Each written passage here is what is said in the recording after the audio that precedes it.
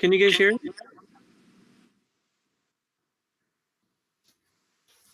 Can someone please confirm if you can hear me?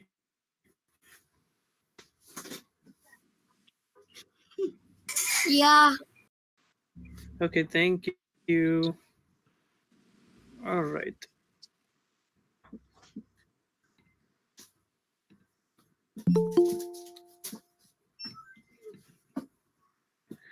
All right, so we will start our today's satsang. But before we start, can everybody please write your name into the group chat?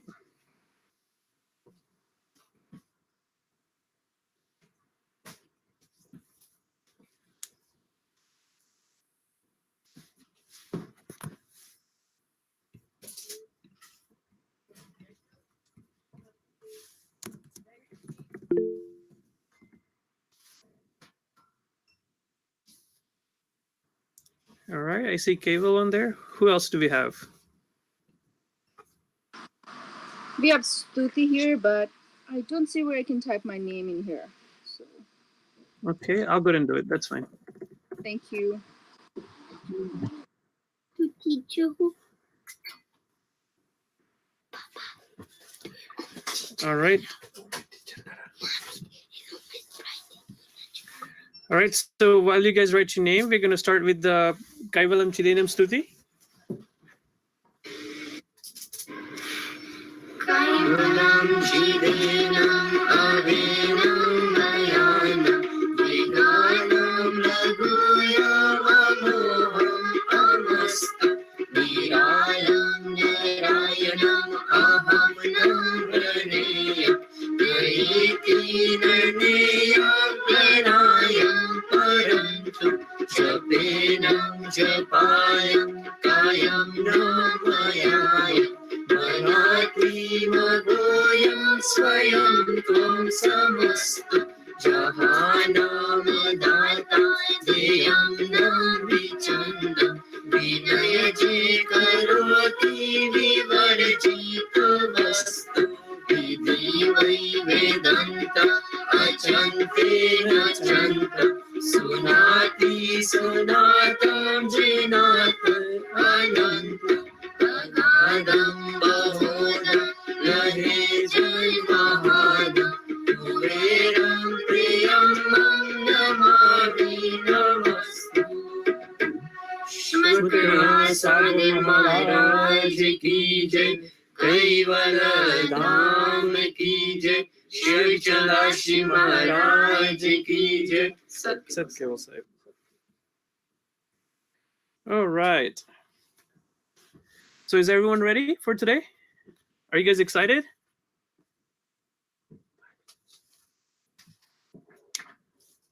I don't hear the excitement. Jimit, are you excited? Yeah. Yay, he's excited. All right, so let's start today's satsang. So I would like to see everyone sit in Palati. Can all of you guys please sit down in Palati? Palati.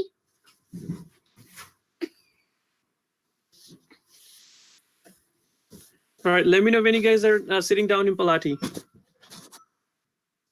Just sit down with your legs folded and you can lay your hands on your lap.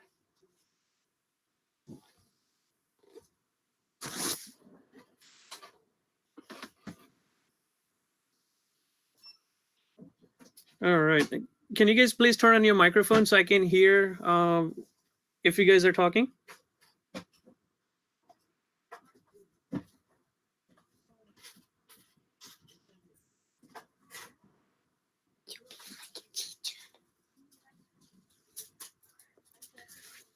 All right, is everyone sitting down in Palati?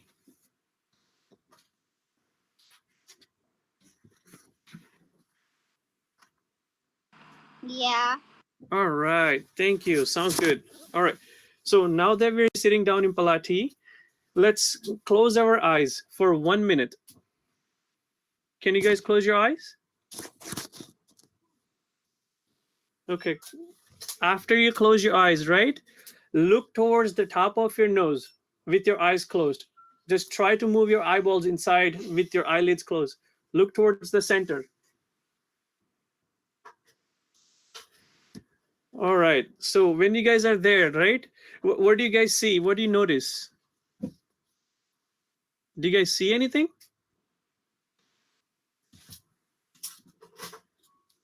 Do you see anything? Do you see anything, Jimmy? No. Okay, try again. Can you guys tell me if you guys see anything when you close your eyes? Stuti?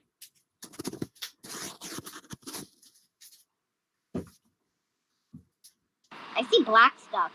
You see black stuff, okay? Now, keep your eyes closed for just 1 more minute. Now, with your eyes closed, now let's try to look towards the top of your nose, right? Look right on your forehead with your eyes closed. Can you imagine Param Guru is sitting right on your forehead? Can you guys see him? I see him right on my forehead. He's sitting there nice and peacefully. Can you guys see? Do you notice that he has a white pagadi on? Look at his beautiful pagadi. It's a white pag in the color, right? It's white color and it's wrapped perfectly. Do you guys see that? It's perfectly wrapped without any creases, right? And on top of his pagadi, we see his kalgi. The kalgi is the feather thing, or the one with the pearls and pink feathers. Do you guys see that? Yes, you did. All right, sounds good. Looks amazing, right? Param Guru looks so beautiful. Now look at Param Guru's bal tilak on the forehead. Do you guys notice the bal tilak? It's painted in chandan. So the outside portion, the outside part is in chandan. It's in a yellow color paint, right? We see that. And then the inside, it's going to be kanku, which is a red paint. Do you notice how it's a perfect bal shape, right? Bal means a spare. It's a triangle shape. Do you guys see that? Yeah. All right. Now look at Param Guru's body. Look at how beautiful Param Guru looks. We see that he has white vagas on. He's wearing a nice necklace with a stone, a blue color stone in the middle. And then he has a mara of flowers. Do you guys notice that on your forehead? Yeah. All right. Now look at the necklace that Param Guru is wearing. It's got those white beads in it, right? What are those white beads? Those are pearls. We see those white pearls? Yeah. Okay.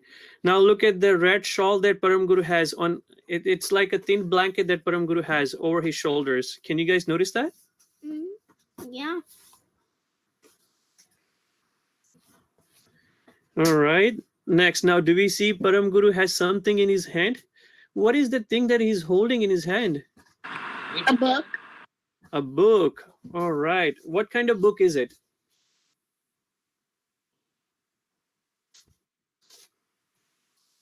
It's a Pancham Shuksham Ved, right? We see a book of knowledge in his hand. Do you guys see that?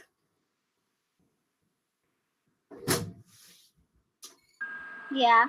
Okay, now imagine his other hand. He's holding a book in one of his hand, right? What is the other hand doing? The right hand. The right hand is facing you. He's giving you Ashirvad. Do you notice that?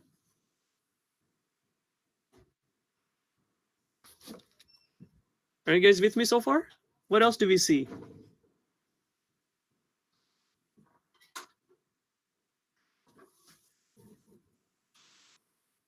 All right, I hear Jimit says he sees Param Guru on his forehead with a book in his left hand and he's giving Ashirvad with his right hand. Do you guys all see the same? Or is anybody else seeing different?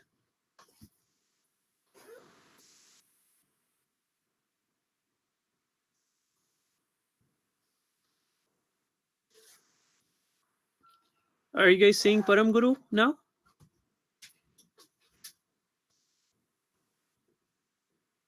Yeah. Okay.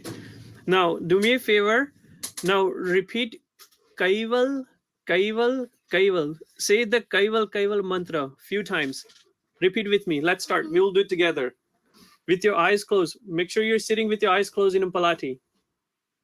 Now, we're going to repeat that 10 times. We're going to say it. Ready? Set, go. Kaival, Kaival, Kaival, Kaival, Kaival, Kaival, Kaival, Kaival, Kaival, Kaival, Kaival, Kaival. Do you guys hear yourself say that? Make sure we can hear ourselves when we say it. Say it nice and slowly. Take your time, no need to rush. Make sure you can hear yourself when you say the Kaival.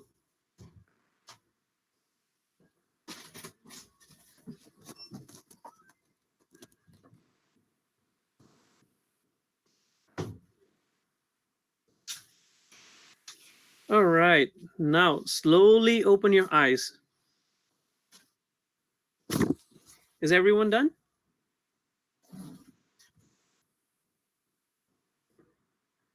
Okay. Yeah. Okay, now open your eyes. Tell me, how do you feel? Good. You feel good? Okay. What else?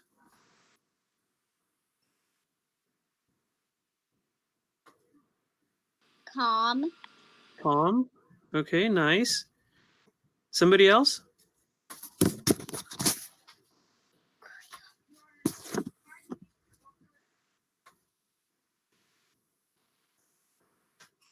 How do you feel, Jimit? Good. You feel good? Okay, nice. What else? So we got someone saying they feel nice, they feel calm. We got one person saying they feel good. What else? You guys feel peaceful and relaxed? It feels nice, right? You feel lightheaded now. You feel very peaceful. All right, so now, good job. So that's how we're supposed to feel when we close our eyes and try to focus, right? Now, what is the focus called? It's called dhyan. When we're trying to focus on something with our eyes closed, it's called dhyan. So what happens when we focus? Does anybody know?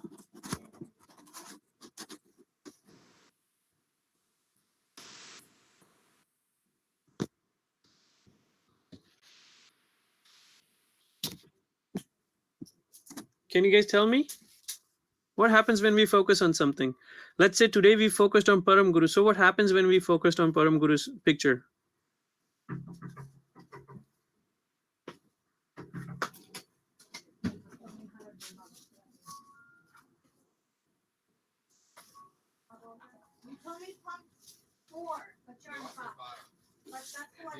All right. So now when we focus, so do you guys know, have you guys been swimming before? How many of you have been swimming before? Me. All right. Who else? Who else been to swimming before?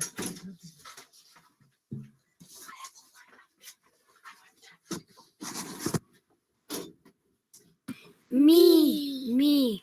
All right. So when you guys go to swimming, right, what do you use when you swim? When you Your guys legs and hands and brain.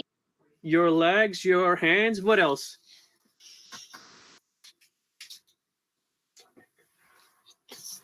Your stomach. Okay. How do you use your stomach to breathe, right? When you go swimming, we move our arms, your hands, we move our legs, everything when we go swimming, right? So, and when we're swimming, we're holding our breath. So we are exercising our hands and our legs and everything, right? When we go swimming. So that's very similarly, when we are trying to close our eyes and focus, we are exercising our brain. Did you guys know that? Yeah. All right. So what happens when you focus? When you focus on something, what do you think happens? That's what you get really good. You get good. Okay. How do you get good?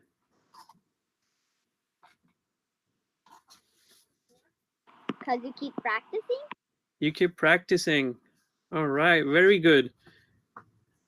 Now, we also get smart, right? Because when we are exercising our brains, so you know how we go swimming and we go exercising, we build our muscles for the arms and legs.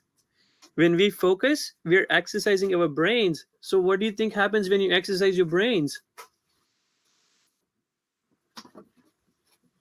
You get smart, right? We get smart, and then we also get good grades, and then we learn how to play the sports faster and better, right?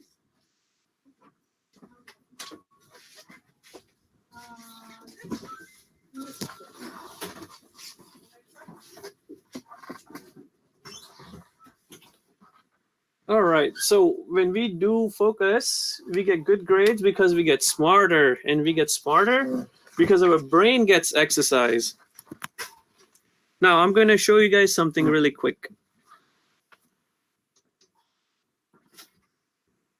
Can you guys see me now?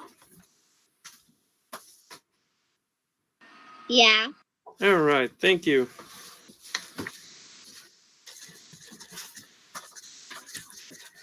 All right, so with me, I have a piece of paper and a Sharpie. So on a paper, I'm drawing 2 dots. Target. I'm drawing, Jimmy's saying I'm drawing a target. All right, so I got 2 targets. One, a smaller one, right? And then I've got a bigger dot. Do you guys see that, both dots? Yeah. All right. Now, that smaller dot is you. And that's you, that smaller dot, right? And the larger dot is Param Guru.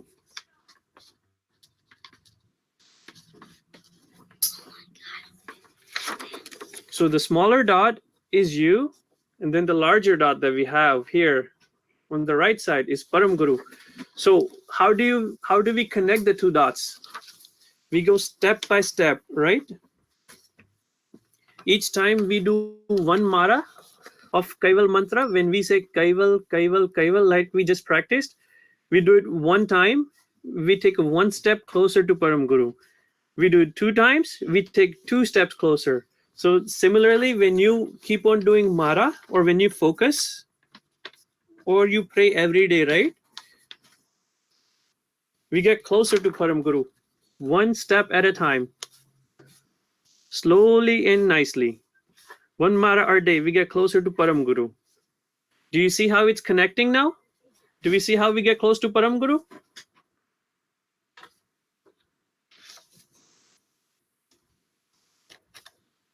All right, Jim is showing me that we take 1 step at a time to get closer to Param Guru. So that's how we connect with Param Guru, by doing mara, 1 mara a day, right? Slowly and nicely. Now, when we do that, what do you think happens? When you pray to Param Guru, you can ask him for anything. Param Guru will give you anything you want. Whether you want candy, you want chocolate, well, chocolate is a candy, or you want good grades, you want to play sports, you want to get better at it, Param Guru will give you anything you ask him for.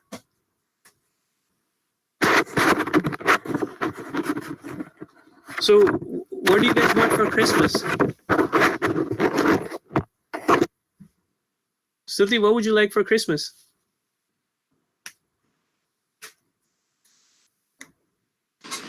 Bracelet making kit. Bracelet making kit. Bracelet making kit. Okay, nice. I see Nancy Didi on the line. Nancy, what would you like for the Christmas?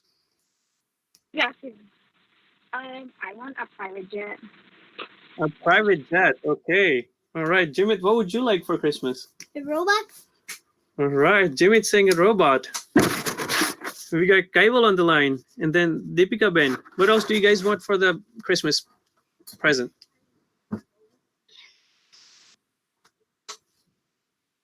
I would like a go-kart. A go-kart. Nice.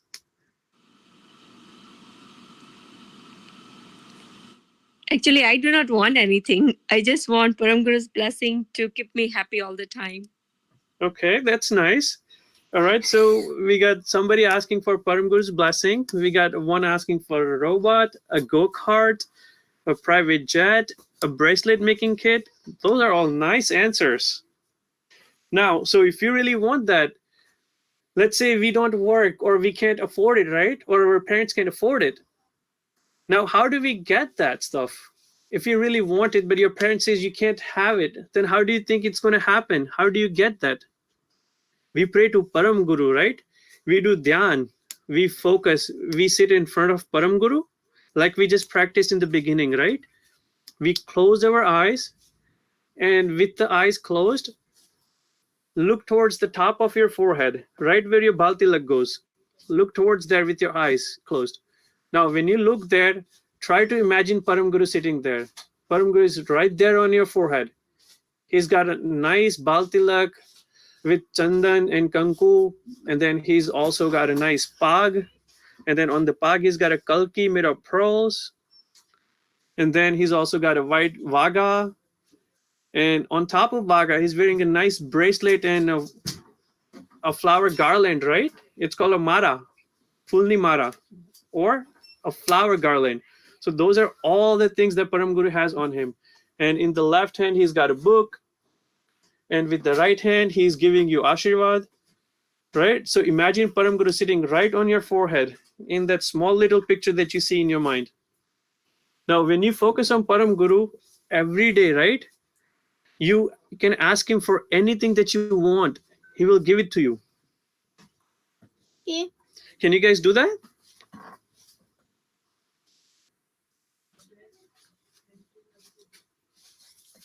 Stuti, if you want a bracelet making kit, you can get that.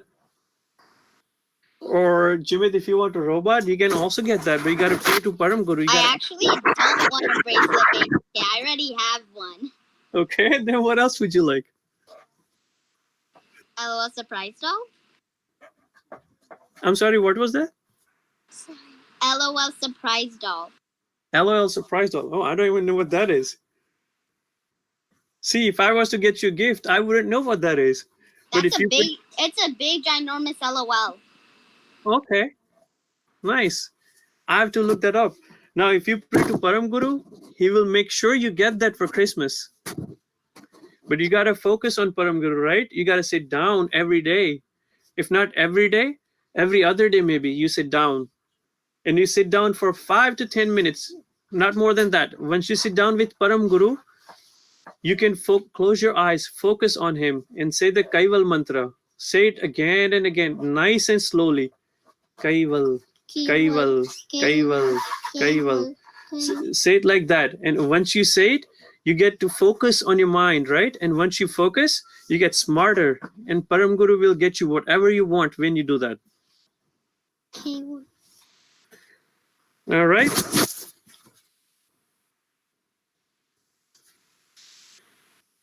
All right. So who wants to do the Jai Vidhi now?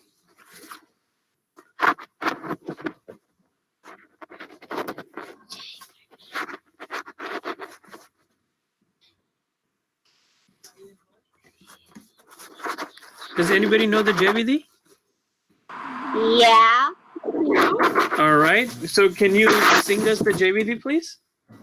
And the rest of us, let's turn on our microphone and then we'll say Jai along with them. Okay? Ready? You can get started, Stuti. Adya Sakra Swaresh Ganesh ke Pita ki. Jai. Shikir Sami Maharaj ki. Jai. Param Guru Shaman Kanasa Maharaj ki. Jai. Titi ki Shashi Nayan Daji Maharaj ki. Jai. Titi Shash Badal Daji Maharaj ki. Jai. Nartuk Shash Bhagwan Daji Maharaj ki. Jai. Kachuk Shash Bhagwan Daji Maharaj ki. Jai. You're breaking out there. Guru Shashi Shikir Daji Maharaj ki. Jai. Jai. Satsang Shashi Archa Daji Maharaj ki. Jai. Sabha Satang ki. Jai. Sabha Devang ki. Jai. Shri Gyan Mandir ki. Jai. Shri Sapri ki. Jai. Shri Kaival Gyan ki. Jai. Aaj ke satsang ki Jai. Jai. Satkal Sahib, everyone. That's all I had for today's satsang. Does anybody have any questions? No. Did you guys want to ask me anything? No. Okay. Did you guys want to tell me anything else that you saw when you were doing focus? No. You didn't see anything else? You guys saw everything that I saw? Yeah. Okay, that's nice. Well, I'm glad that you guys saw Param Guru along with me. Actually, door I right am there. so happy.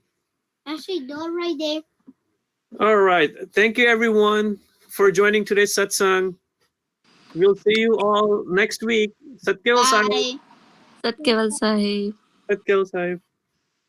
You being like a teacher, like.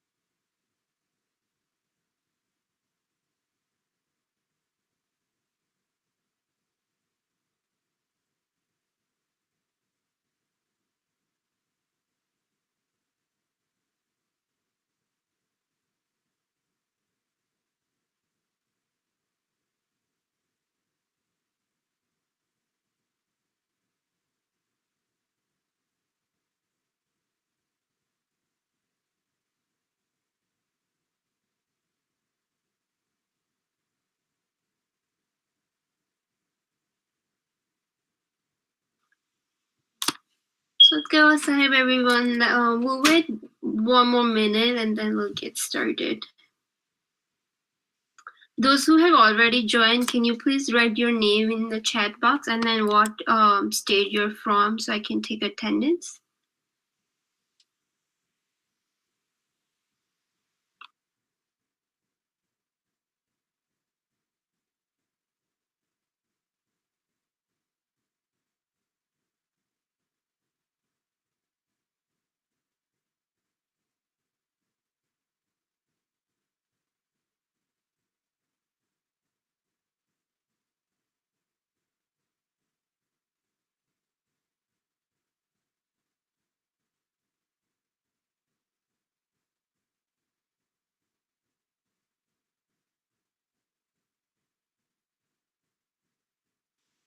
Okay, so Namaskar everyone.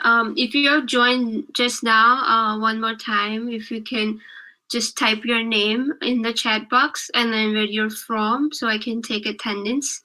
And if you have joined from YouTube, then you can write your name in the comment section for YouTube. All right, let's get started with Stuti.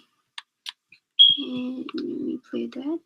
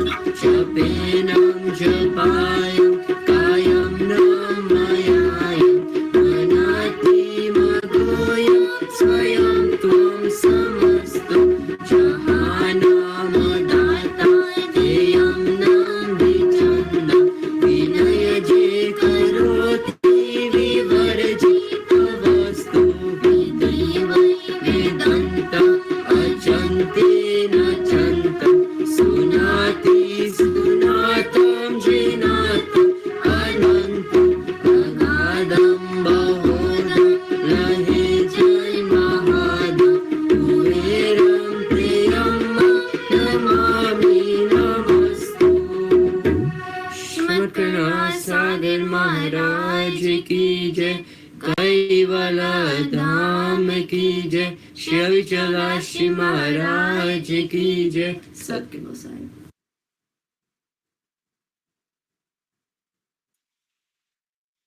All right. So let's recap from last week, right? So last week we learned about Atratva and her devotion for Param Guru. Is there anyone who want to share what they remember from last week?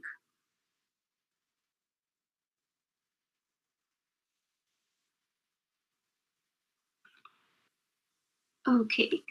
I'll just do a quick recap on that. So we learned about Atratva and how she was devoted towards Param Guru and how her bhakti helped her, right?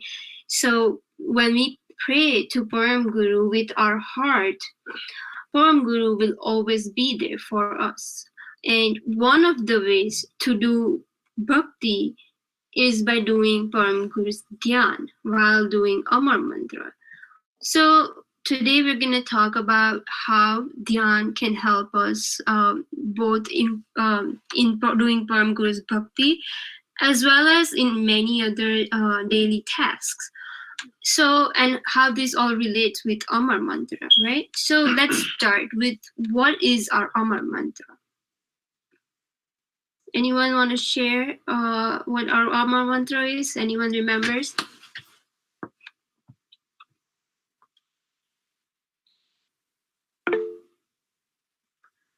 Okay, that's okay. We'll look at it today.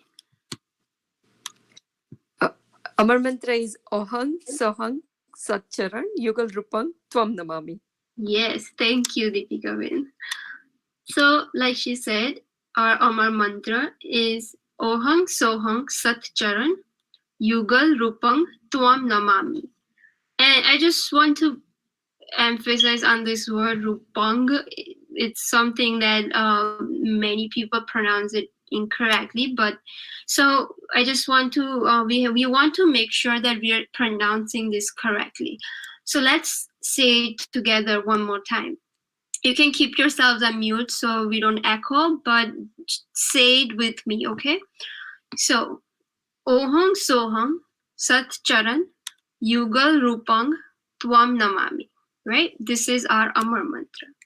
And okay, so let's see what it means, right? When we're saying the Amar mantra, we're saying that I, an ansh of Kaival Karta, so we are an ansh of Kaival Karta, right? So when we say this mantra, we're saying that I, an ansh of Kaival Karta, bow down my head to the creator and controller. Now, who's the creator and controller? That's Karta, right? So overall, what we're saying basically is that I am an ansh of Kaival Karta, and I bow down my head to the creator and controller, who is Karta. So we're acknowledging, while saying this mantra, we're saying that I'm an ansh of Karta, and I'm also saying that I bow down and I acknowledge that Karta is the creator. So we're doing two things here. Now, doing Amar Mantra helps us keep our ego in check, right? When we are like we learned that it was a couple of weeks back, we learned that ego is when we start thinking that we're better than others. So when we're doing Amar Mantra, we're constantly reminding ourselves that no one is better no one is better than me, or I'm not better than anyone else. So doing Amar Mantra helps us keep our ego, it doesn't make our ego go up. And because, like we said, while doing Amar Mantra, we're reminding that I am an ansh of Karta. So just like me, like we're all an ansh of Karta, and that no one is, better than anyone. Everyone is equal, right? So at the end, we're all the same. We're all a part of Karta. So this helps us keep our, ego lower. Like we acknowledge that I shouldn't have ego, because we are all the same. Now, there's a technique of doing this Amar Mantra. The way it's designed is that it's taking biology and into this, and then it's really connected very well with biology and yoga. So the basic thing is that one mantra, so one time when we say Ohang Sohang Satcharan Yugal Rupang Tvam Namami, one mantra should take 4 seconds. Now, correct way of doing it is that when we breathe in, that should take 2 seconds. So while breathing in, we say the first half of it. So when we're breathing, we say Ohang Sohang Satcharan. And then while saying the remaining last part of the mantra, we breathe out. So that takes 2 seconds. So 2 seconds, breathe in while saying Ohang Sohang Satcharan. Breathe out saying Yugal Rupang Tvam Namami. And like I said, this turn is very nicely tied into Anulom Vilom. What that is one type of pranayam. So, and basic rule of that is that the amount of seconds you breathe in should be equal to the amount of seconds you breathe out. So Anulom Vilom, we'll look in next slide how it's done. So the way it's done is that you breathe in same amount of time and breathe out in the same amount of time. And that's the reason why Amar Mantra ties in very nicely with that. Because for the way mantra is designed, the way Param Guru has given this mantra is that it's, we breathe in for 2 seconds in the beginning and breathe out the 2 seconds in the end. And while doing this, it opens up both of our nostrils, and we have 2 nostrils. We'll briefly talk about this. So we have right nostril, which is called Pingla, and then our left nostril is called Ingla. So this picture is a little blurry, but what we can see here, so our Ingla Nadi goes here, and then Pingla Nadi, and then in here up top is Brahmana. So basically you can imagine this Brahman, it's like this energy that comes in. So Ingla, Pingla are the 2 nadis, meaning it's 2 energies that opens our body. As we breathe, we are connected to the world around us, physically and spiritually. And our goal is to activate these energies, right? We can't see this energy, but over the time when we keep with practice, right? If we keep doing Amar Mantra every day, we'll start to feel this energy. And so our Amar Mantra will help us connect our mind, body, and our ansh. If we keep focus on our breathing and then Param Guru. So in this way, these two nadis get activated. So that's how this is defined, right? And we can also see we have Bhatilak on top. So it all ties in together very nicely, the way it's designed.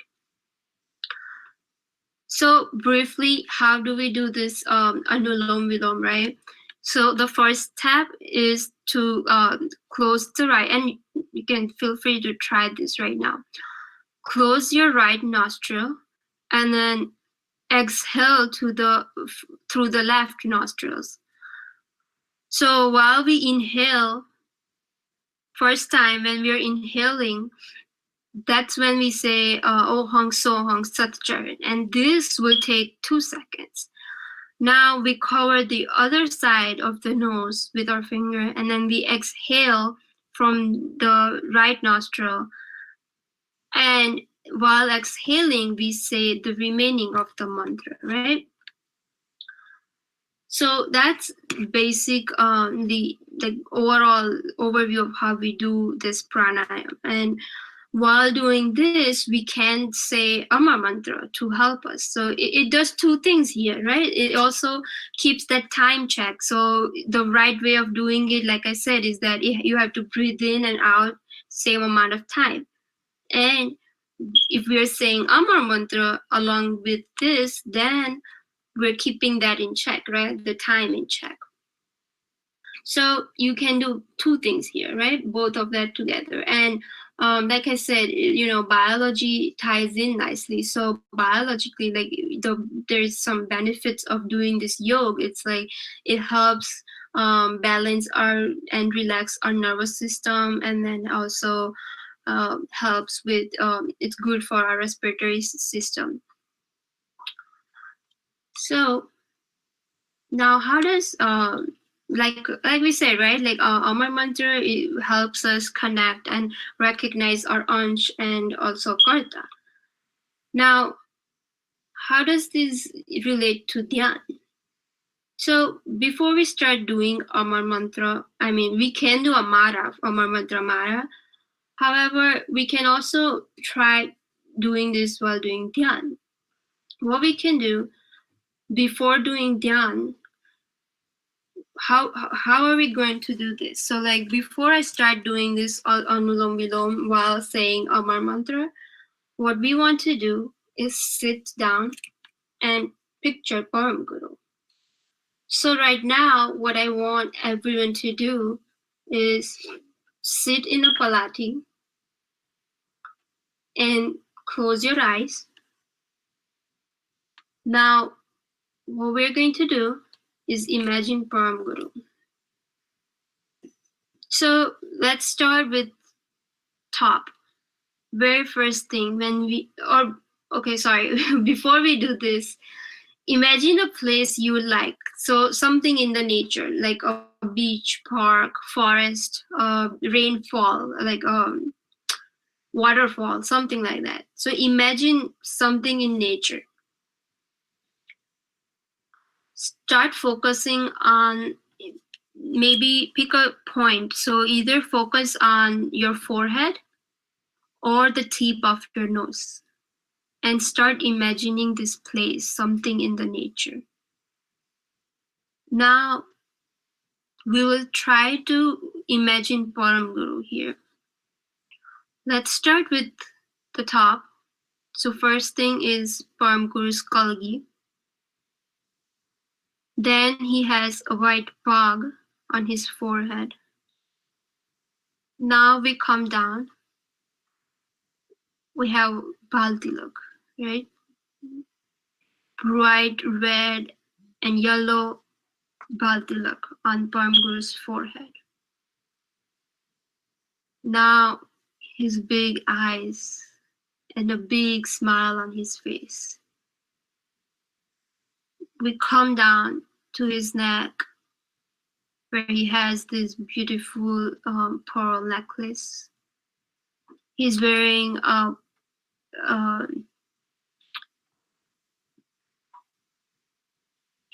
shawl, a red case. Vagas. Yes, he's wearing. Sorry, I lost the trend. Right, he's wearing case, red shawl. He's giving us Ashirvad with his right hand and holding the Pancham Sukshma Ved in his hand.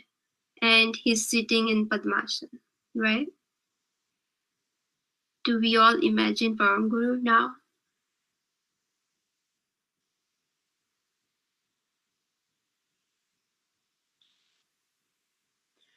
Okay.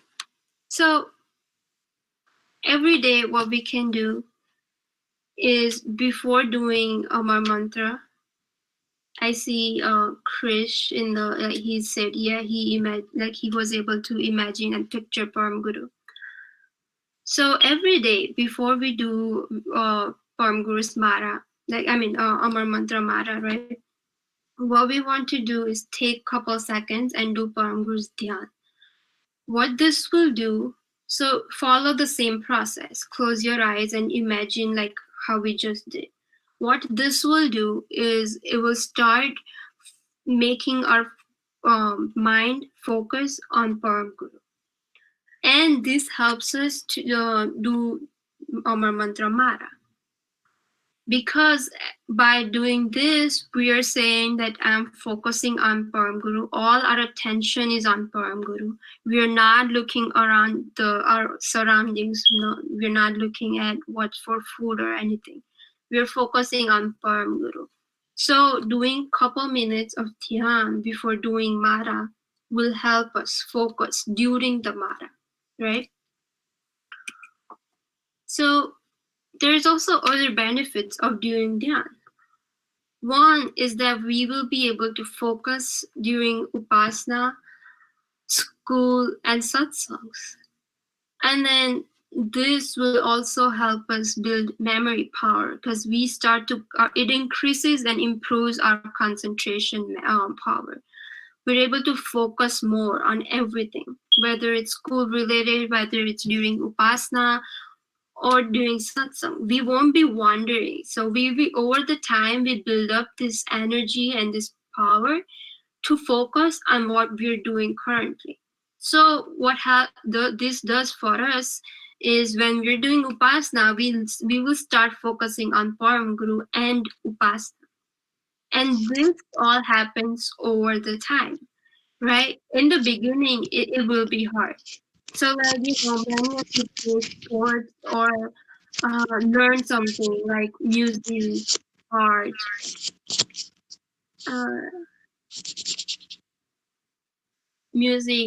or martial arts or anything, right? Whatever we learn, it's always hard in the beginning because we've never done it. So we get better at all of that by practice, right? And by doing it every day.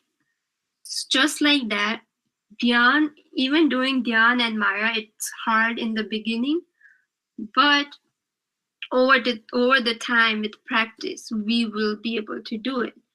So personally speaking, I've started recently doing Amar Mantra while doing Anulom Vilom in the morning. And for me, it was difficult to focus on Amar Mantra and breathing correctly. So I wasn't able to do both of that together correctly. So over the time, it's improving. I try to focus on one thing at a time. And as I keep doing it every day, I think it's helping me get better. Because what was happening in the beginning is, if I say the mantra correctly, then I mess up my timings.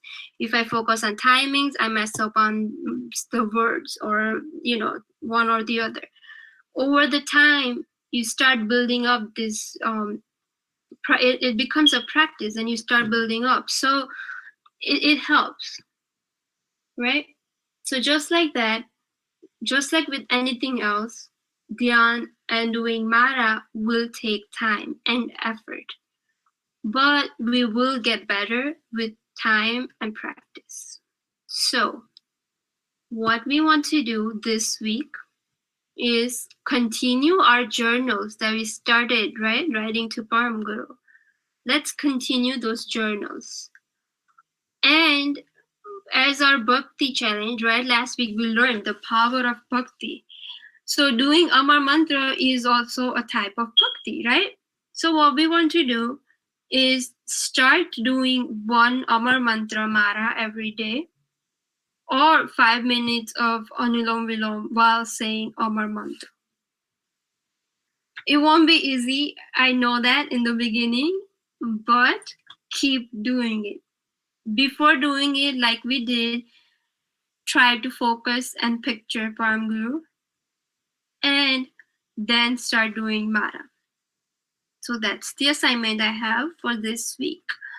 You guys have any questions?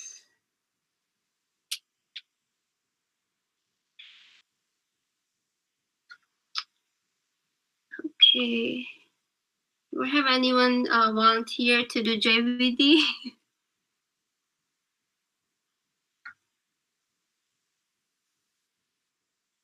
All right, let's just do this together.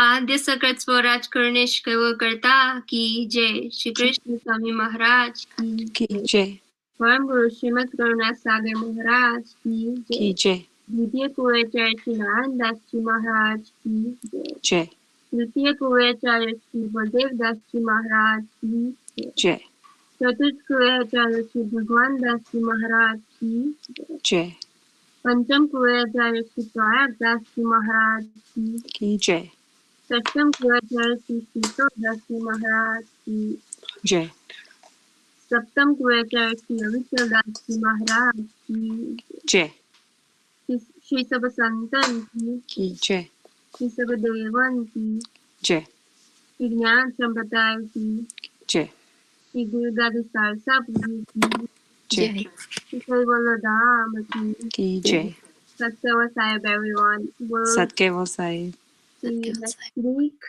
at 2:30. Don't forget your challenge. Satsangs Sabhas. सत्केवल Sahib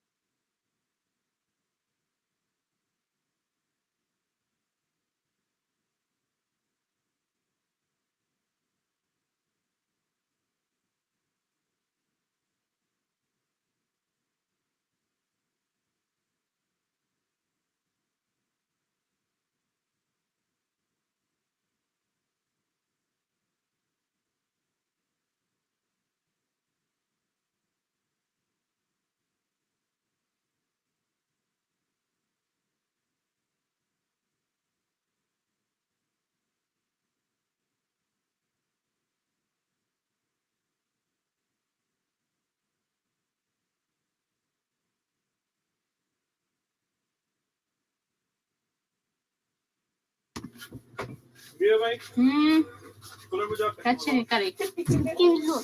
Look here.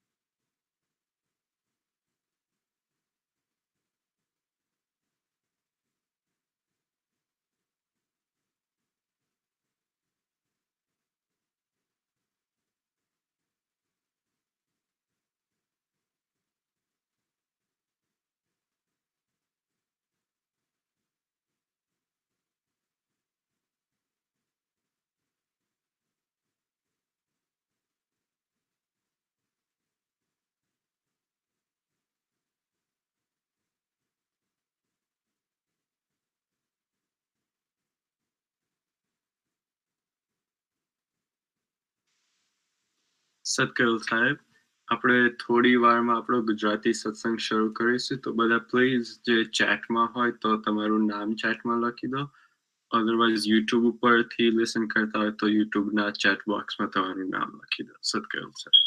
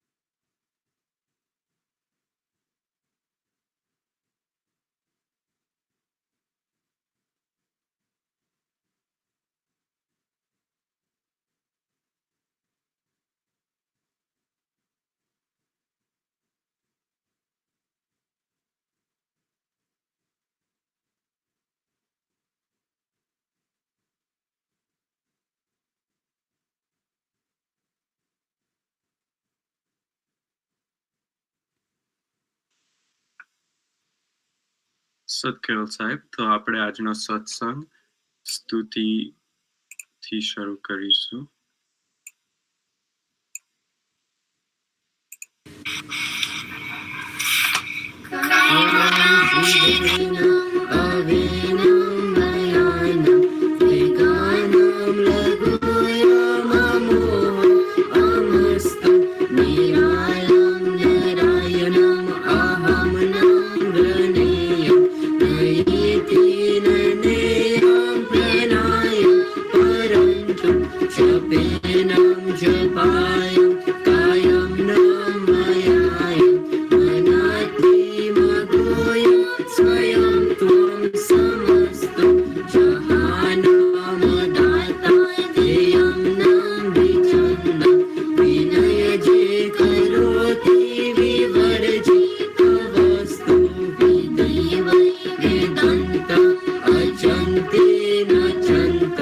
सुनाति सुनातं जिनातं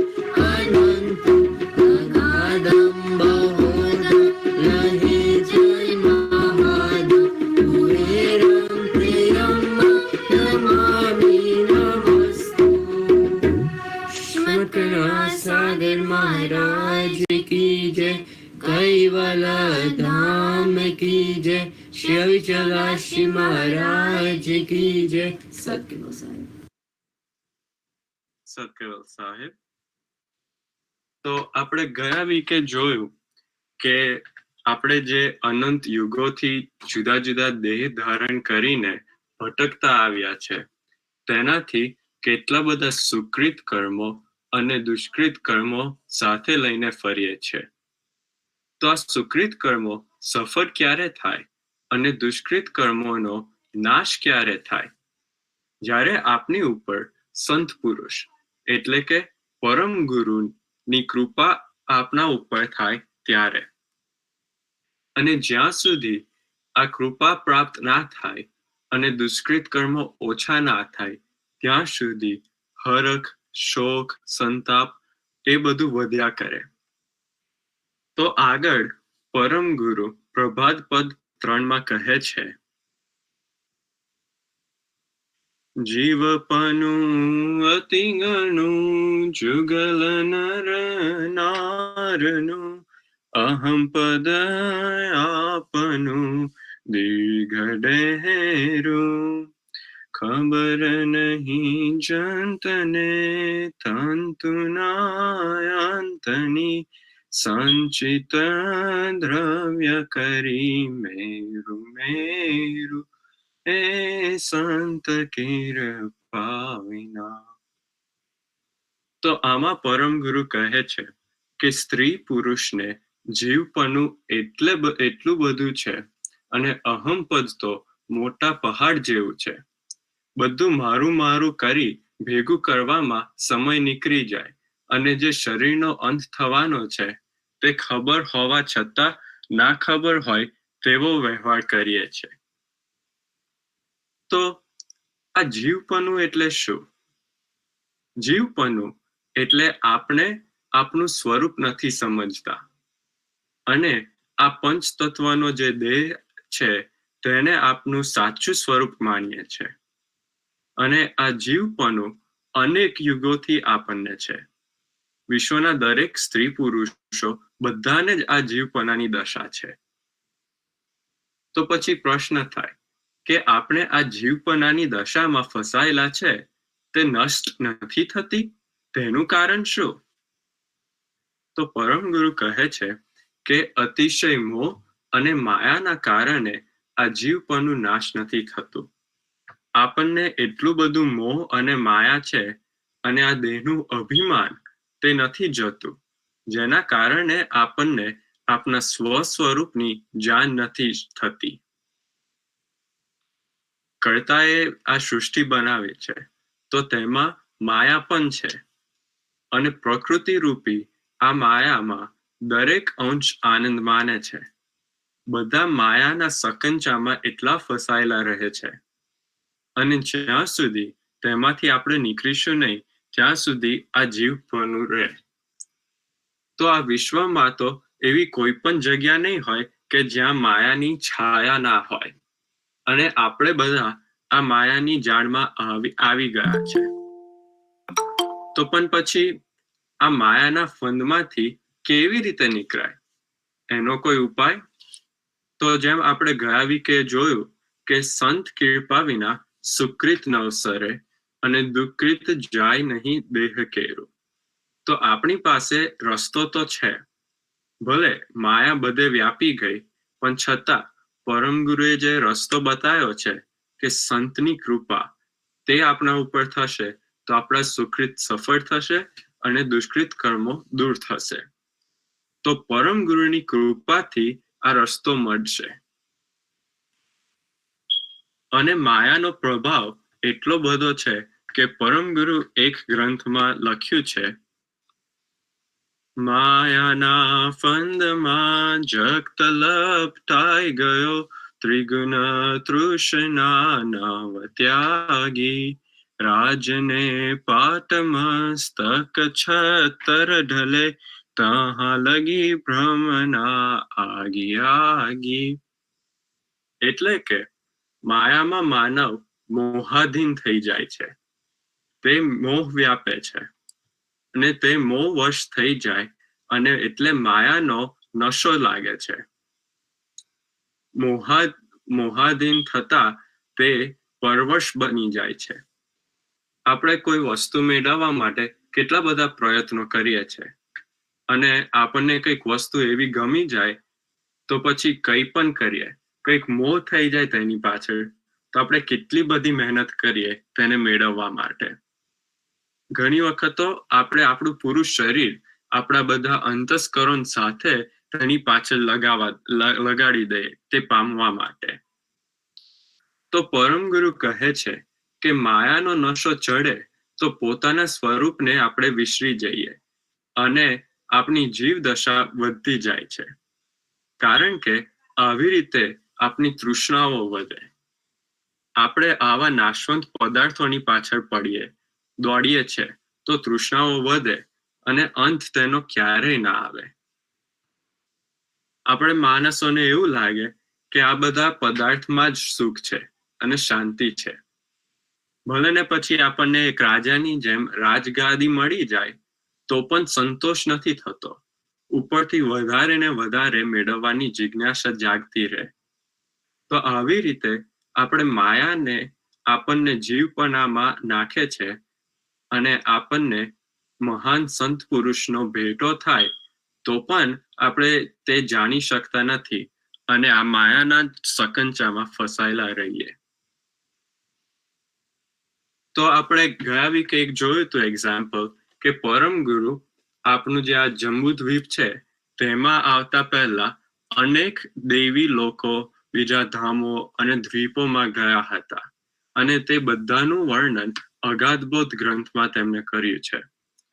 તો આવી રીતે એક ત્રીજો દ્વીપ કૌશક દ્વીપમાં પરમ ગુરુ પ્રગટ થયા હતા. આપણે તેની વાત જોઈએ હવે. તો આ દ્વીપમાં પરમ ગુરુ કેવી રીતે પ્રગટ થયા? કૌશક દ્વીપમાં એક જયંદર નામનો રાજા હોય છે. તે બહુ બળવાન અને તેજસ્વી હોય છે અને તેને એક જ પુત્ર છે. તેને રાણીઓ તો બહુ બધી છે પણ છતાં બધી રાણી વચ્ચે એક જ પુત્ર છે. અને આ રાજ્યમાં અવનપુર નામનું એક શહેર છે. તો આ શહેરમાં ત્યાં અનેક ઉત્સવો થાય. એક નદી કિનારો છે, ત્યાં બધા ઉત્સવો અને મેળા કરવા માટે બધા ભેગા થાય અને અનેક મંદિરો અને જુદા જુદા દેવાલયો છે એ નદી કિનારે. તે બધા દેવાલયોમાં એક બહુ જ સુંદર દેવાલય છે અને તે દેવાલય ઉત્તમ ગણાય છે. આ દેવાલય શિવજી માટે છે. તો અવનપુર શહેરમાં એક વિદ્વાન બ્રાહ્મણ પણ રહે છે અને તે બ્રાહ્મણ આ શિવજીના દેવાલયમાં પૂજા કરતો હોય છે અને તે બ્રાહ્મણને કોઈ સંતાન નથી. એટલા માટે તે શિવજીને પ્રાર્થના કરે છે કે તેને એક સંતાન મળે, કારણ કે તે સંતાન વિના બહુ જ દુઃખી હોય છે. તો શિવજીને તે પ્રાર્થના દરરોજે કરે કે તમે અમારી માટે બધું આપ્યું છે અને અમે તમારી આટલી બધી સેવા અને ભક્તિ કરીએ છીએ. બસ અમને એક સંતાન સિવાય બીજું કશું જોઈતું નથી. તો બ્રાહ્મણ આટલી બધી આજીજી કરે છે છતાં તેને કોઈ સંતાન પ્રાપ્તિ નથી થતી અને આ વાતની જાણ પરમ ગુરુને થાય છે. પરમ ગુરુ તો સજાન છે, તેમને બધાના મનની વાત ખબર હોય. તો તેમને આ બ્રાહ્મણના મનની વાત પણ ખબર હોય છે. તો બ્રાહ્મણની ઈચ્છા પૂરી થાય તેવું પરમ ગુરુએ નક્કી કર્યું. એક રાત્રે બ્રાહ્મણ સૂઈ જાય છે ત્યારે તેને સપનામાં શિવજી આવે છે. તેને સપનામાં શિવજીને નિહાળ્યા. શિવજીનું જે સ્વરૂપ જોયું તે બ્રાહ્મણ જોઈને બહુ જ ખુશ થાય છે અને સપનામાં શિવજી બ્રાહ્મણને કહે છે કે હું તારી સેવા અને ભક્તિથી ખૂબ ખુશ છું, તો તને જે વરદાન માંગવું હોય તે તું માંગ. ત્યારે બ્રાહ્મણને સંતાન નથી એટલે તે ગદગદિત કંઠે મહાદેવ પાસે એક વસ્તુ માંગે છે કે મને પુત્ર પ્રાપ્તિ થાય. હે પ્રભુ, મને કાંઈ નથી જોતું, મને ખાલી એક પુત્ર આપો. તો આ બ્રાહ્મણના ભાગ્યમાં સંતાન તો નથી લખ્યું, કોઈ પુત્ર પ્રાપ્તિ થાય તેવું તેના ભાગ્યમાં તો છે જ નહીં. એટલા માટે શિવજી મૂંઝાય છે. પહેલા વરદાન માંગવાનું તો કહી દીધું, પણ હવે બ્રાહ્મણને તે પુત્ર પ્રાપ્તિ કેવી રીતે આપે? અને જો તે બ્રાહ્મણને પુત્ર પ્રાપ્તિ ના થાય તો પછી જે વરદાન માંગવાનું કહ્યું હતું તે નિષ્ફળ જાય. એટલે શિવજી ધ્યાન અવસ્થામાં જાય છે. તે વખતે જે દેવી દેવતા હોય તેમનું પણ કાર્ય પરમ ગુરુ પૂરું કરે છે તેવી આપણને જાણ થાય છે. તો અહીંયા જ્યારે શિવજી ધ્યાન અવસ્થામાં જાય છે ત્યારે પરમ ગુરુ બાલ સ્વરૂપે પેલા શિવજીના દેવાલયમાં જેમ બ્રાહ્મણ સેવા કરતો હોય છે ત્યાં પ્રગટ થાય છે. તે શિવજી ધ્યાન અવસ્થામાં જોવે છે કે દેવાલયમાં આ બાળક આવી રીતે પ્રગટ થયું છે. તો બ્રાહ્મણને શિવજી કહે છે કે તું કાલે સવારે મંદિરમાં સેવા પૂજા કરવા જઈશ ત્યારે તને એક પુત્ર મળશે. તો આ સાંભળીને બ્રાહ્મણ તો ખૂબ ખુશ થઈ જાય છે. સવારે ઉઠીને નિયમ પ્રમાણે સેવા માટે જાય છે. કે આ સ્વપ્ન માત્ર સ્વપ્ન જ હતું કે હકીકતમાં શિવજીએ વચન આપ્યું તે જાણવાની તેને ખૂબ ઈચ્છા થાય છે. પછી બીજે દિવસે દેવાલયમાં જાય છે અને ત્યાં તેને એ બાળક મળે છે. તો બાળકને જોવે છે એટલે તે પોતાના સ્વપ્નને સત્ય માને છે અને ઘણો ખુશ થાય છે કે શિવજીએ તેની મનોકામના પૂરી કરી. હવે પૂજા પાઠ પતાવીને ઘરે ફટાફટ જાય છે અને પોતાની પત્નીને સ્વપ્નની વાત કરે છે અને કહે છે કે આ બાળકની પ્રાપ્તિ આપણને થઈ છે. શિવજીએ આપણને આ પુત્ર આપ્યો. તો આવી રીતે બ્રાહ્મણ અને બ્રાહ્મણીને પુત્ર પ્રાપ્તિ થાય છે અને પરમ ગુરુની કૃપા થાય છે. અને આ પુત્ર કોઈ સામાન્ય બાળક નથી, પરંતુ પરમ ગુરુ પોતે છે. તો હવે આ બ્રાહ્મણને પુત્ર પ્રાપ્તિ તો થઈ, પણ હવે આપણે આગળ જોઈએ કે આનું બીજું મહત્વ શું છે. બ્રાહ્મણને પુત્ર પ્રાપ્તિ થાય એટલે તો ઘણો ખુશ છે. બધી વિધિ પ્રમાણે બધા જે સંસ્કાર કરવાના હોય તે બધા કર્યા. બાળક મોટું થાય છે અને તેને અગ્નો પવિત્ર સંસ્કાર બીજી બધી જે વિધિ કરવાની હોય તે બધી કરે છે. તેને ભણાવે છે અને આ બાળક નાની ઉંમરમાં બધું ભણે છે, કારણ કે તે તો પરમ ગુરુ એટલે કૈવલ વેદતા સ્વયં છે. પણ તેવું બ્રાહ્મણને નથી ખબર. આ શહેરમાં પછી બીજી એક વાત થાય છે. શહેરમાં એક દેવી કોપાયમાન થાય છે અને તેનું નામ અયંતા માતા છે.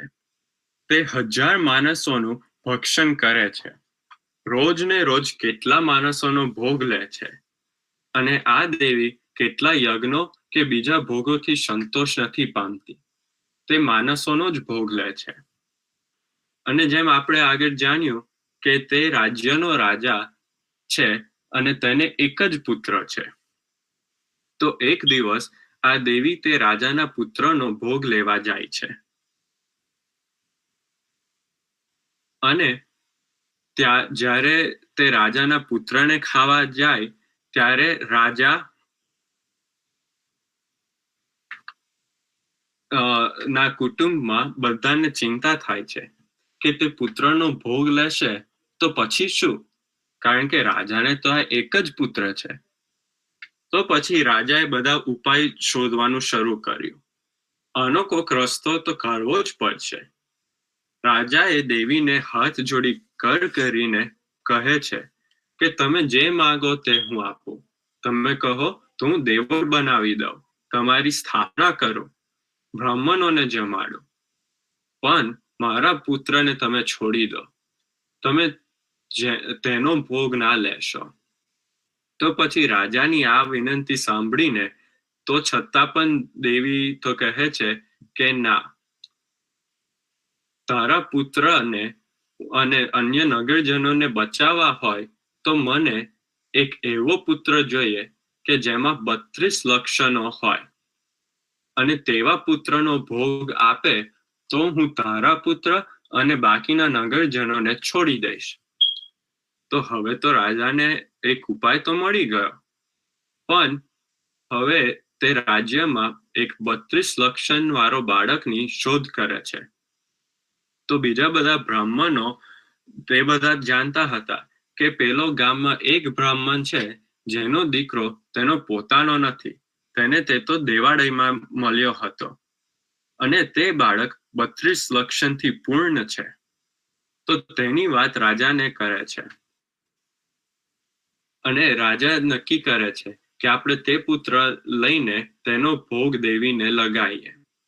તો રાજા તેના માણસો હોય તેને મોકલે છે આ બ્રાહ્મણના ઘરે અને વાત કરે છે કે તારો પુત્ર અમને આપી દે આ દેવીને ભોગ લગાવવા માટે. અને જ્યારે રાજાના માણસો આવી વાત કરે છે બ્રાહ્મણને, તો પહેલા તો બ્રાહ્મણ કહે છે કે ના, અમે અમારો પુત્ર ના આપીએ, કે આ તો ભગવાને અમને પુત્ર આપ્યો છે. તો પછી રાજાના માણસો પાછા રાજાને ત્યાં જાય છે અને રાજાને કહે છે કે બ્રાહ્મણ તો માનતો નથી. તો પછી રાજા ફરી માણસો મોકલે છે અને કહેવડાવે છે કે તમે નહીં માનો તો બળજબરીથી અમે આ પુત્ર લઈ લઈશું.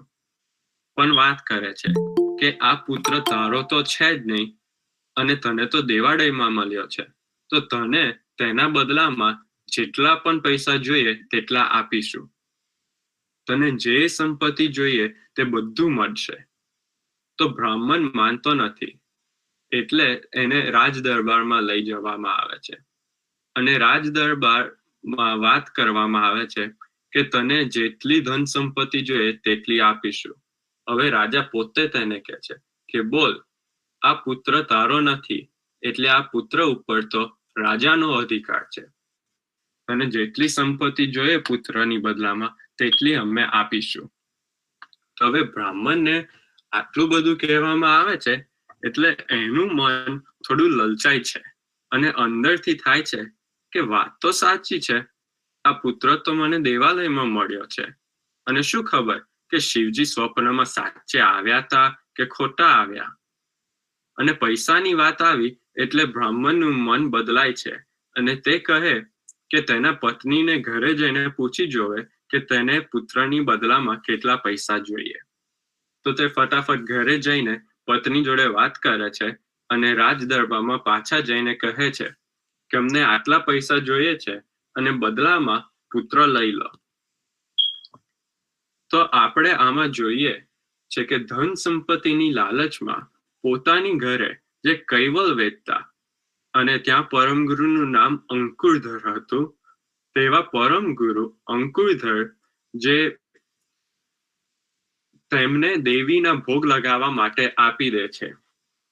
અને જ્યારે આપણે પૈસાની પાછળ ભાગીએ છે, પૈસાની લાલચ લાગે છે, ત્યારે આપણા ઘરમાં ભગવાન સ્વરૂપે કંઈક પણ અનુભૂતિ હોય છે, તે છતાં આપણે ગુમાવીએ છે, અને જીવ દશા વધતી જાય છે, તેનો અંત નથી આવતો.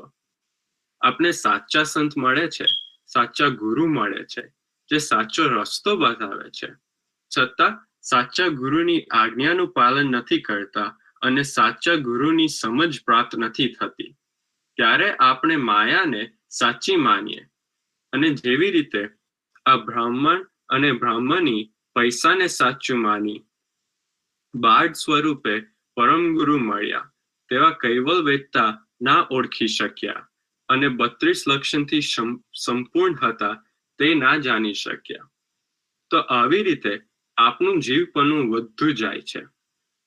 તો પરમગુરુ આગળ લખે છે, ऐसे जीव स्वार्थ के संगी सुत छोड़ी माया रत रंगी नर नारी समझी एक भये બોહરું વિપ્ર રાયપે ગઈએ. એટલે કે આ પતિ પત્નીનું એક જ મંતવ્ય થયું, એટલે કે બ્રાહ્મણ અને બ્રાહ્મણીનો એક જ ફેસલો થયો કે તે રાજા પાસે ગયા અને તેમનો પુત્રના બદલામાં 3 લાખ રૂપિયાની માંગણી કરી, અને પોતાના દીકરાને જિંદગી, અને રાજા તો પોતાના દીકરાની જિંદગી બચાવવા માંગતો હતો, એટલે તેને વાર ના લગાડી અને રાજાએ તે 3 લાખ રૂપિયા આપી દીધા, અને બ્રાહ્મણનો પુત્ર લઈ લીધો. તો આગળ તો ઘણી વાત લખી છે પરમ ગુરુએ કે આ પુત્ર રાજાએ લઈ લીધો, એટલે અંકુરધર જે પરમ ગુરુ બાદ સ્વરૂપે હતા તેમને લઈ લીધા અને સરસ રીતે તૈયાર કરે છે અને દેવીને ભોગ ધરાવવા માટે જાય છે. પછી જ્યારે દેવી આગળ મૂકે છે ત્યારે તો દેવી થરથરવા લાગે છે, કારણ કે દેવીનામાં પણ હિંમત નથી ચાલતી. દેવી નમી પડે છે પરમ ગુરુ આગળ અને કહે છે કે આટલો સુંદર 32 લક્ષણ વાળો પુત્ર, ત્યારે દેવીને પૂર્વ ભવનો શ્રાપ હોય છે તેમાંથી તે મુક્ત થાય છે.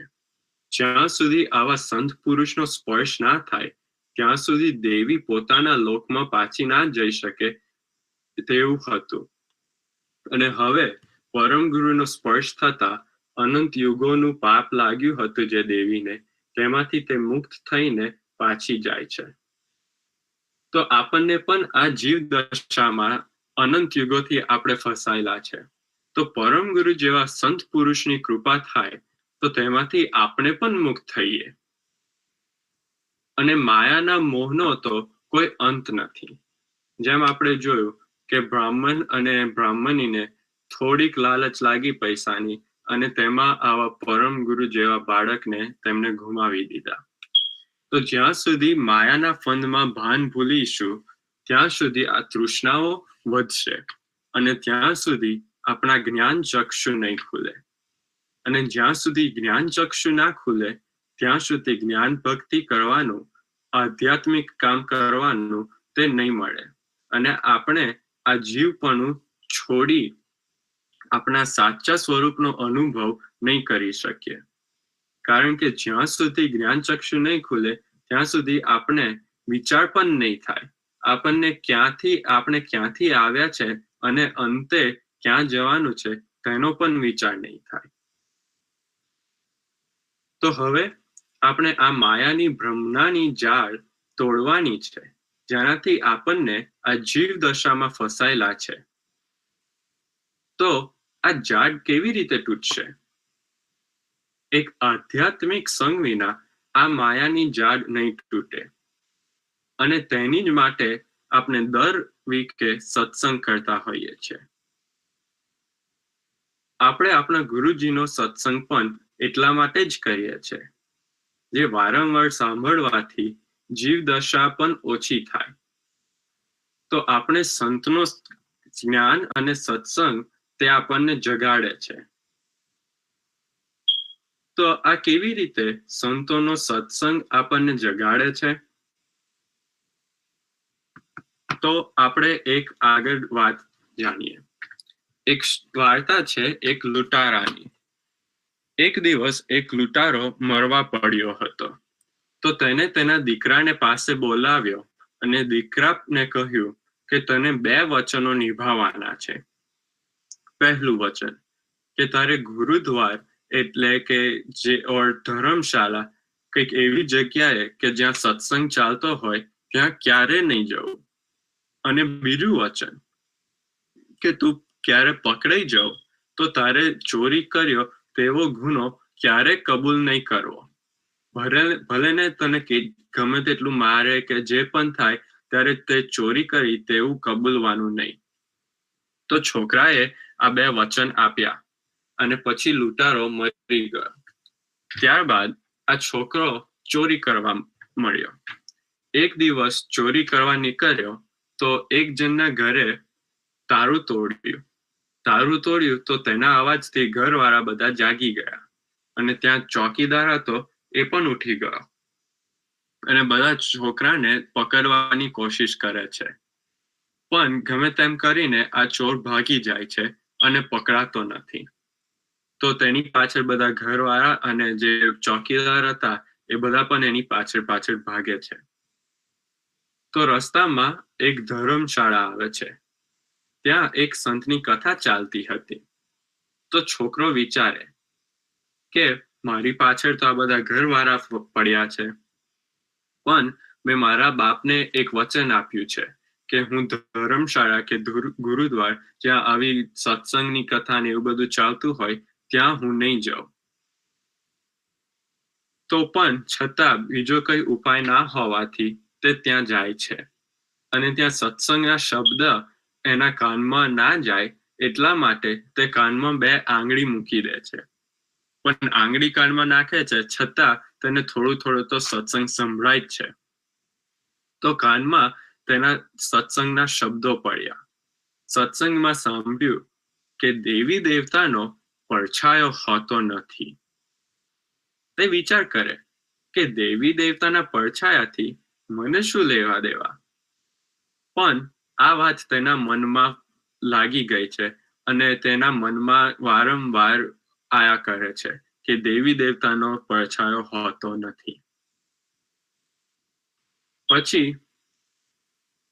જે ઘરવાળા અને ચોકીદાર બધા તેની પાછળ પડ્યા હતા તેમને કોક કહે છે કે આ ચોરને અમે આ બાજુ અહીંયા સત્સંગ ચાલે છે, કથા ચાલે છે, એ બાજુ જતા જોયો અમે.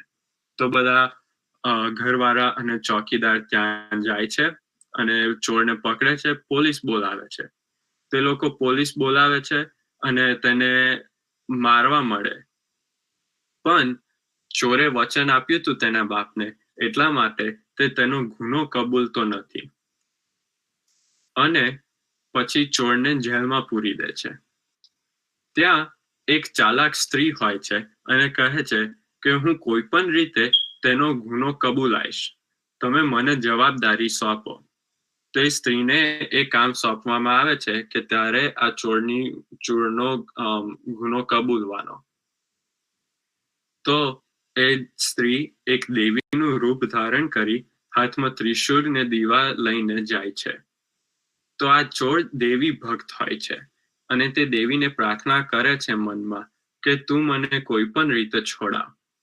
તો આ સ્ત્રી જેને દેવીનું રૂપ ધારણ કર્યું છે તો એને 2 આમ આર્ટિફિશિયલ હાથ લગાડે છે અને જેમાં ઓટોમેટિક દરવાજા ખુલે તેવું બધું સેટઅપ કરે અને તે ચોરની આગળ જાય છે. તો ચોર તો પ્રાર્થના કરતો હતો અને તો એને એવું લાગ્યું કે ખરેખર તેની પ્રાર્થના સાંભળીને આ દેવી આવી છે. પછી આ દેવી બનેલી સ્ત્રી તેને કહે છે કે હું તને છોડાવવા આવી છું, તારી પ્રાર્થના મેં સાંભળી. હું કોઈને નહીં કહું પણ તું મને સાચે સાચું કહી દે કે તે ચોરી કરી છે ને, તું મારાથી ના છુપાવીશ. તો પેલો ચોર પહેલા દેવીના દર્શન કરીને ખૂબ ખુશ થાય છે કે મારી પ્રાર્થના સાંભળીને દેવી મારી પાસે આવી. પણ પછી અચાનક તેને વિચાર થાય છે કે પેલી ધર્મશાળામાં તો એવું સાંભળ્યું હતું કે ક્યારે દેવી દેવતાનો પડછાયો હોતો નથી, પણ આ દેવીનો તો મને પડછાયો દેખાય છે. તો તેને આ વાતમાં કપટ હોય તેવું લાગે છે. એટલે તે સાચું બોલવાની બદલે કહે કે માતા, મેં ચોરી કરી જ નથી. ભલે તમે બધા મને મારવો હોય તો મારો, અને જો મેં ચોરી કરી હોય તો તમે તો માતા છો, તમને ખબર હોવી જ જોઈએ. તો પછી જે પોલીસ અને ઘરવાળા બધા છુપાઈને સાંભળતા હતા આ બધી વાતો, તેમને લાગે છે કે ના, આ ચોર સાચું કહેતો હશે કે તેને ચોરી નહીં કરી હોય, નહીં તો પછી આ માતાની સામે તો એ કબૂલ કરી જ દે. તો આવી રીતે જે એ ચોરે બાય મિસ્ટેક એને જાણી જોઈને નતા સત્સંગના શબ્દો સાંભળ્યા, છતાં જે સત્સંગમાં 2 શબ્દો સાંભળેલા તેને આચરણમાં મૂક્યા એટલા માટે તે જેલમાંથી છૂટી જાય છે. અને પછી તો તેને ખબર પડે છે કે આવું ચોરીને બધું ના કરવું જોઈએ. ખાલી સત્સંગના 2 શબ્દો એને આચરણમાં મૂક્યા એટલે તેનું જીવન સુધરી ગયું અને એ જેલમાંથી મુક્ત થઈ શક્યો અને તેનું જીવન સુધાર્યું. તો આમાંથી આપણે જાણીએ કે સંતના 2 અક્ષર સાંભળીએ તો જેલમાંથી મુક્ત થવાય.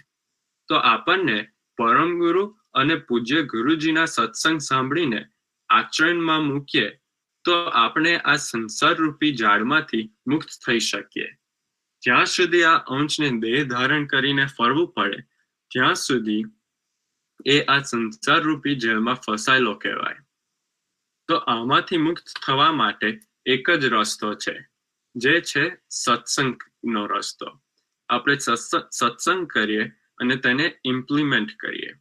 તેનાથી આ જીવપણું નષ્ટ થાય અને સ્વસ્વરૂપને ઓળખી શકીએ. તો આ સત્સંગ ઇમ્પ્લિમેન્ટ કરવા માટે શું કરવું પડે? જ્યાં સુધી કાર્ય આપણે નહીં કરીએ ત્યાં સુધી તે સિદ્ધ નથી થવાનું. આપણે એક એક્ઝામ્પલ લઈએ કે આપણે જોબની વાતો કરીએ કે પછી પ્રેસિડેન્ટની જોબની વાત કરીએ કે પ્રેસિડેન્ટની જોબમાં આટલા પૈસા મળે, કે કોઈ કંપનીના આપણે સીઈઓ હોઈએ તો તેને આટલા પૈસા મળે. આપણે એપલનો સીઈઓ હોય તો એને આટલા $1 બિલિયન મળે, એમેઝોનનો સીઈઓ હોય તો એને આટલા $1 બિલિયન મળે. તો આવી બધી વાતો તો આપણે કરીએ, પણ એ વાત કરવાથી શું આપણને કશું એમાંથી મળવાનું છે? ના, નથી મળવાનું. પરમ ગુરુએ એક એક્ઝામ્પલ આપ્યું છે કે એક મોટો ધનવાન શેઠ હોય છે અને તે લાખો રૂપિયા કમાતો હોય, અને ત્યાં એક માણસ એવી જોબ કરે કે જે આખો દિવસ એ શેઠના પૈસા ગણ્યા કરે. પણ તે પૈસા ગણ્યા કરે તો એમાંથી એનું કેટલું, જે માણસ જોબ કરે છે એનું કેટલું, જેટલો મહિના પછી તેને પગાર મળે એટલું એનું. તો આપણે દરરોજ સત્સંગ કરીએ, ગુરુજીની વાણીનો સત્સંગ કરીએ, તો એમાંથી આપનું કેટલું? આપણે જેટલું આપણા અંતસ્કરણથી, મન, બુદ્ધિ, ચિત્ત, અહંકાર, તે બધાથી ભક્તિ કરીએ, જેટલું પરમ ગુરુને સમર્પણ થઈએ એટલું આપણું, બાકી આપણું નથી. પણ સત્સંગ તો કરવો જ જોઈએ, કારણ કે સત્સંગથી આપણને સુમાર્ગ મળે છે, અને સત્સંગ આપણને સારી બુદ્ધિ આપે, સત્સંગ આપણને સારા વિચારો આપે છે. સત્સંગથી આપણું જીવન ઉજ્જવળ બને. પણ સત્સંગ સાંભળવાથી જ જીવન બની જાય, જીવન નહીં બની જાય. એના માટે આપણે પુરુષાર્થ કરવો પડે, અને તે પુરુષાર્થ છે કે પરમ ગુરુના વચનોનું પાલન કરવું. ભક્તિ કે ઉપાસના, અમર મંત્ર જાપ, તે વગેરે બધું કરવા જોઈએ. પણ આ બધું કરવું હાર્ડ છે, તો આપણે કેવી રીતે કરાય? તો એ બધું કરવા માટે આપણી સંકલ્પ શક્તિ વધારવી પડે. અને આપણે આ આપણી સંકલ્પ શક્તિ વડે કરી શકીએ. તો સૌથી વધારે સંકલ્પ શક્તિ કોની છે? સૌથી વધારે સંકલ્પ કોણ કરી શકે? સ્ટ્રોંગમાં સ્ટ્રોંગ શું છે? તો આપણે જોઈએ કે એક પથ્થર હોય તો એ પથ્થરથી સ્ટ્રોંગ શું? પથ્થર કરતા લોખંડ સ્ટ્રોંગ છે, કારણ કે લોખંડનું કઈ વસ્તુ હોય તેનાથી પથ્થર ભાગી શકે. તો પછી પ્રશ્ન થાય કે લોખંડથી વધારે સ્ટ્રોંગ શું? તો લોખંડથી વધારે સ્ટ્રોંગ અગ્નિ, કારણ કે અગ્નિથી આપણે લોખંડને જેમ વાળવું હોય, જે શેપમાં મોલ્ડ કરવું હોય તે કરવા માટે અગ્નિ જોઈએ. તો પછી અગ્નિથી વધારે સ્ટ્રોંગ? અગ્નિથી વધારે સ્ટ્રોંગ જળ, એટલે કે પાણી. જો પાણી અગ્નિ પર પડે તો અગ્નિ બુજી જાય. અને હવે પ્રશ્ન થાય કે જળ કરતા વધારે સ્ટ્રોંગ? તો જળ કરતા વધારે સ્ટ્રોંગ હોય પવન. પવનથી જળનો પ્રભાવ બદલી શકાય, અને જે વાદળમાં જળ ને બધું હોય તે પણ હાલી શકે પવનના કારણે. તો હવે ફાઇનલી પવનથી વધારે સ્ટ્રોંગ શું? પવનથી વધારે સ્ટ્રોંગ છે આપનો વિલ પાવર, મનુષ્યની સંકલ્પ શક્તિ. તેનાથી વધારે સ્ટ્રોંગ કશું જ નથી. આપણે આપણું મનોબળ કેળવીએ, અને આપણા મનની સંકલ્પ શક્તિ એટલી છે કે તેને વિચાર કરીને સ્ટ્રોંગ કરવાનું હોય. તે અત્યારે પ્રમાદમાં આળસુ થઈને પડેલી છે. તો આળસુ થયેલી શક્તિને નહીં જગાડીએ તો તે નહીં જાગે, પણ આપણે જગાડીશું તો અવશ્ય જાગશે. અને આપણે આટલી બધી પરમ ગુરુની વાણી સાંભળીએ છે, આટલો સત્સંગ કરીએ છે, અને છતાં આવું કરવાનું મન નથી થતું, તો આળસમાં સમય જાય, વ્યર્થ સમય જાય. તો આપણી સંકલ્પ શક્તિ વધારવી જોઈએ. થોડીક સંકલ્પ શક્તિ આપણે બે કેટેગરી પાડીએ, કે એક ડુ અને બીજી કેટેગરી ડોન્ટ. એટલે કે ડુમાં જેટલી વસ્તુ આવે એ બધું આપણે કરવું જ જોઈએ, અને જે ડોન્ટમાં આવે તે આપણે ના કરવું જોઈએ. તો ડુ કેટેગરીમાં ધારો કે આપણે 5 મિનિટ ભક્તિ કરતા હોઈએ, તો એવું નક્કી કરે કે મારે આગળ 10 મિનિટ તો ઓછામાં ઓછી ભક્તિ કરવાની જ. જે ખરાબ હેબિટ છે તે આપણે ડોન્ટમાં કહીએ કે આટલું તો હું નહીં જ કરું, જેના કારણે હું મારા પ્રભુનું સ્મરણ નથી કરી શકતો. મારું જીવન આળસમાં જાય છે અને જાગૃત અવસ્થામાં નથી રહેતો. તો આવી રીતે રોજ મનને સારો ખોરાક આપીશું તો આપણી સંકલ્પ શક્તિ વધશે. અને જો આ સંકલ્પ શક્તિ વધશે તો ચોક્કસ આપણી જીવ દશા નષ્ટ થશે. આગળ આ પ્રભાત પદના ત્રીજા પ્રભાત પદના બીજા વર્ષમાં પરમગુરુ કહે છે કે અહમ પદ આપનું દીર્ઘ દેહેરું, કે આપણનું અહંકાર નડતું હોય છે અને તેના કારણે જ જીવ દશામાં રહીએ છે.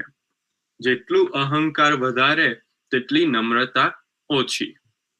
આપણને આપણું અભિમાન બીજા સામે ઝૂકવા નથી દેતું. હું કહું તે જ સાચું. કોઈ ના બોલાવે તો એમ થાય કે આને મને માન ના આપ્યું. આ બધું આપણે અભિમાન છે. સારી જોબ, કોઈ ટેલેન્ટ હોય આપણી જોડે, પૈસા, રૂપ, આ બધાનું અભિમાન હોઈ શકે.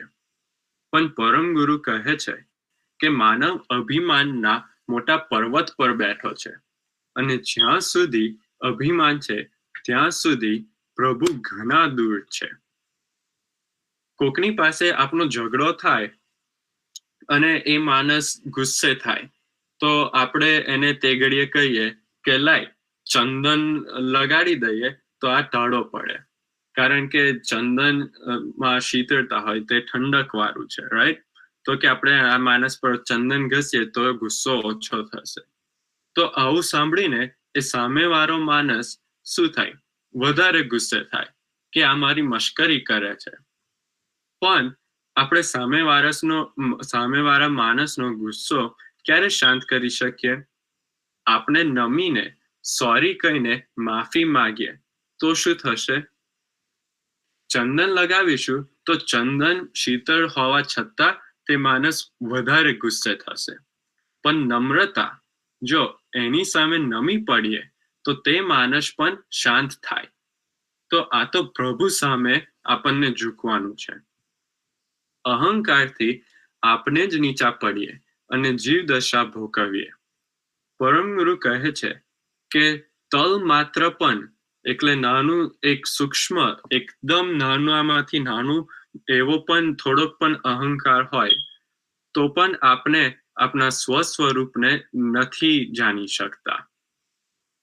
જે રીતે પાણીમાં મીઠું ઓગળી જાય અને મીઠું જુદું પડતું નથી, તેવી રીતે આપણે પ્રભુની ભક્તિમાં એવું નમ્ર બની જવું જોઈએ અને ઓગળી જવું જોઈએ કે જીવનનું નાનું મોટું સુખ સંપત્તિ તે કશાનો અહંકારનો અહેસાસ આપણને ના થાય.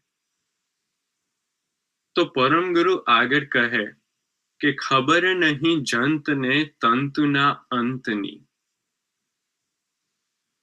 એટલે કે જીવોને ખબર નથી કે અંત ક્યારે આવશે અને બધું ભેગું કરવા મળે.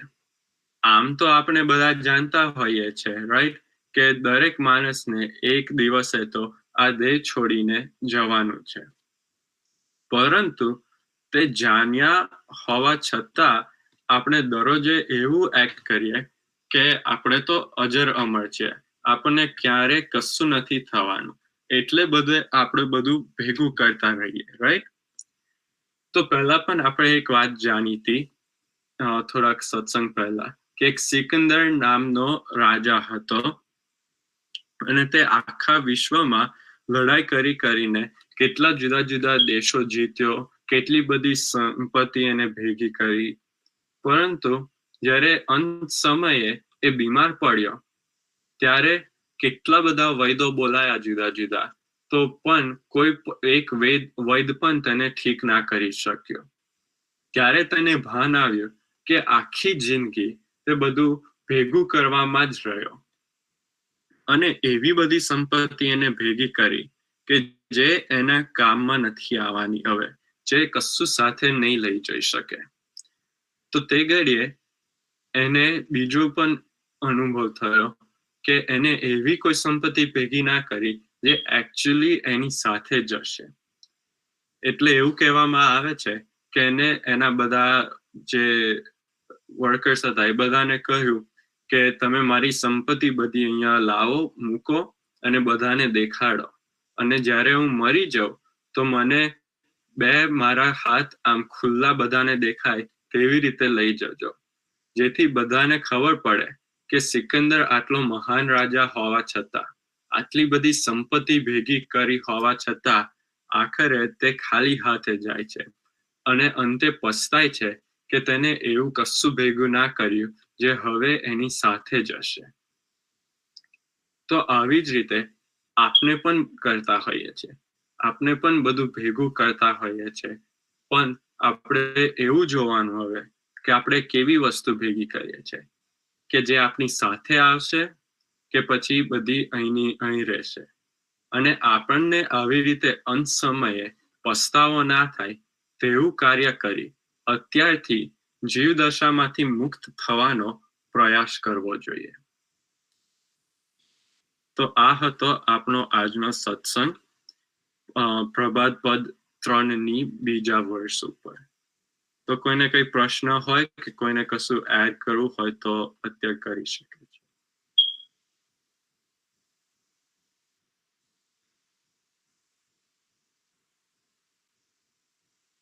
ઓકે, તો પછી હવે આપણે જય વિધિ કરીને આજનો સત્સંગ પૂર્ણ કરીશું. આદ્ય સક્રત સ્વરાજ કર્ણેશ કૈવલ કરતા કી જય, શ્રી કૃષ્ણ સ્વામી મહારાજ કી જય, પરમ ગુરુ શ્રીમદ કરણા સાગર મહારાજ કી જય, દ્વિતીય કુવેરાચાર્ય શ્રી નારાયણદાસજી મહારાજ કી જય, તૃતીય કુવેરાચાર્ય શ્રી બળદેવદાસજી મહારાજ કી જય, ચતુર્થ કુવેરાચાર્ય શ્રી ભગવાનદાસજી મહારાજ કી જય, પંચમ કુવેરાચાર્ય શ્રી પ્રયાગદાસજી મહારાજ કી જય, ષષ્ઠમ કુવેરાચાર્ય શ્રી શીતળદાસજી મહારાજ કી જય, સપ્તમ કુવેરાચાર્ય શ્રી અવિચરદાસજી મહારાજ કી જય, શ્રી સબ સંતન કી જય, શ્રી સબ દેવન કી જય, શ્રી જ્ઞાન સંપ્રદાય કી જય, શ્રી ગુરુગાદી સારસાપુરી કી જય, શ્રી કૈવલ ધામ કી જય. સત્સંગ પૂર્ણાહુતિ કા સદકેવો સાહેબ, સદકેવો સાહેબ, સદકેવો સાહેબ.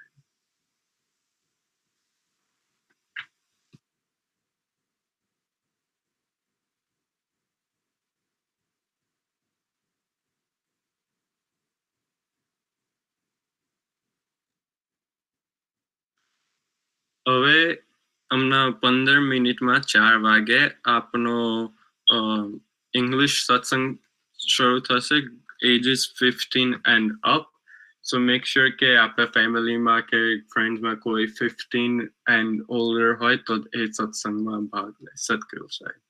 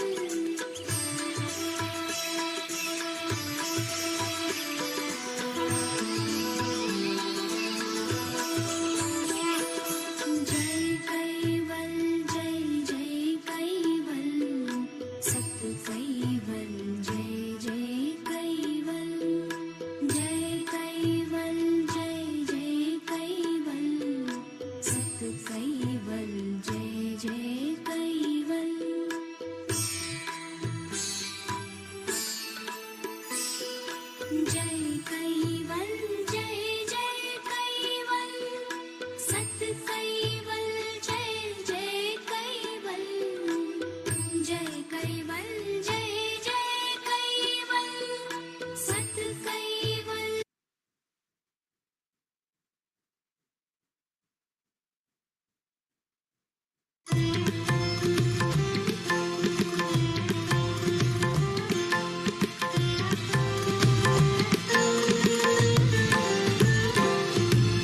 कैवल धुन बोलो सत कैवल धुन बोलो सभा माना सत्संगी कैवल धुन बोलो कैवल धुन बोलो सत कैवल धुन बोलो सभा माना सत्संगी कैवल धुन बोलो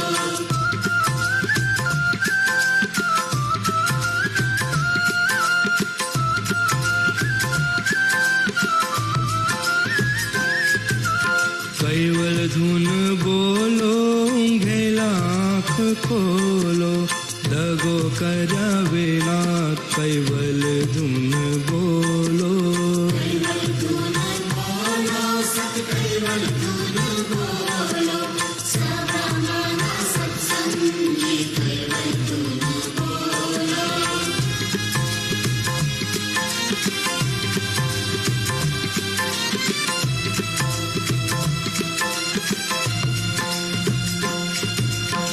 आज बोलू काल वही જાય છે કાલે કાલે કર્યા વિના આજે કૈવલ બોલો કૈવલ ધુન બોલો સત કૈવલ ધુન બોલો સભા માના સત્સંગી કૈવલ ધુન બોલો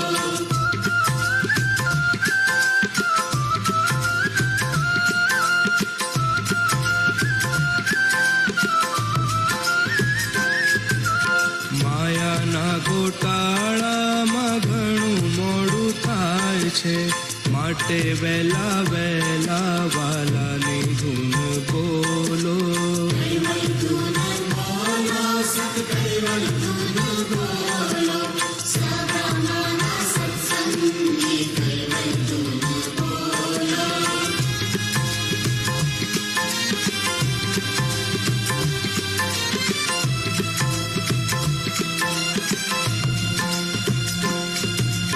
કૈવલના ભક્તોને ચેતવણી અપાય છે તુલસી તાળી પાડીને કૈવલ ધૂન બોલો કૈવલ ધૂન બોલો સત કૈવલ ધૂન બોલો સભા માના સત્સંગી કૈવલ ધૂન બોલો સભા માના સત્સંગી કૈવલ ધૂન બોલો સભા માના સત્સંગી કૈવલ ધૂન બોલો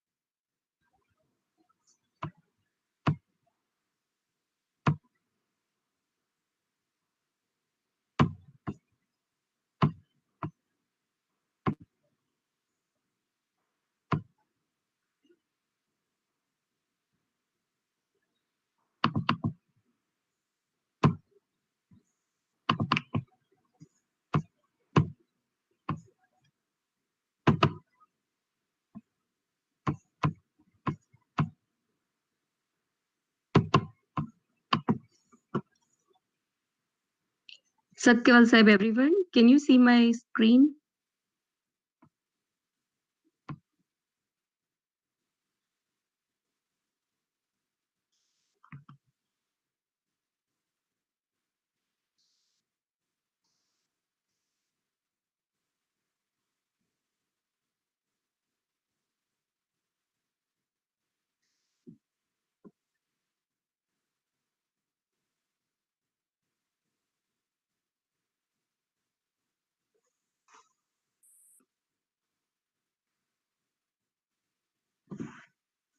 Satkaval Sahib, we will start English satsang in 1 minute.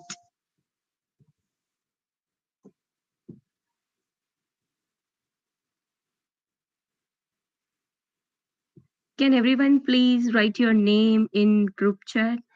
And if you are joining from YouTube, can you write in chat box just for attendance? Thank you.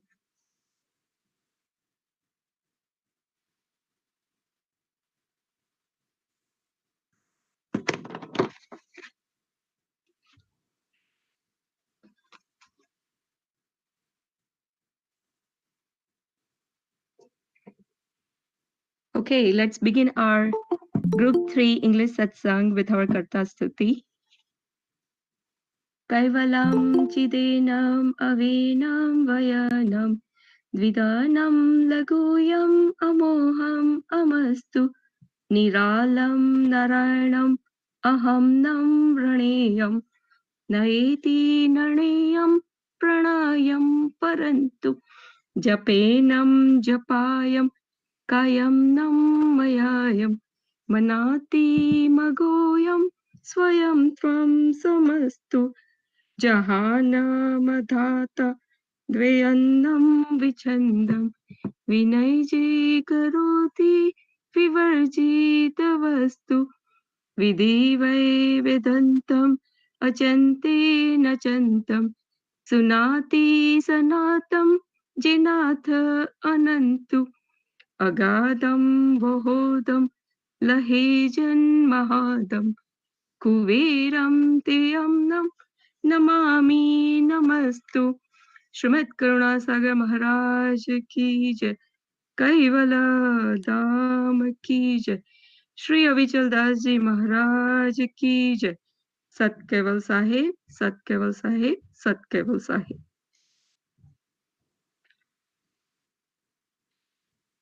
In the previous satsang we talk about bhakti. We discuss the power of bhakti, how it's unlimited. We also learn to make gratitude journal. Every day we should write about our experience with Param Guru, thanking Param Guru for being there for us. We also talk about we should pick a time and keep it consistent. And we should make a practice to write one specific things we are grateful for. Today we are going to discuss about Laksh Bhajan. We are going to try to learn about Dhyan. Everyone says that we should do meditations. Sometimes our mind is so disturbed, we cannot remember anything. And we are complaining that, why can't I focus on study? Or why can't I focus on job? we also have an excuse. Oh, I'm too busy to learn new skills or develop a hobby. And everyone around us advising us that if you focus, you get good results. But the question is, why can't I focus? Usually we focus on the things we like or interest us. For example, we like to watch movie or we like to go out. So we are so focused on, looking for the places to go or choosing the movie to watch. Let's take an example of job search. When we are hunting for a job and after interview we get hired, employer provide us with the training. Training may be a 1 day or 2 days or a week training. After receiving this training, still, I don't think so we are still confident or pro in that job. It takes some time to learn the technicality of that job. Once we are trained, once we have enough experience, I think we can do that job easily. We can do the job even while we can do multitasking, like talking with other person too. Same way, another example of, say example, a doctor. When doctor is performing a surgery for the first time, he is so focused on his work. I know it's a question of life and death too. But after doing lots of surgery, after like year or two, after getting some experience, he does the surgery so quickly and he don't have to think too much. Another example is swimming. When we are learning swimming, in the beginning we are so careful that we don't get drowned or we don't get hurt. But once we know how to swim, we can swim in any pool. We don't have to think about the techniques. We don't have to worry about drowning because we are so experienced and trained in the swimming. But here we are talking about focusing with God. We are talking about connecting with Param Guru. We are connecting to Karta. We have seen our mom when she's doing some stitching work. She's so focused to threading the needle. I learned little bit stitching, so I know when I'm threading a needle, I have to focus and I have to be like steadiness in order to get the thread through that small hole in the needle. But in that case, if our eyes tries for even a moment, we will miss our mark and we have to start all over again. We have to focus when we are connecting to Param Guru. We have to be very careful how we are spending a day in order to get focused on for 10 minutes. In Guruji, I think last week, he talked about dhyan. He said, તમારે જો 10 minute ધ્યાન કરવું હોય તો પાછળના 24 કલાક ધ્યાન રાખવું પડે. That means we have to be careful how we are spending last 10 hours in order to get 10 minutes dhyan. Because what happened is whatever happened during that day, it affects our dhyan. If we are thinking too much during days, or if we are engaged in any negative actions like gossip or jealousy or anger throughout the day, then probably when we are sitting with Param Guru, those negative feelings like gossip or lies are coming back to us. And it's going to affect our focus. But instead, if we are spending the whole day thinking about Param Guru and following his vachans, if we are watching our words like speaking the truth always, actions like engaging in peace and positive actions, then it's easy to stay focused. It's easy to find peace with stable mind. Here, we are not talking about like sitting in front of Param Guru for like 5 to 6 hours. Instead, we are learning how to be careful about our actions throughout the day. Not to engage in anger, not to engage in any fight. So at the end, we can stay calm and stable. Also, our Guruji says that Vivek Rakho. Who is Vivek? Or what is Vivek? Vivek is like respecting everyone. Doesn't matter if they are young or they are old. Doesn't matter if they have less intellect or they have more intellect. Doesn't matter if they are poor or rich. Respect everyone equally. Everyone on the earth gets many intellect, family, health, etc., depending on their karma. We learned that in Prabhat Pad 1, that whatever karma Ansh is doing, they get the body according to their results of their karma. So here we don't have to judge anyone. Instead, respect everyone. Now the question is how to grow our spirituality. In order to grow our spirituality, we have to focus on ourselves first. In the past, we learned that we are so lucky that we have a human body. Only humans can do meditations. Animal, plants, and other species cannot do meditations. All they can do is to perform actions like eating, sleeping, running, etc. As a human, we should choose higher goals over lower goals. Say, for example, person is having diabetes. If you offer a bowl of salad and a bowl of ice cream to that person knows what is good for him and what is bad for him. Person may want the bowl of ice cream, but the person knows that his body needs salad to stay healthy. If he chooses a good option, chances are he will live longer, his sugar will be in control. In this way, our mind and ansh need regular dhyan to stay healthy.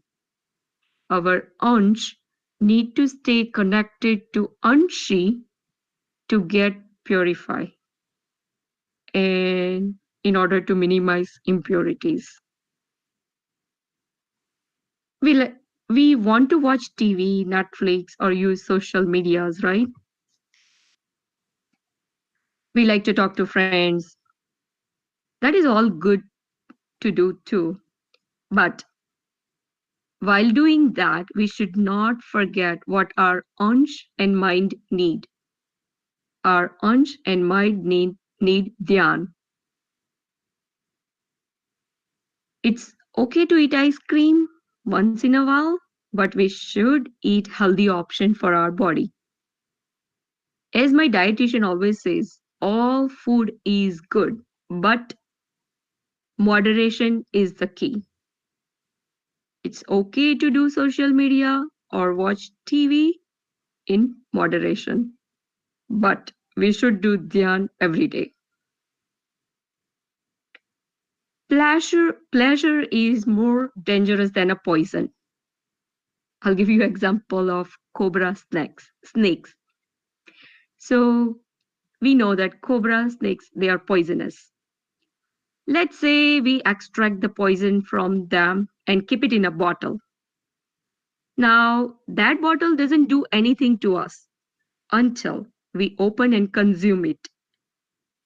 Likewise, all pleasures we have around us doesn't affect us or our mind until we consume it.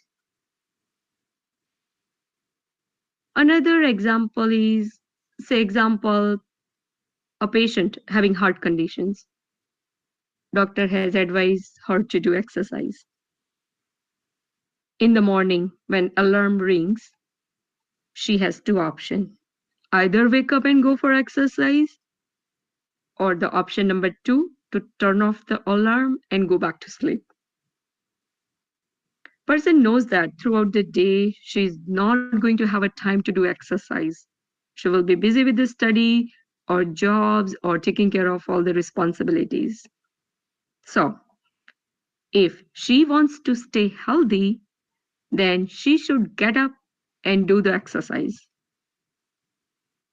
We humans always love to watch movies, play games, talk with our friends, go out for shopping. These are like our comfort zone. But at the end of our life, these comfort zones don't help us. That's why we have to be careful what we have to focus on the right now, which will help us at the end of our life. We have to stay out of our comfort zone. We have to have a willpower in order to get focused. If our mind is quiet, it's easy to get focused. It's easy to get connected with Param Guru. Sometimes we blame people. For example, we blame our friends. Oh, because she forced me to go for dinner or watch a movie. The reality is that nobody can control you if your mind is firm about what to do and what not to do. For example, you're driving a car and your friend is sitting next to you. You are controlling the car because you have a brake, you have a steering, you have an accelerator. You are driving on the highway. Now you want to overtake the other car. It's only you who can do it because you have a steering and you are the controller. Your friend cannot take over another car because you are the controller of your car, right? Again, if you don't focus on the road, you may end up having accident. Same way, if we focus, we can do more in less time, which makes, I guess, better use of our energy. To improve our focus, always try single tasking. We humans have to be very careful about our own self. There are a lot of negative things in us. We have to be careful about it and try to identify it. Once we identify our desires, attachments, it's easy to get rid of it or it's easy to minimize it. And with Param Guru's true Gyan, it's possible to limit all lower attachments. Again, it's not a one-day job or it's not going to happen overnight to purify all our antaskaran. But doing satsang and being consistent, I'm sure Param Guru can help us purify all our antaskaran. Say example, during springtime when we want to grow plants in our backyard, first we have to remove all the weeds. If more weeds are there, it will take more time to clean. Likewise, if we have more attachments and desire, it may take more time to clean. We have to work on ourselves daily. We have to work hard, getting rid of all our inner negative things. Just like the garden had a lot of weeds, but if we pull out every single day, then end of the week, we have a beautiful garden without weeds. Another thing is when we are telling ourselves to do dhyan every day, it's a change for we are stepping out of our comfort zone. It's a change for us. Nowadays, Guruji, our Pujya Guruji gives us a seminar on Vishwabhut Chosra Granth every day for an hour, live on YouTube. Lots of people are lucky to have an opportunity to listen every day. Some people are busy with their responsibilities, so they cannot attend all the sessions, but they can attend maybe half of them. Say example, one person attended 15 out of 30, another person attended all 30 sessions. So the person who attended 15 sessions is really listening and implementing Guruji's vachan. But the person who attended all 30 sessions is just he's attending because he's interested in listening to Guruji, but he's not implementing in his day-to-day life. Then the person who is implementing is more closer to Param Guru because he has listened and implemented. We attended last satsang and we learned that we have to make a journal. And if I'm not making journal, that means I'm not implementing it. So I'm not going to benefit in growing my spirituality. Just like how in school, class teacher is teaching, we are writing notes. If we don't read again or understand it, then our notes are just like a luggage. It's a waste of our time. It's not going to help us during exams. So it's very important to follow what our Guruji says. When we focus on the things, then we get the results. In Param Guru Chalisa, our Pujya Guruji wrote a beautiful chopai. Amara mantra diyo jagmahi, jine japiyo tina bhava bayanahi. Laksha bhajan se surata lage, kama krodha mada mohahi page. We all know our Amar mantra. Ohang sohang satcharan, yugal rupang tvam namami.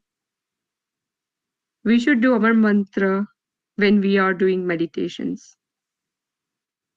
And when we do meditations along with Amar mantra, it's called Laksh Bhajan.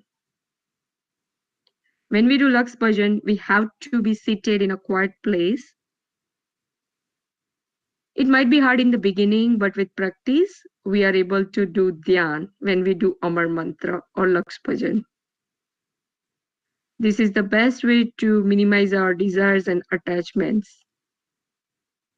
In one Granth, Guruji also mentioned that if we do Amar mantra daily, after enough practice, your pranav, we call in English breathing, does the Amar mantra automatically. Doesn't it sound amazing, like magical? But that will come after practice. Doing Amar mantra, our mind is getting pure. We are able to minimize moh and mayas. But we are always complaining that we don't have enough time to do meditations. But always remember, whatever we saw, we get. So throughout our life, we should keep this in mind. Only the meditation is going to help at the end of our life. Whatever we are learning or gaining throughout the life, like money, house, car, friendship, it doesn't help at the end. Guruji gave an example of husband and wife. One day husband is traveling abroad, like another country for his job. So wife was very sad. So husband gave his picture to his wife and said, whenever you miss me, you can see me through this picture. So whenever wife remember her husband, she sees this picture. So the question is, what happened when she sees the picture? Actually, she's not only sees the picture, but she's getting connected to her husband. Same way, when we see Param Guru's picture, we should try to get connected with Param Guru. We should do meditation by chanting Amar mantra, and we should see Chaitan Swarup of our Guru. What we get in return, we know. We get lots of positive vibrations from Param Guru. Let's do a quick activity. It's a visualization activity. I want everybody to close your eyes wherever you are and picture the Param Guru.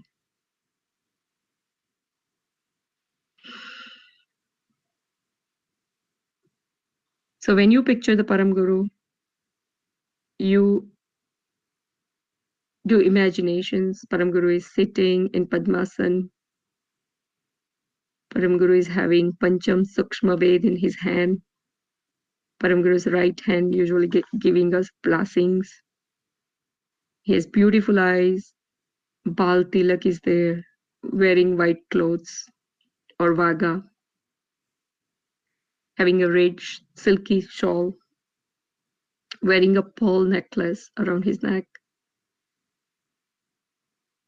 So be honest with your imaginations. When you close your eyes, do you right away picture the Param Guru? Some may be like, no, I was listening, or there was distractions around me, or some people will be like, a little bit. So this is the thing. When should we do meditations? Not now. You can't, because you have so much distractions around you. The best time is the morning time.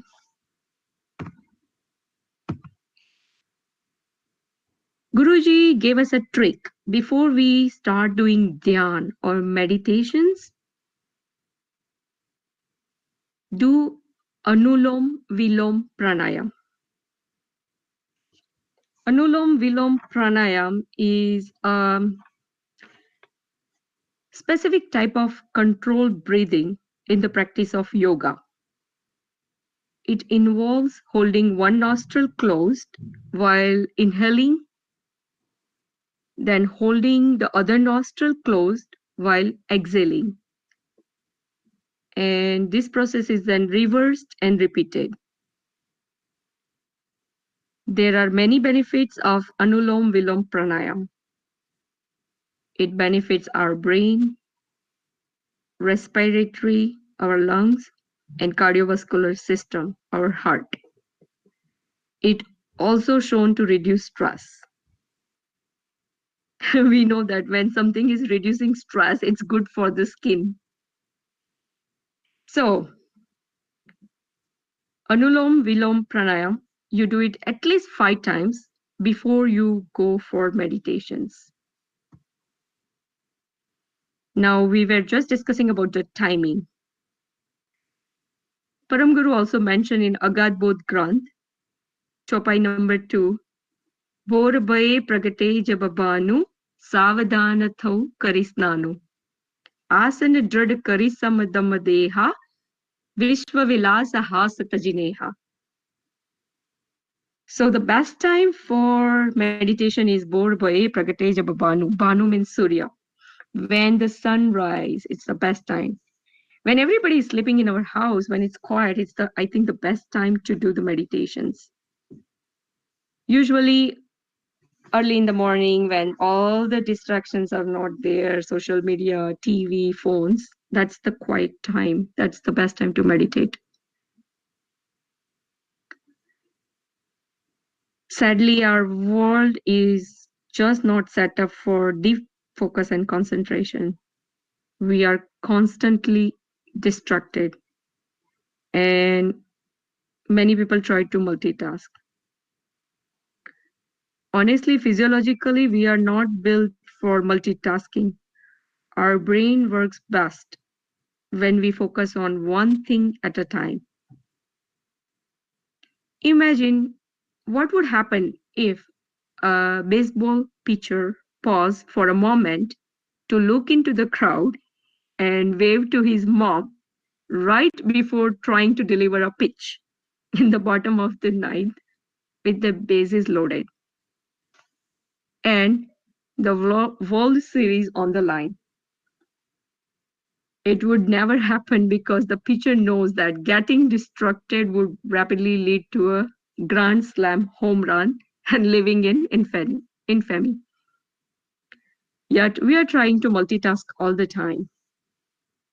But again, if we are driving early in the morning for a job or we cannot do it in the morning, then Guruji mentioned in one of the shibir that we can do any time possible.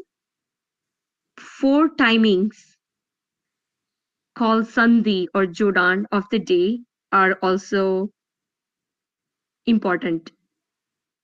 Early in the morning during sunrise, middle of the day when the morning ends and afternoon begins. So you are looking between 12 to 2.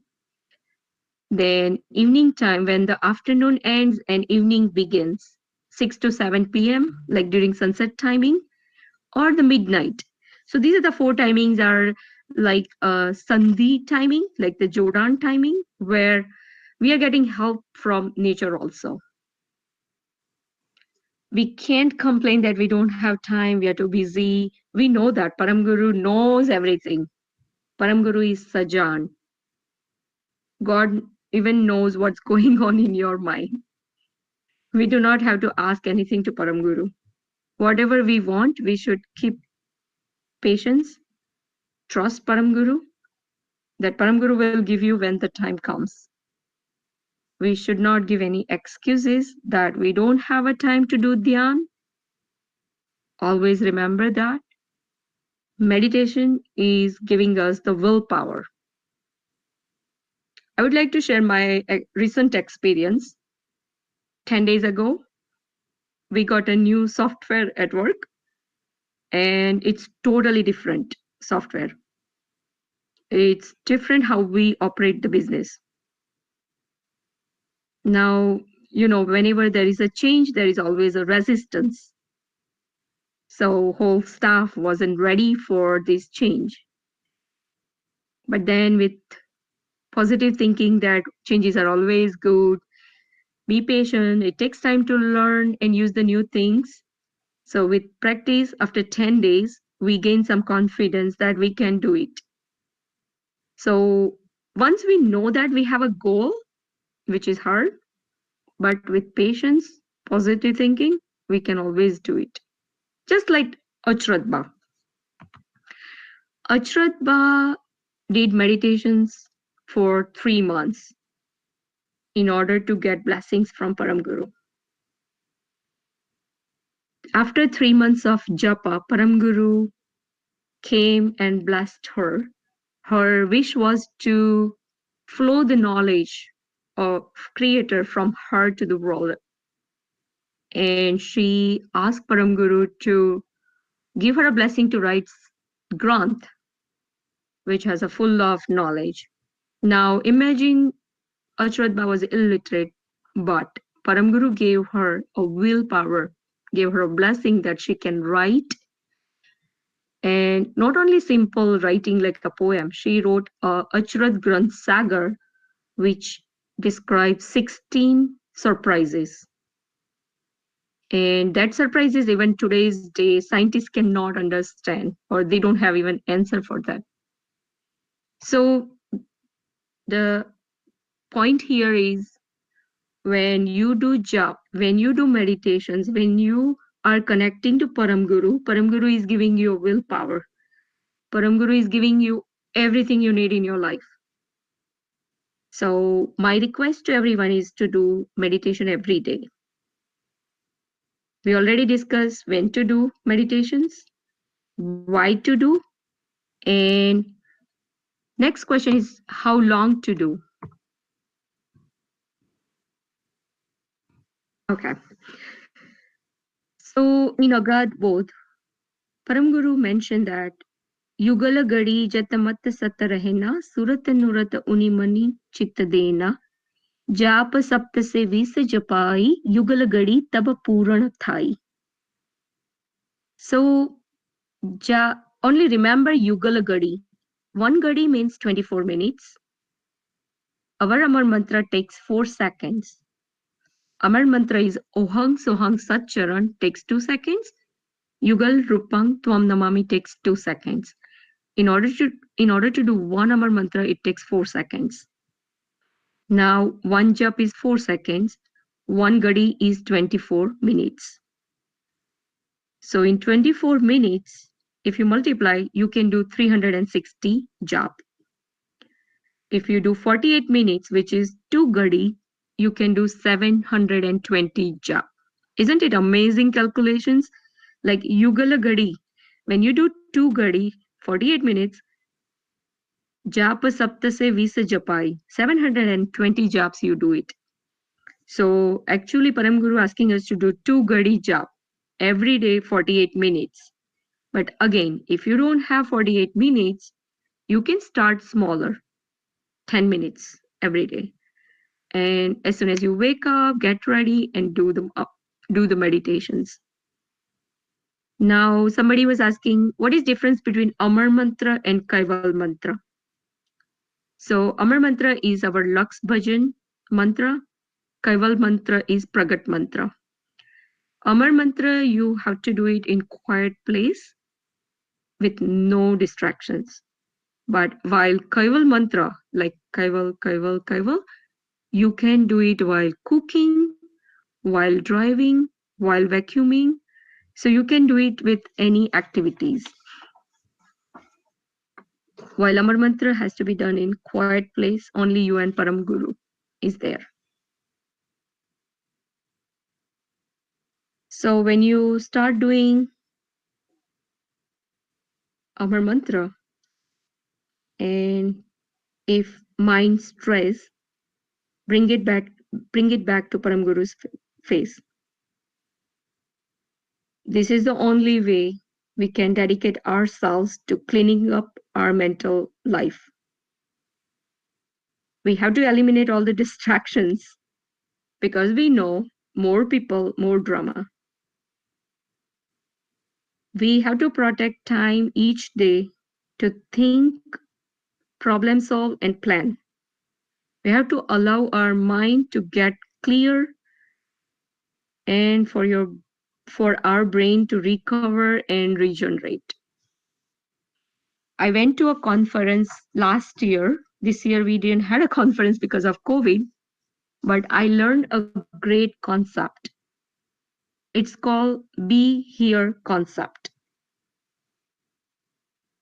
So before what happened, I was like typing to my friends and my son came to me and he asked something. I wasn't paying attention. So I saw his expression of disappointment. I felt bad. I was like, oh, I should listen to him at first place. So be here means whatever you are doing, you have to pay attention to what you are doing. So when you are with Param Guru, you have to be there. Your mind or your body should not think about anything about any person or anything else. You have to be there. Be present and be here. Even research tells us that distractions, they distract us from our own happiness. I remember one movie I watched, Shrek. There was a nice quote in that movie called, "Your job is not my problem." I love that quote. Your job is not my problem. If you practice these techniques, you will amplify your happiness. You will enhance your energy. That definitely help to reduce stress, and definitely it boosts our performance in all aspects of our life. So I know we live in the age of distractions, constantly bombarded by like emails, text messages, phone calls, and this disrupt our ability to engage with our activity and experience. Question is, what should we do? We can just put away our phone at dinner time or while going out. And remember the concept, be here. Pay attention to the present moment, where you are, what you're doing, and whom you are with. So today's satsang takeaway messages, I would say, do dhyan every day. And 10 minutes, start with 10 minutes. But as Param Guru said, 2 gadi, 48 minutes is our goal. Always choose higher goal in your life. Doesn't matter, it may take a week, 10 days, month, or year. We have to increase our timing with Param Guru every single day. Start with small, and goal is 48 minutes, Yugal Gadi. Second thing, we have to be consistent. That's why we are so blessed that we have this satsang going on every Sunday. So that helps us to keep us on our track. So be consistent, be here. If you are with Param Guru, just be with Param Guru. There should not be any distractions around us, and choose the higher goal. Yugalagadi. Okay, let's end our satsang with Joyvidhi. Deepika Ben? Yes, do you want to add something? Yes, Satyava Sahib. That was a great point. The last point that you made, to be here or to be present, which is something that, as Deepika Ben said, and I just wanted to place some emphasis on some great points that you made during today's satsang. So often, like Deepika Ben said, in today's world, we are constantly bombarded with so many stimuli. It's like, think of Mr. Potato Head. I think we all grew up with Mr. Potato Head cartoons and stuff, where you have this potato and the ears are plugged in, eyes are plugged in, there's a mouth put on there, and there's all these different inputs. Our brain is like that. Our brain is basically a centralized machine that has all these peripheral inputs. So the ears, eyes, mouth, nose, all of these are just inputs. And everything that we put into our brain, so Deepika Ben said this earlier. Guruji said that in order to do dhyan for 10 minutes, we must be actively aware of what we are inputting into our brain, into this machine, over the course of 24 hours. So all of these inputs that are going into our brain, all of these distractions, social media and our phone, everything that we're listening to, everything that we're seeing, everything that we're saying, every single thing has the ability to impact our dhyan and focus. So it's very important for us to stay vigilant about what we expose our central machine to, our brain, which dictates our very existence. Without it, a person can be alive and still not be alive. So what are we putting into this existence of ours? And how does it impact our ability to do dhyan and whether or not we will do dhyan? So it's a very complex topic. We're trying to break it down piece by piece. Today was just one piece that we talked about. But if we can sit down and really think of like a dam, the purpose of a dam is to reroute water and really basically harness that power. We want to do the same thing with our mind. We have so many different thoughts, so many different ideas. Our imaginations can run wild. We can have daydreams and we can have vivid dreams when we're sleeping. All of these different things have an impact on our mental energy. The purpose of dhyan is so that we can focus on Param Guru and really harness this energy that we have. So we have so much of it, but we use it for so many different trivial things. When we're doing dhyan, we are actively forcing our minds to focus on one thing, Param Guru. When I'm doing dhyan, I like to focus on Param Guru's face, particularly Param Guru's eyes. I just keep trying to bring my focus back onto Param Guru's eyes over and over and over. Why? Trying to shut out all the other noise that's happening in my brain and bringing my focus back to Param Guru over time is helping me develop my concentration and focus. There are scientific studies and research studies to prove the impacts of meditation on the physical brain. We increase elasticity, we increase neural connections.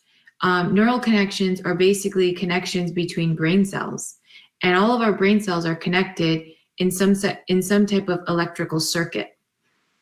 When we do dhyan and meditation every day, we enhance the power of our mental circuits. They become stronger. Our memory increases, our focus gets better, our concentration gets better, because we are harnessing our mental energy. We are able to focus more on Param Guru. And Param Guru teaches us that this will in turn allow us to connect with our spiritual self.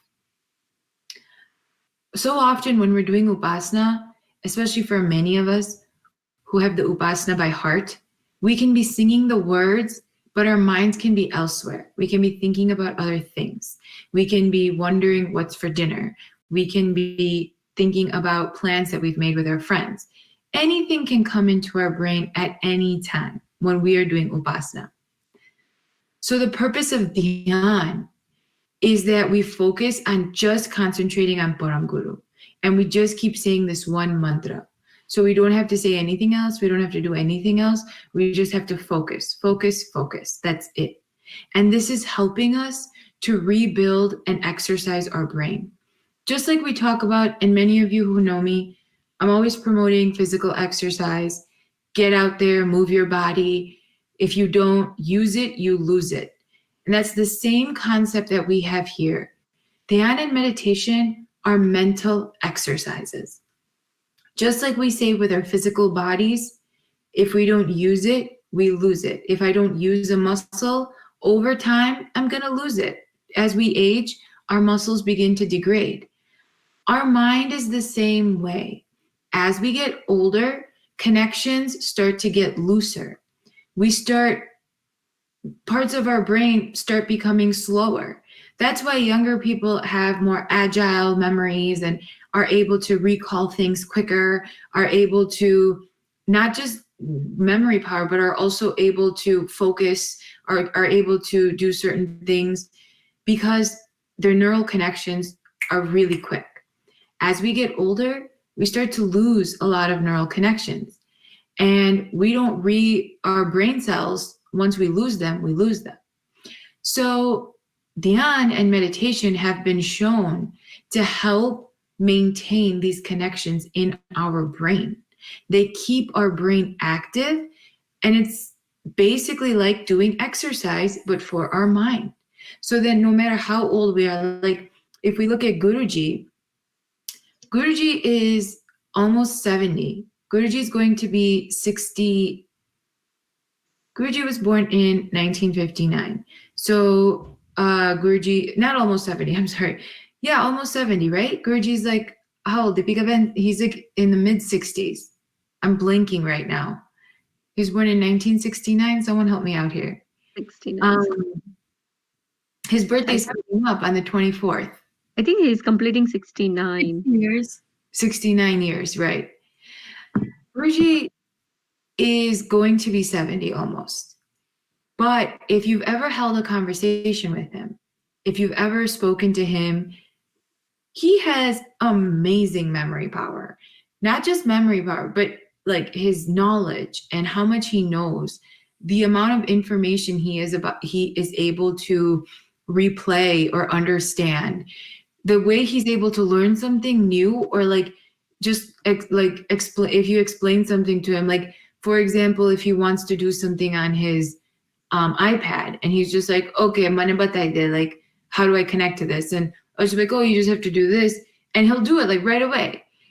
Whereas like as opposed to like if I'm trying to teach maybe like an uncle or auntie, maybe I have to explain it like a few times, even though they're maybe like 20 years younger than him.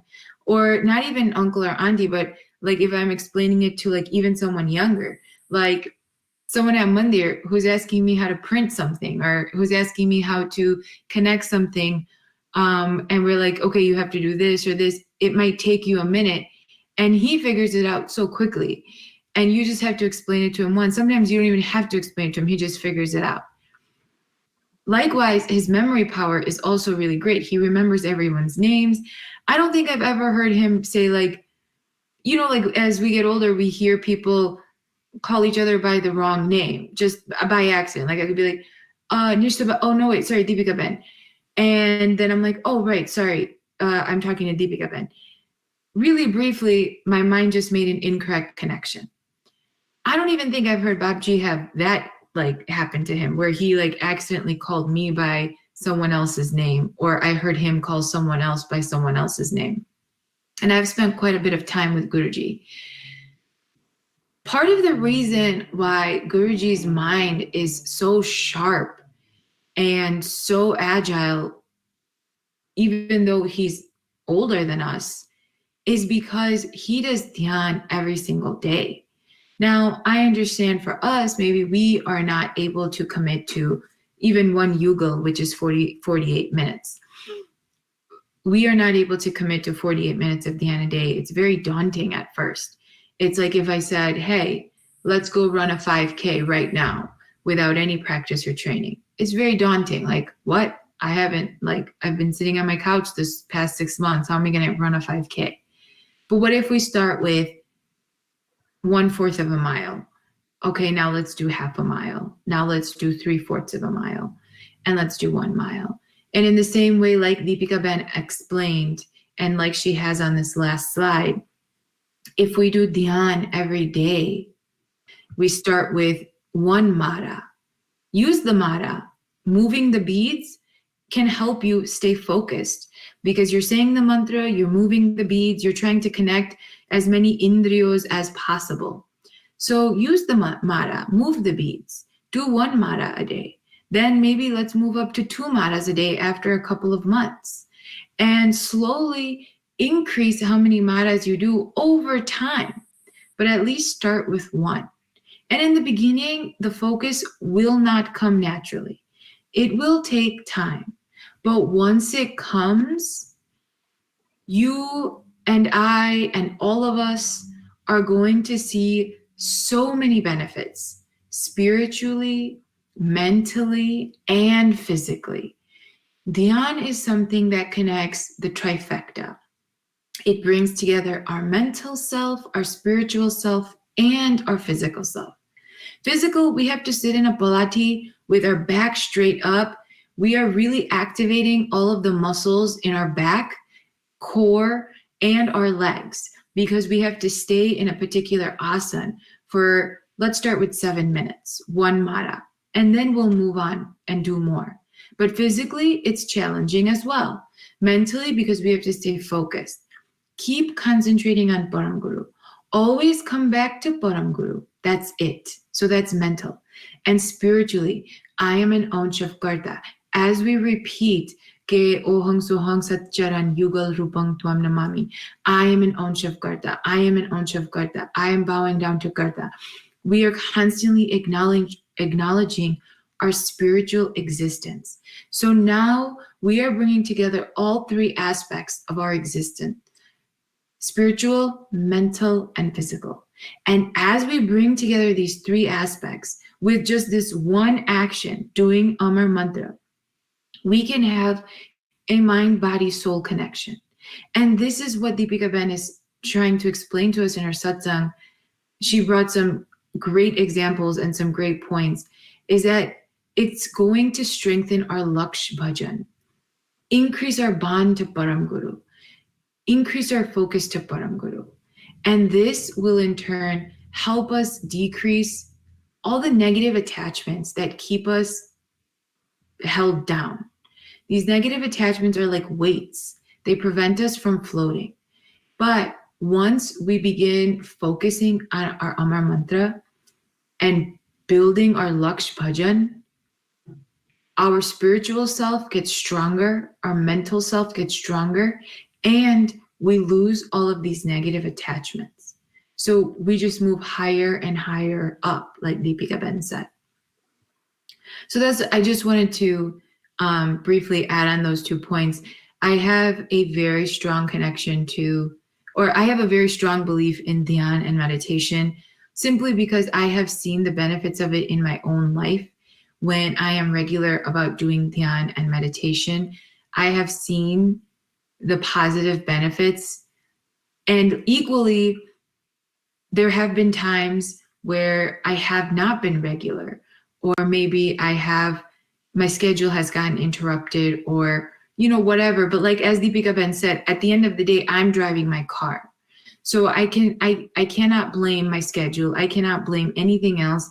Ultimately, it is on me. But there have been times where I have fallen off my regularity. And I have also seen the reverse.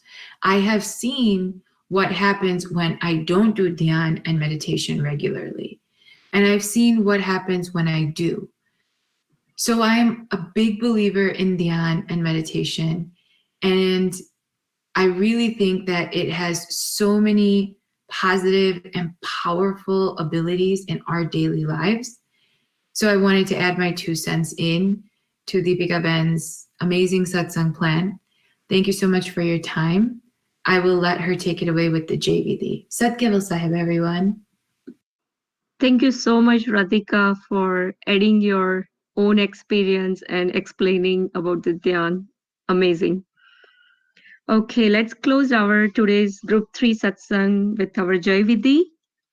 आद्य सकरत स्वराज करुणेश केवल करता की जय। श्री कृष्ण स्वामी महाराज की जय।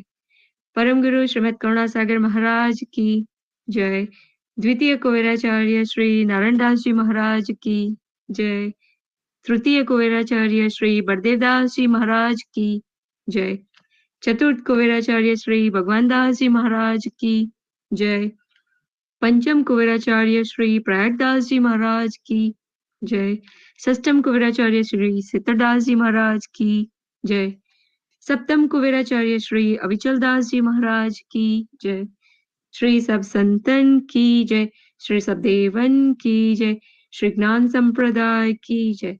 श्री गुरु व्याधि सरसापुरी की जय। श्री कैवल धाम की जय। सत्संग पूर्णाहुति का सत कैवल साहेब, सत कैवल साहेब, सत कैवल साहेब।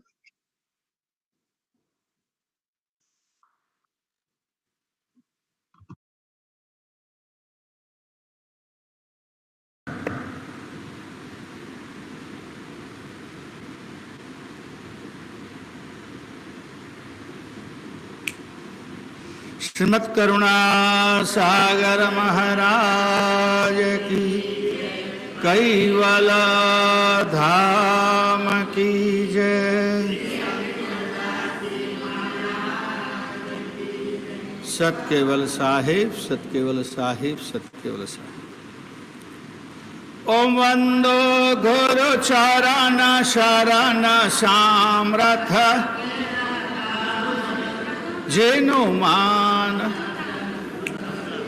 ओम प्रथम प्रणाम धाम जेनो सरले जाके शक्त व्यक्त ब्रह्म धर जय जय कैवल तन सरव कीर्तारण अखिला नंदय विनाश विलासिका लोक चतुर्दश द्वंद्व फांदा फना विविध भात गुण विधेय अलग उदाहरण अगणित इंड कटाक्ष पाक्ष वसु अलंग सलंग एकता आश को हंस निवासन धाम धनी तुम पुरुष पुरातन निरवाण प्राणपति प्रकृति विनोधन्य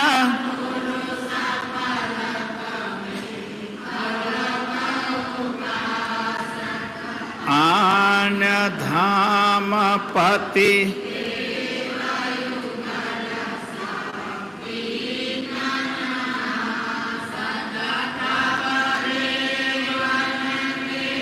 देव सकल शिर साक्षिवंत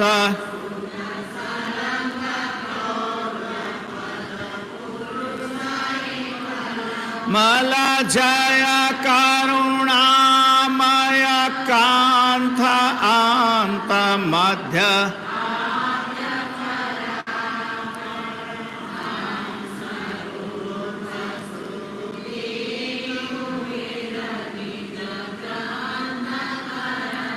स्वर प्रथम यही धरान सजन उर ध्यान अब ग्रंथन प्रारंभ हो सुन हो संत लोक असंख्य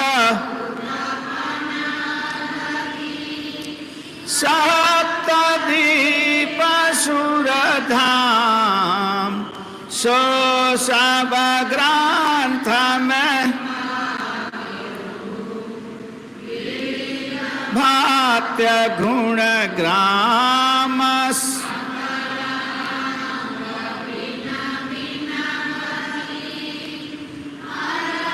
बोध शुभ सार कहे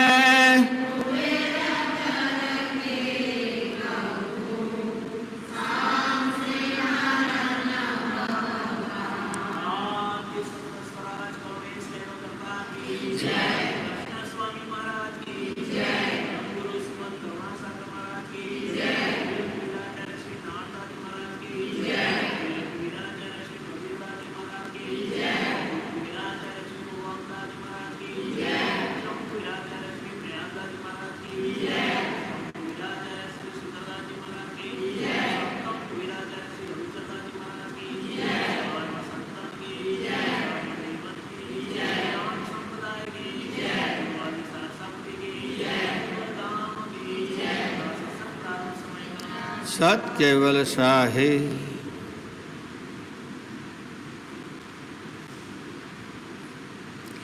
सत केवल साहिब सत केवल साहिब कैवलम चिरेनम अवेनम वयनम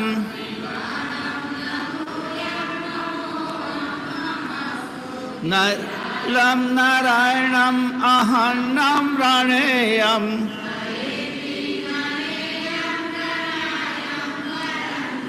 जपेनम जपायम मनाति मगोयम जहानम धाता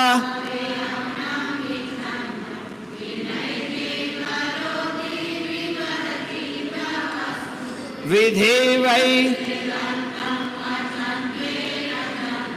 सुनाति अगाधम बहोर्धम लहे जन्महादम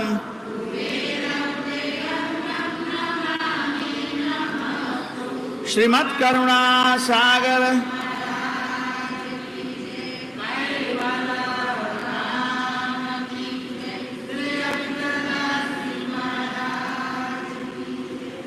सत केवल साहिब सत केवल साहिब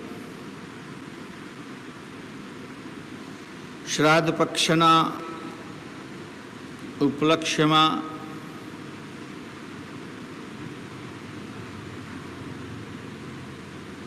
આ ગ્રંથ શિબિર આપણી ચાલે છે, જેમાં દિવ્ય પરમગુરુ શ્રીમદ કરુણા સાગર મહારાજ રચિત વિશ્વબોધ ચોસરા વિશ્વના લોકોને બોધ આપવા માટે, સદુપદેશ આપવા માટે બનાવેલો ગ્રંથ, જેને આપણે ભાદરવા સુદ પૂર્ણિમાથી જેનો પ્રારંભ કર્યો છે. આજે બીજો દિવસ છે. ઘણા બધા ભક્તજનોએ એમના પિતૃઓની સ્મૃતિમાં આજના દિવસની યજમાન તરીકેની સેવાઓ અર્પિત કરેલી છે.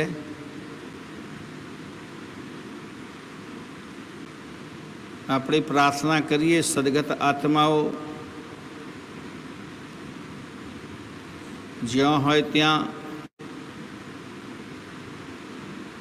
એમના સંતાનોના પુણ્ય પ્રતાપે, પુણ્યકારીના પ્રતાપે સુખદ અનુભવ કરે.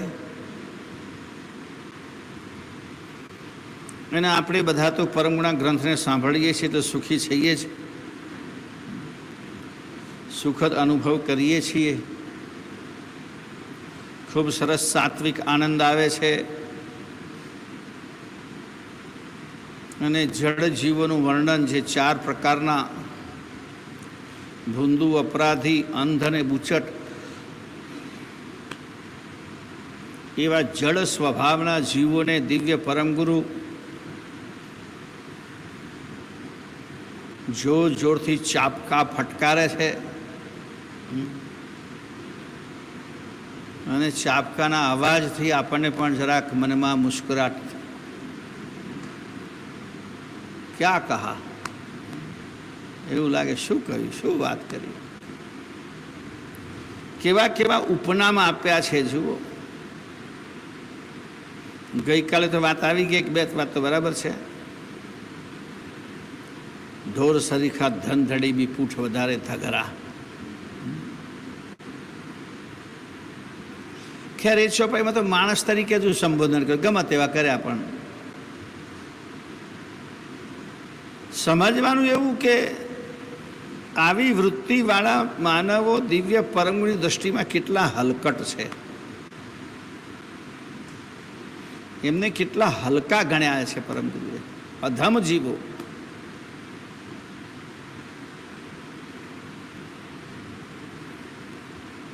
એમના પ્રતિ સમજીને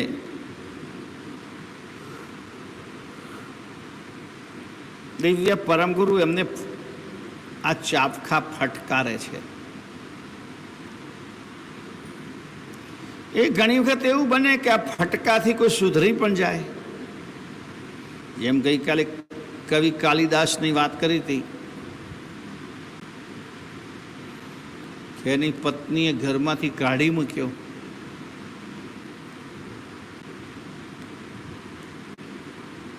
ક્યાંક એ વખતે તો લગ્ન ફોક થતા નહોતા ને, પાછું આવું લગ્ન થયા તે થયા.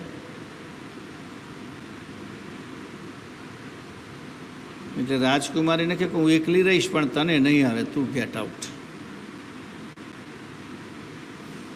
પણ એવા કવિ કાલિદાસ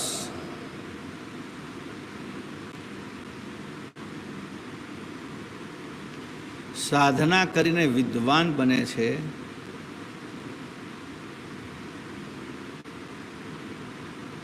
અને મનમાં એક અહંકાર તો હતો એમને, કાલની વાત અધૂરી કહું તો,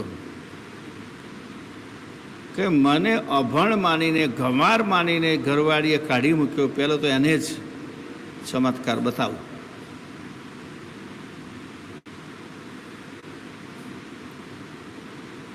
એટલે એને એ દેવીની સાધનાનો આશીર્વાદ લઈને માણસ રાતે, કાલિદાસ ત્યાંથી ચાલતો થયો તો રાત્રે મધરાતે ઘેર પહોંચ્યો. અને મધરાતે ઘરે જઈને બારણું ખખડાવે છે. અને એની પત્ની પૂછે કોણ છે. કવિ કાલિદાસ એને જવાબ આપે છે સંસ્કૃતમાં. તું કોણ છે એમ પૂછ્યું તો કોને માટે કોણ છે પૂછ્યું. શરીર માટે, આત્મા માટે, બ્રહ્મ માટે, આવી કેટલી બધી વાતો. તું કોણ છું એમ કોઈ પૂછે તો કોણ તરીકે ઓળખાણ શું આપવી. એટલે પરંતુ મારી ઓળખાણ કઈ રીતે માગે છે.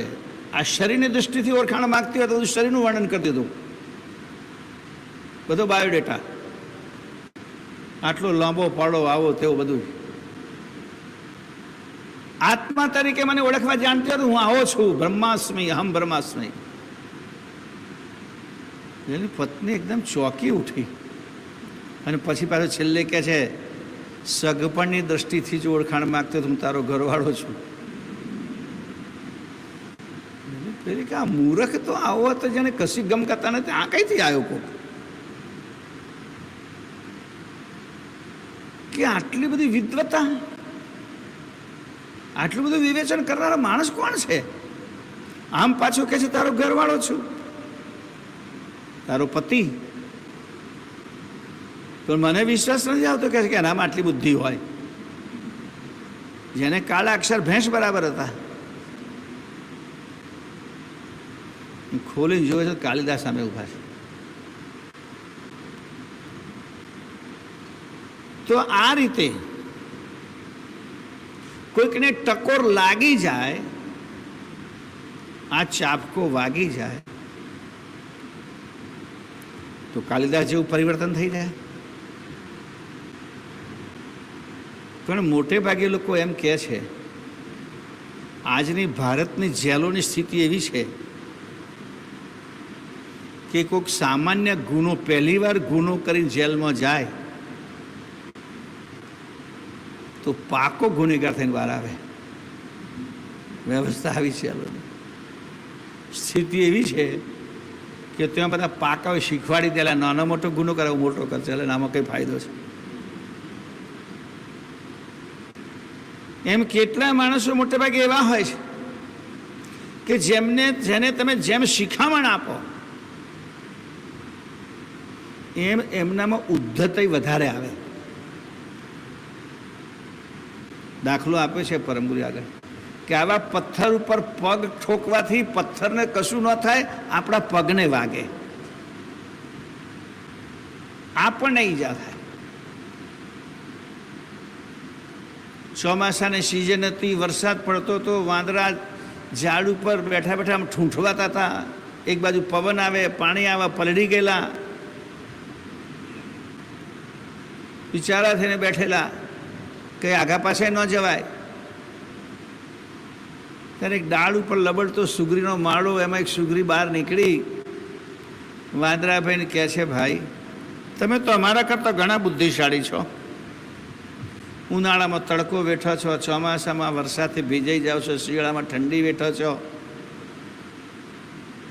હું કંઈક નાની ચકલી જેવું પક્ષી તો કેવું મજાનું ઘર બાંધીને રહું છું, તમે આવું ઘર બાંધાવો તો તમને આ તકલીફ પડે?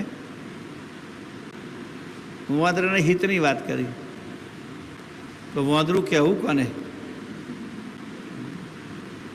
ઓહો, તું અમને કહેનારી, ઉપરથી ડાળું તોડીને ખંખેરી નાખી, લે તું રે કે હવે. પેલી સુગરીને બેકાર કરી દીધું, એનું ઘર ખંખેરીને. એટલે વાત તો એટલા માટે કરી છે પરમ ગુરુએ કે આવા દૂષણગ્રસ્ત જીવો પોતાના દૂષણ તરફ દ્રષ્ટિ કરે અને એને એમાંથી દૂર કરવાનો પ્રયત્ન કરે, એવા પુરુષાર્થથી પરમ ગુરુએ આ બધું કહ્યું છે, લખ્યું છે.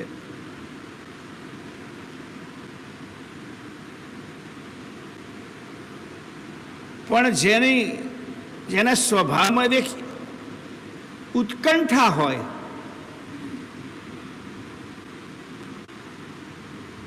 કે ના મારે અહીંથી હવે પ્રગતિ કરવી છે, કે શીખવું છે, મેળવવું છે,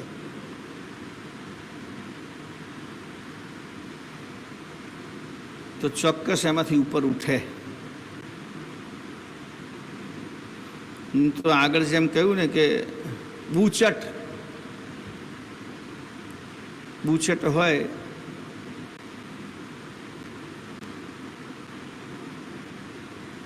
જેનો સ્વભાવ નહીં, પેલા ઘણા કહેતા નાગાને નાવું શું ને નીચોવાનું શું, એવી સ્થિતિવાળા માણસો માટે અઘરું કામ છે. તો આ વૃત્તિવાળા જીવો જે ચાર બતાવી છે, ભૂંડું, અપરાધી, અંધ અને બુચટ, એવું નથી કે આવી વૃત્તિ ધરાવનારા માણસો અભણ હોય એ જ આવા હોય, ગામડામાં રહેતા એ આવા હોય, નીચી જ્ઞાતિમાં રહેતા હોય એ આવા હોય એવું નથી કે છે. પરમ ગુરુ કે છે એવું નથી. દુષ્ટ બધા વર્ગમાં હોય. ઘણી વખત મોટા પદ ઉપર બેઠેલા માણસો પણ ભૂંદુ અપરાધ અને બુછટ હોય. ઘણા બહુ વિદ્વાનો હોય, બહુ પંડિતો હોય, બહુ ગ્રંથોનો અભ્યાસ કર્યો અને પાછો મને એવો અહંકાર હોય અમારે જેવું કોઈ આવડે જ નહીં,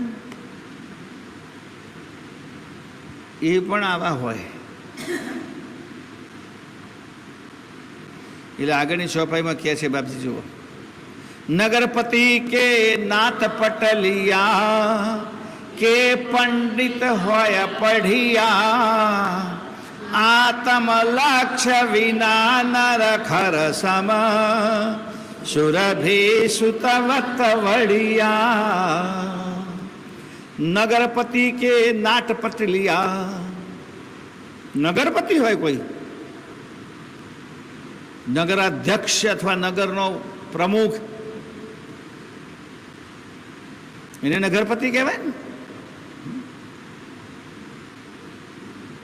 આપણા તો બંધારણમાં એવું છે કે કોઈ જગ્યાએ સ્ત્રી જાય તો એને પતિ સંબોધન લાગે.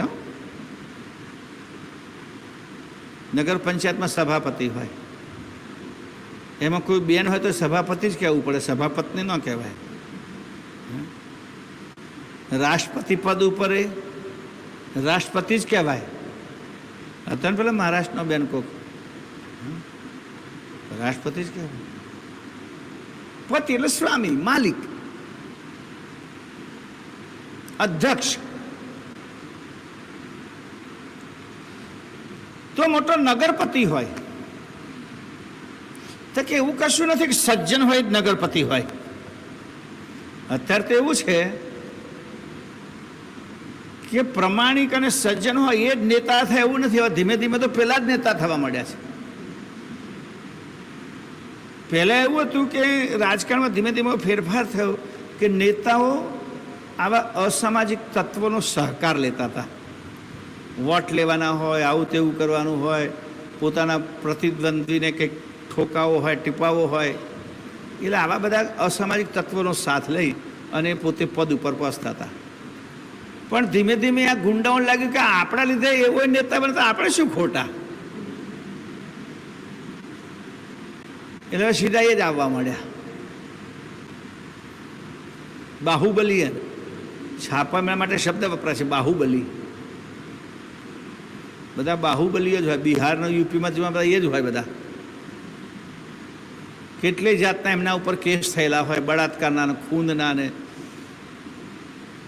અપહરણના ને. ફિરોતી એટલે શું કહે છે આપણે ગુજરાતીમાં, ખંડણી. આવું બધું ઉઘરાતા એ જ પાછા નેતા બને. એટલે આવા ઊંચા પદ ઉપર સજ્જન જ પહોંચે એવું નથી કે છે. એ તો સામ દામ દંડ ભેદ ભેગો કરે એટલે પ્રમુખ. અને ઘણી વખત કોઈ સજ્જનો બિચાર દૂર ભાગ્યા છે રાજનીતિથી. કેમ થાય કે આપણું કામ નહીં, આ ગુંડાઓ જોડે આપણું કામ નહીં,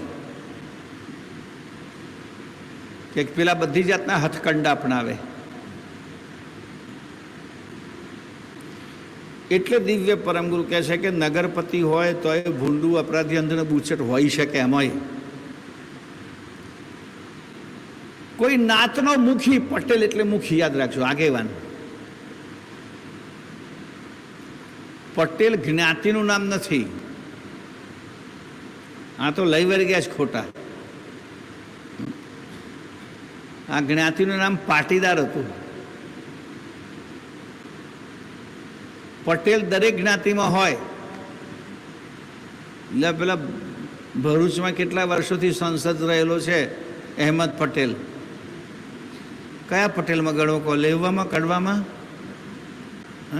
કયા ગોળમાં ગણવો? એના સમાજનો આગેવાનો થયો પટેલ લાગી ગયો. એટલે પટેલ એટલે કોઈ પણ સમાજનો મુખી, મુખ્ય માણસ. જ્ઞાતિની દ્રષ્ટિથી નાતનો મુખી, કે એમની નાતની પંચાયતો બધી એ કરે,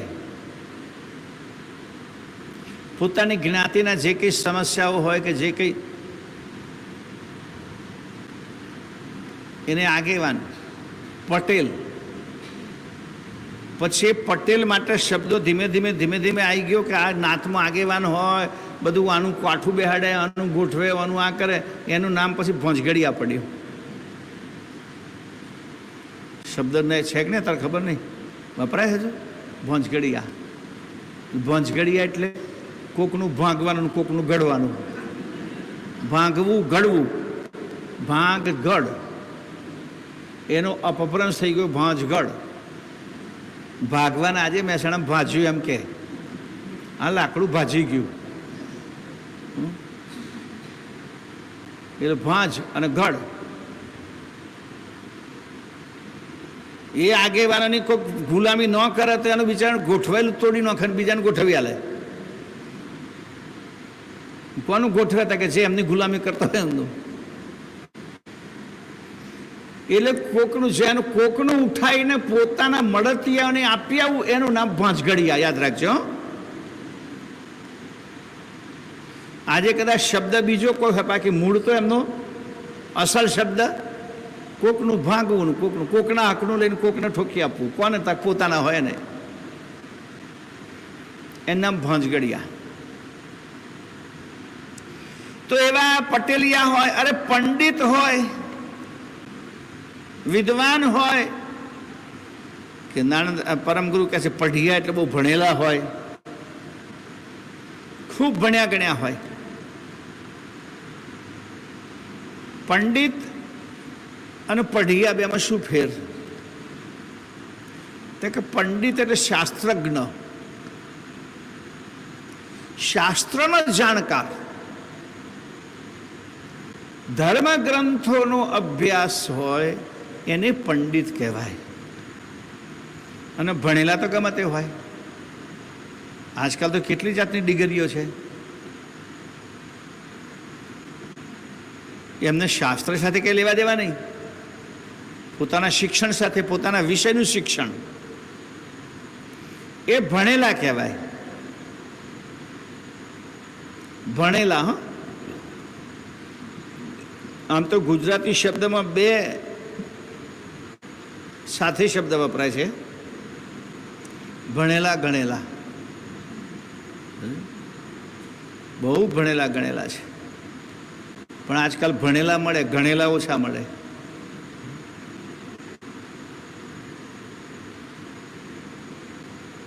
ભણેલા ખરા પણ ગણેલા નહીં. એટલે વ્યવહારિક નહીં. ગણેલાનો મતલબ વ્યવહારિક. કે ગણે શિક્ષણ બહુ ઊંચું હોય પણ વ્યવહારિકતા ના હોય, વ્યવહારિક જ્ઞાને ગણગત ના હોય. કોઈક સાયન્ટિસ્ટ માટે કહેવાય છે કે એની પાસે બે બિલાડીઓ હતી પાળેલી, એમ એક બિલાડી મોટી હતી ને એક નાની હતી. એટલે બે રૂમો હતી, એની વચ્ચે એક પાર્ટેશન મારેલું હતું લાકડાનું. એટલે આ રૂમમાંથી પેલી રૂમમાં જઈ શકે બિલાડી, એટલા માટે એણે બે હોલ પાડ્યા. નાના માટે એક જુદો હોલ પાડ્યો, મોટા માટે એક જુદો હોલ પાડ્યો.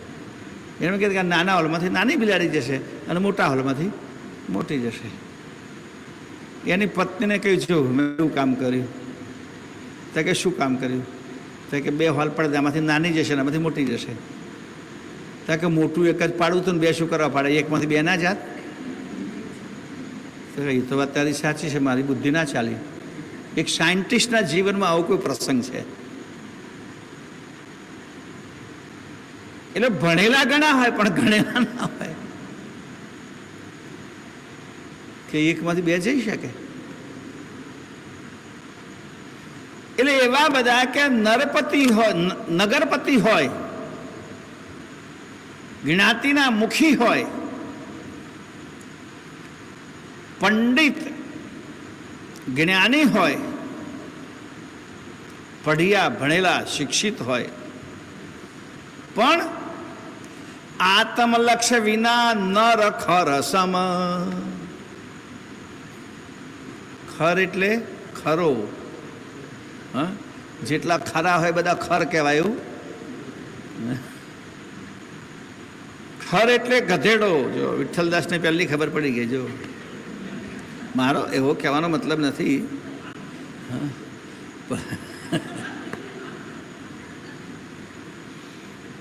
ગુજરાતી ભાષાનું જ્ઞાન છે એમ. ખર એટલે ગધેડો.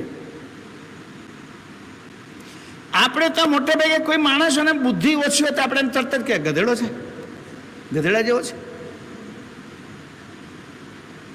જેનામાં બુદ્ધિ ઓછી હોય, ખબર નહીં હવે કોઈ કે માપ્યું છે કે ગધેડામાં બુદ્ધિ ઓછી છે કે વધારે છે કે શું,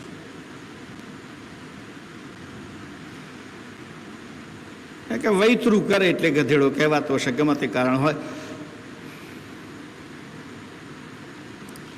એટલે આવા માણસો જો એમની પાસે આત્મલક્ષ નથી, આત્મલક્ષ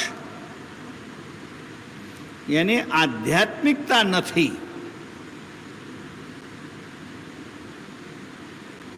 હું ચૈતન છું, હું પરમાત્માનો અંશ છું, સર્જનાનો અંશ છું,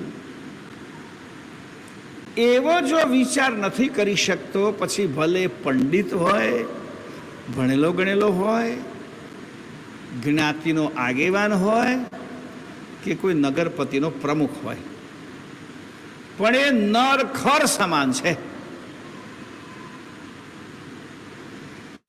ખર એટલે ગધેડા જેવો છે. અને આ પછી કરે શું ધંધો? કે વિદ્વાન હોય પણ આત્મલક્ષી ના હોય એટલે વાદ વિવાદમાં પડે.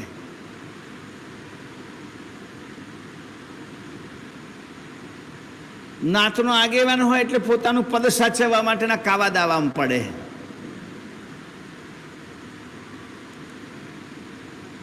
એનો કોઈ હરીફ હોય તેને કઈ રીતે ટોંટિયા પછાડી નીચે લાવવો, એમ જ રચ્યો પચ્યો રહે. એવો રાજનીતિમાં આગળ આવ્યો હોય તે પણ હંમેશા એ જ ધ્યાન રાખે કે પોતાનો કોઈ પ્રતિસ્પર્ધી પેદા ના થવો જોઈએ. અને રાજકારણમાં તો બે જગ્યાએ વિરોધી હોય. એક તો વિરોધ પાર્ટીના લોકો તો વિરોધમાં ખરા જ, અને એની પાર્ટીને કોઈ આગળ ના જતો રહે એના માટે એના સમત ધ્યાન રાખવું પડે. ને તો આવતી વખતે આપણી ટિકિટ કપાઈ, આવો કોઈ પ્રશ્ન ઊભો થાય. એટલે એમને સતત કેવું રાખવું પડે ખબર? આખલાની માફક જ્યાં તો શિંગડો ભરવતા રહેવું પડે. જેન તેન શિંગડે ચડાવે તો કોઈ પાસે ન આવે. અહીંયા એવું કહ્યું છે પરમ ગુરુએ, સુરભી સુત વત વર્ડિયા. સુરભી એટલે ગાય, અને ગાયનો લાડકવાયો લાલ, એટલે સોંઢિયો, આખલો. આખલાનું કામ એ તમે જુઓ, બીજા આખલાને જોયું એટલે પતી ગયું કામ. નાકે તમારા નાક ઉછાળે, પગથી માટી ઉછાળે, અને શિંગડા જમીનમાં નાખે, જુઓ જ ખરા. ચરવાનું એ મૂકી દે. એટલે અહીંયા ઉપમા આપી છે પરમ ગુરુએ કે આવા લોકો સુરભી સુત જેવા છે. કારણ કે એમને પોતપોતાના પદ સાચવવા માટે એમને પદનો મોહ હોય, પોતાના સ્થાનનો મોહ હોય, પોતાની પ્રતિષ્ઠાનો મોહ હોય. એટલે બાદ ઉપર આવી ગયા પછી સતત એ ચિંતા કરે કે અમે અહીંથી પડવા ના જોઈએ અને અમારી બરોબરી બીજો કોઈ કરવો ના જોઈએ. અને આવી સ્થિતિમાં જે પડ્યા હોય એમને ક્યાં ભગવાન યાદ આવે? રાત દિવસ આ જ ચિંતન કરે. અને જ્યાં વિરોધી કે પ્રતિસ્પર્ધી દેખાય તો કોઈ ને કોઈ બાને શિંગડા ભરવે. એટલે એવા પહેલાં તો આત્મલક્ષ્ય વગરના, બુદ્ધિ વગરના ગધેડા સમાન છે. અને આ લોકોનો વ્યવહાર કેવો હતા કે આખલા જેવો.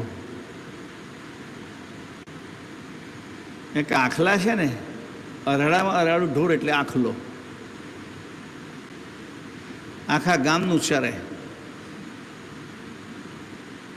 અને હરીફ આવે એટલે શિંગડા ઉછાળે, એને પેસવા ના દે. તો આ બધા આગેવાન થઈ ગયા. પંડિતો હોય એને પણ પોતાનું પદ પ્રતિષ્ઠા સાચવવા માટે પ્રયત્ન કરવો પડે. નાતનો આગેવાન હોય એને પણ પોતાનું પદ પ્રતિષ્ઠા સાચવવા માટે કાવા દાવા કરવા પડે. નગરનો અધ્યક્ષ હોય એને પણ પોતાનું સાચવવા માટે કાવા દાવા કરવા પડે. અને ભણેલો, હું ભણેલો છે સાબિત કરવા મળતો હોય કાયમ માટે. મને બધી ખબર, હું બધું જાણું, કશાની ખબર ના હોય. એટલે દિવ્ય પરમ ગુરુ કહે છે કે આ બધા અંધ બુછટ બધી જગ્યાએ હોય. સાધુઓમાં ના હોય. લખ્યું નહીં બાપજી એવું.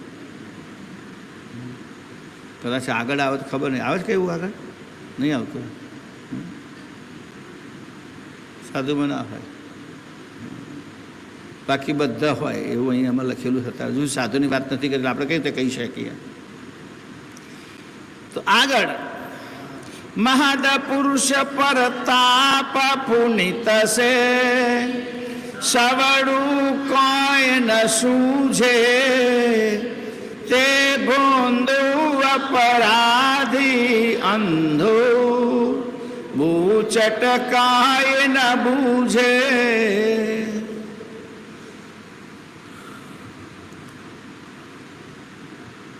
એમની પોતાની તો બુદ્ધિ નથી ચાલતી,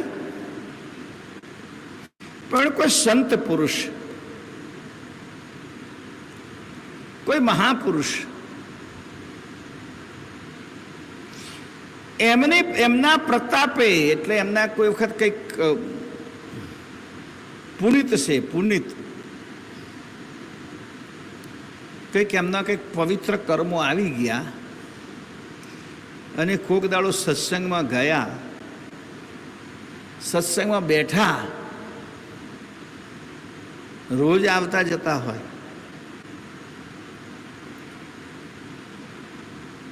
ગયા જન્મના સત્કર્મ હોય તો મંદિરનો રસ્તો સૂઝે, તો સત્સંગનો રસ્તો સૂઝે. પણ સત્સંગમાં આવ્યા પછી પણ સવડું કોઈ ન સૂઝે. અવરાના અવરા ધંધા ચાલુ રહે, અવળી ને અવળી વૃત્તિ હોય. એટલે મહાપુરુષના સત્સંગમાં આવે, એમના સંપર્કમાં આવે.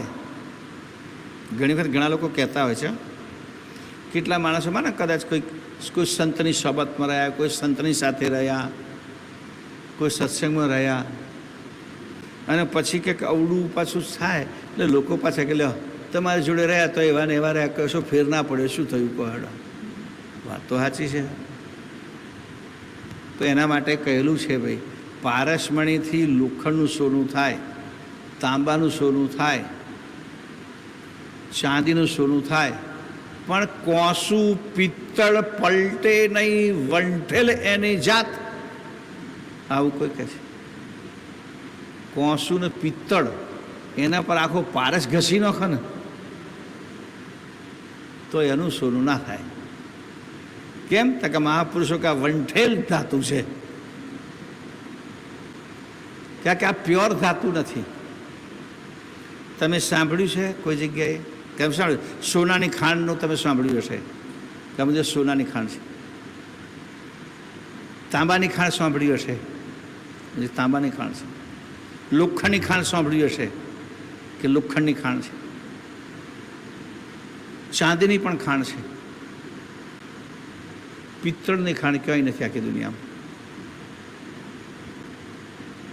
કોસાની ખાંડ નથી. તો આવ્યું ક્યાંથી? તો કે 17 ધાતુઓ ભેગે કરીને બનાવેલી ધાતુ છે આ. સમજ પડે? જુદી જુદી ધાતુઓ ભેગી કરીને આને બનાવ્યું છે, એટલે આમાં કોઈ ફેર પડે એમ કોઈ પણ પ્રકારની પ્યોરિટી હોત લોઢું તો લોઢું, પણ પ્યોર લોઢું હોત તો બદલાઈ જાય. તાંબુ તો તાંબુ, પ્યોર તાંબુ હોત તો ફેરફાર થઈ જાય. પણ અનેક ઘડાનું પાણી પીધેલું છે આ, એટલે આમાં ફેર નહીં પડે. એટલા માટે કહી દીધું વંઠેલ, વંઠાઈ ગયેલું. જ્યાં તો બધા જ કેટલાક કુવા મોઢે મોડે અથવા કેટલાક ઘડા મોઢે મોડ્યા હોય એને વંઠેલ કહેવાય.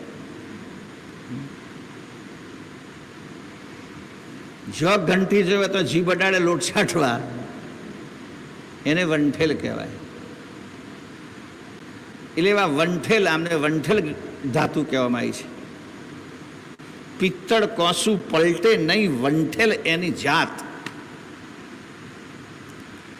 એટલે આવા જીવો મહાન પુરુષ પ્રતાપ પુનિત છે. મહાન પુરુષોની છત્રછાયા નીચે રહે. કે મહાપુરુષોની છત્રછાયા નીચે એમને રહેવા તો ન જ મળે આમ તો, પણ કહેવાય કંઈ પુણ્ય, પૂર્વનું પુણ્ય, કંઈક પુનિત કર્મ વચ્ચે આવ્યું હોય તેમના ચાન્સ મળી જાય. જો બહુ સ્પષ્ટ વાત છે, મહાદ પુરુષ પ્રતાપ પુનિત છે. કંઈક પુણ્ય કર્મના કારણે મહાપુરુષની છત્રછાયામાં રહેવાનું મળે તો એમનો પ્રતાપ પણ એમને અસર ના કરે. સવડું કોઈ ન સૂજે, એમાં જઈને પણ એને સવડું સારું કાર્ય કરવાનું સૂઝતું નથી. આવા જીવો એ આ ચાર શ્રેણી, આવા લક્ષણ જેનામાં દેખાય, આપણામાં દેખાય તો આપણે સમજી લેવાનું પાછું. જો આવા લક્ષણ દેખાય, આગળ કહ્યું તેમ કે તો ગધેડા જેવા આત્મલક્ષ વગરના, સોંઢિયાની માફક જો તો શિંગડો ભરવતા ફરે, વઢવારો કરતા ફરે, અરડા ઢોર જેવા હોય, નિક્ષી સુધી નુગરા, નખથી શિખા સુધી. નુગરા એટલે નો ગ્રહા, સુગરા અને નુગરા. સુ એટલે સારું, શ્રેષ્ઠ. સુનો અર્થ શ્રેષ્ઠ થાય છે. સ્વાગતની આગળ સુ મારીએ એટલે સુસ્વાગત. એટલે સુગરા એટલે સારી વસ્તુ ગ્રહણ કરે, સુગરા. અને જે માત્ર દુર્ગુણો નરસી વસ્તુ જ ગ્રહણ કરે, આખી દુનિયામાંથી કચરો લાવી લાવીને જ ભેગો કરે, એનું નામ નુગરા. એટલે આખા શરીરમાં પગના નખથી શિખા સુધી આવો કચરો જ ભરેલો છે. એવા ખાવા પીવા ઉસ્તાદ પાછા, ઢોર સરીખા ધન ધરી બે, એમાં ઉસ્તાદ હોય કે છે. એવા નગરપતિ હોય તોય ને, પટેલિયા હોય તોય ને, પંડિત હોય તો ને, શિક્ષિત હોય તોય, પણ આત્મલક્ષ્ય વિહોણા છે. આ ભાવ લક્ષણ જેનામાં દેખાય, અને આગળ કહ્યું તેમ કે કદાચ કોઈ પુણ્ય પ્રતાપે મહાન પુરુષોના સંગમાં આવી જાય, એમના પ્રતાપ નીચે આવી જાય, એમની છત્રછાયામાં આવી જાય, તો પણ સારું કાર્ય કરવાની એમને સૂઝ ના પડે. તો સમજવાનું કે આ કો તો ભૂંડા છે, કો તો અપરાધી છે, કો તો અંધ છે, કે કો તો નાક વગરના બૂચટ છે. તે ભૂંદુ અપરાધી અંધો, બૂચટ કોઈ ન બૂજે. એ નાક વગર છે એટલે સારું કશું દેખાતું નથી, સારું કાર્ય કરવાની સૂઝ નથી પડતી. એમ સૂઝવાનો મતલબ સમજવું.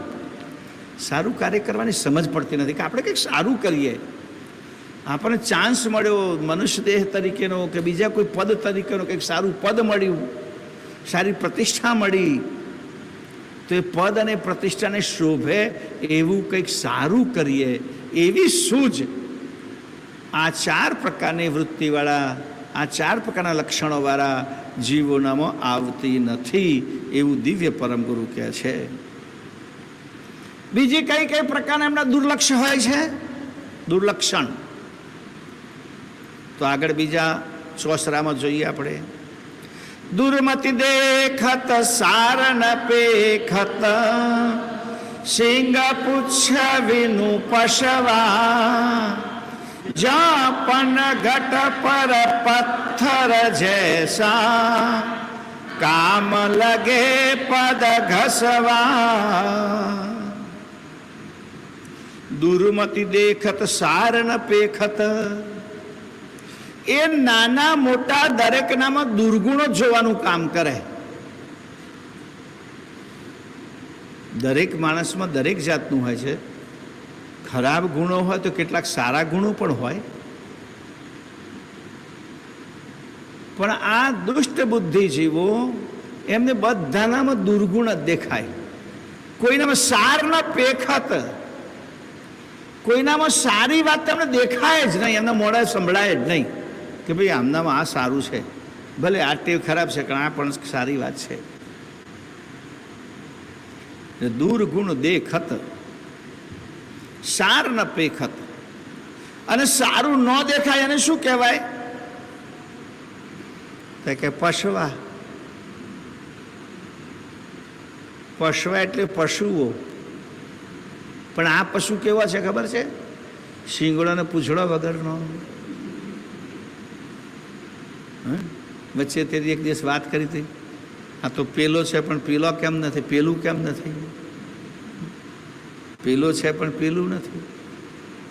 ઉતાવળમાં પેલી એનો છોકરો કહે છે આ તો પેલો છે, પેલીની માં કહે છે પણ પેલું તો નથી. એનો બાપ કે છ ન રહે તો કોઈને હોય ને કોઈને ના હોય. રાજા પૂછે આ શું કહ્યું તમે? બોલો બોલો બોલો. ત્યારે બહુ રાજાએ કહ્યું, પછી વિનંતી કે કશું નહીં કરવું, અભયદાન આપ્યું. તારે કહ્યું કે આણે એમ કહ્યું કે આ રાજાને આટલી ખબર નહીં પડતી, તાર તો ગધેડો છે. માણસમાં નહીં, રાજાને વાત જવા દો. આગળ બાપાજી કહ્યું, બાપજી આગળ કહ્યું ગધવા, ગધેડો છે. એટલે અમારે એક નિયમ છે કે છે કે ઘરમાં ત્રણે ત્રણ જણ કોઈ વાત કરે ને તો બધા એકને એક વાતમાં ત્રણે ત્રણ વાત પુરાવે કે છે. આ છોકરે કાં તો ગધેડો છે, પેલો છે. દોષીને કંઈ કંઈક બોલવું જ જોઈએ. એટલે એમણે કહ્યું તાર પેલું કેમ નથી? પેલું એટલે પૂછડું, અને પૂછડું કેમ નથી? એટલે મેં એને કહ્યું કે હવે પછી મારે જવાબ આપવો જ પડે, ઘરમાં હું મોટો રહ્યો. એ તો કોઈને હોય ને કોઈને ના હોય. 4 પગારો ગધેડો હોય તો પૂછડું હોય, અને 2 પગારો હોય તો ના હોય. એટલે અહીંયા પણ અને સિંગ પૂછ વિના પશવા. શિંગડાને પૂછડા વગરના પશુ જેવા જ છે માણસો. પશુના મને આમનામાં જો કોઈ ફેર દેખાય તમને તો 2 જ વાતનો ફેર છે. શું કહે? અમને શિંગડું નથી અને પાછળ પૂછડું. બાકી બધું ગુણધર્મથી તો છે આ પશુ છે એ વાત છે. જુઓ, તમે કહેશો 4 પગ નથી, તો કે તો 2 હાથ પગનું કામ જ કરતા હોય. મોટાભાગના જાનવરો આગળના પોતાના 2 પગ પણ હાથ તરીકે બને તો વાપરતા હોય છે. કંઈક પકડવાનું કંઈક કરવાનું તો પોતાના 2 આગલા પગથી પકડાય. અને વાંદરું તો પૂર્ણ રીતે 2 પગ આગલા હાથ તરીકે ઉપયોગ કરે છે. ચડાક દઈને ચોંટાડી હવ દે, આગલાથી જ ચોંટાડે, પાછલાથી ના ચોંટે. તમારો એટલે આમને 4 પગની ચિંતા નહીં કરે કે 2 હાથ પગ જ સમજી લો. પણ ન હોય તો પૂછડું ને શિંગડું. પણ શિંગડ્યા વગર શિંગડો ના હોય ને તો મારા બેટા ગમે તો જઈને ભરવે શિંગડો. એમની જીભ શિંગડાનું કામ કરે, જીભ એમની શિંગડાનું કામ કરે. તો દુર્મતિ દેખત સાર ન પેખત. દરેક નામ દુર્મતિ જ જોવે છે, આ દુર્ગુણો જ જુએ. અને એમનો વ્યવહાર પણ દુર્મતિ ભરે જ હોય, દુર્ગુણો ભર્યો. દુર્મતિ એટલે દુર્બુદ્ધિ એવો અર્થ પણ થાય. દરેકનામાં દુર્બુદ્ધિ છે એમ જોવે. આનામાં જો આ બુદ્ધિ નથી, આનામાં આ ખરાબ છે, આનામાં આ ખરાબ છે, આને આવડતું નથી. બધામાં સદબુદ્ધિ પણ હોય ને દુર્બુદ્ધિ હોય. પણ સદબુદ્ધિનું કોઈ લક્ષણ એમને એમના સિવાય કોઈ નામ ના દેખાય. આપણે એકલા 100 ટચનું સોનું, બાકી બીજા બધા પિત્તળ કે કોસું. દૂરમાંથી દેખત સાર ન પેખત. આમને શીંગ અને પૂંછ સિવાયના, શીંગડા અને પૂંછડા વગરના પશુ કયા છે. એ સમાજમાં કશાય કામના નથી. જો પનઘટ પર પથ્થર જૈસા, પનઘટ પાણી જ્યાંથી લોકો ભરતા હોય અને તો જે ઘાટ બનાવેલો હોય જેના પર જઈને માણસ અંદર જાય, નાય ધોવે, એમાં જઈને પાણી લઈ આવે. જેમાં આપણા આ તળાવ છે તો આગળનો ઓવારો જે બાંધેલો છે પનઘટ કહેવાય, કે ક્યાંથી માણસ ઉતરી શકે અંદર. પેલી પાસે ના ઉતરી શકે, હરડી જાય અંદર અને ત્યાં કીચડે હોય. પણ જે પનઘટ ઘાટ બાંધેલો હોય એ કીચડ ના હોય, કે છેક સુધી પથ્થર ચડેલા હોય. તમને ખબર નહીં, આપણું જે આ તળાવ છે નાનદાજી બાપજીએ બંધાવેલું, લેખ છે મારેલો ઉપર, ત્યાં શિલાલેખ છે. એટલે આપણે કાયમ માટે ત્યાં પરમ ગુરુના ચલ સ્વરૂપે સ્નાન કરાવવા લઈ જતા હતા. અને 15 વર્ષથી તો તળાવ ભરાતું નહોતું, ગટરના પાણીથી જ ભરાતું હતું. એટલે આપણે ગુરુ મહારાજ લઈ જતા ખરા, પણ અહીંથી પાણી લઈ જઈને સ્નાન કરાવતા હતા. આ વખતે તળાવ 2 કાંઠે ભરાઈ ગયું. બાપજી કે પણ મારે એમાં નથી નાહવું, મારે સ્નાન નથી કરવું. કે જાઓ, કોઈ નો નાતું હોય ને કે એમાં જઈને હું શું કાં નાહું. બાકી એક દિવસ કે આખું ગામ કપડો દેવા ત્યાં જાય, હો તળાવે, એ ઓવારા ઉપર. અને અવાજ સંભળાય દૂર સુધી વારા ફરતી, ધબાક ધબાક ધબાક. બરાબર, કેવું આમ અવાજ આવે. અમે કોઈ વખત બહાર પારાયણમાં જઈએ ને ત્યારે કોઈ વખત સવારની કથા ચાલતી હોય તો બાજુના કોઈક બાથરૂમમાં કોઈક મંડી છે, દબાક દબાક. તો કોઈ જ ભાઈ જરા રહો ને અડધો કલાક, ત્યારે ધોકો સાંભળવા મળે. હવે તો ધોકો સાંભળવા જ ના મળે. એટલે છોકરો બેફિકર થઈ ગયો ને તો એમને ધોકો જોવા મળે. આગળ એ ધોકો બેને ધોવા કામ લાગે. હા,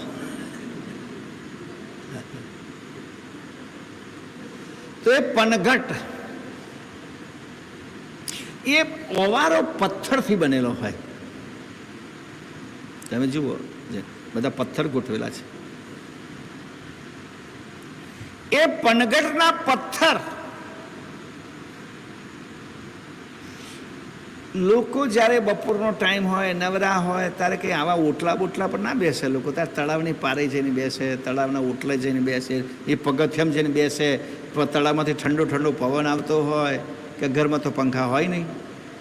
એ વખતે ક્યાં લાઇટ હતી. બહેનો પણ પરવારી જાય કામે, પછી શાંતિથી બેસે, કે ઘેર જઈને પાછું ધમાલ તો છે જ. સાસુમાં રાહ જોઈને બેઠી જશે. એ તો ટાઈમે જો તોય કહેવાની કે આટલું બધું કઈ ગઈ હતી, અને 2 કલાક લેટ જશે તોય એ તો સાંભળવાનું છે. પણ લેટ લઈનું કામ ના સાંભળવું. હે, તો બેઠા બેઠા શું કામ કરે ખબર? પછી પગની કોણીઓનો મેલ ઉતારે.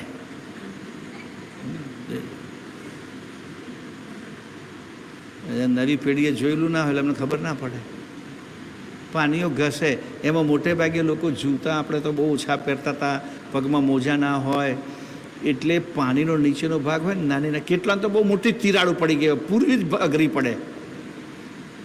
પણ કેટલા ઝીણી ઝીણી ઝીણી ઝીણી બેસી બેસી ઘસી ઘસીને ઉખાડે. કે પાણીઓ કોમળ તો કરવી પડે ને બતાવવી પડે ને, તો ઘસો તો થાય, નહીં તો ના ચાલો તો થાય. એટલે આ બેઠેલા જે આવા પથ્થર જે જડ્યા, એ કામ લગે પદ ઘસવા. આ પગ ઘસવા કોમ લાગે. એના પર ચંદન ન ઘસાય. ચંદન ઘસવાય કોમ ના લાગે, કામ ના લાગે. પગ એ પથ્થર પગ ઘસ, પગનો મેલ ઘસવા માટે કામ લાગે. એમ આ બધા જે છે નખ શીખ વગરના જે પશુ સમાન જીવો છે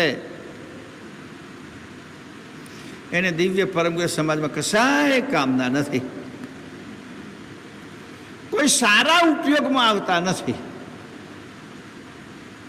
અમને મેલ કાઢવા કંઈક વરગાડી શકાય, હો, કંઈક મોકલવા, ઝઘડો કરવા, કંઈક મારામારી કરવા, કંઈક દોંડાઈ કરવા, એમાં વપરાય. પણ સારા કામમાં તો એમને વપરાય જ. સારા કામમાં લઈ ન જવાય અમને, કારણ કે ત્યાં ભવાડો કરે ઉપરથી. તો પછી આગળ જુઓ, જ્યાં પણ ઘટ પર પથ્થર જૈસા કામ લગે પદ ઘસવા, ત્યાં પર કારે રવિ સુતના પદ શીર સમારે, જ્યાં જ્યાં જોર કરી પટકારે,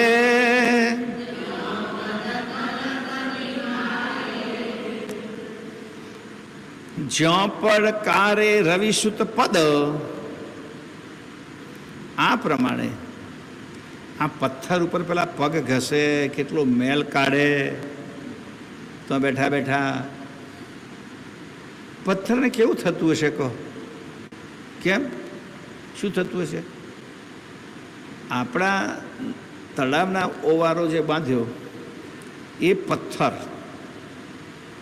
નાનદાજી બાપજી પાવાગઢથી બધા પથ્થર ખેંચાયેલા આવેલા. ક્યાં આપણે તો કોઈ પથ્થર છે નહીં, બધા સાથે લાવેલા. હવે અહીંયા કેટલા પથ્થર તો દેવળમાં ચણાઈ ગયા, અને અમથમ થાય લોકો આમ આમ કરે. મંદિરની પાછળ જો ને અડાડે કાળું ધબ કરી નાખ્યું.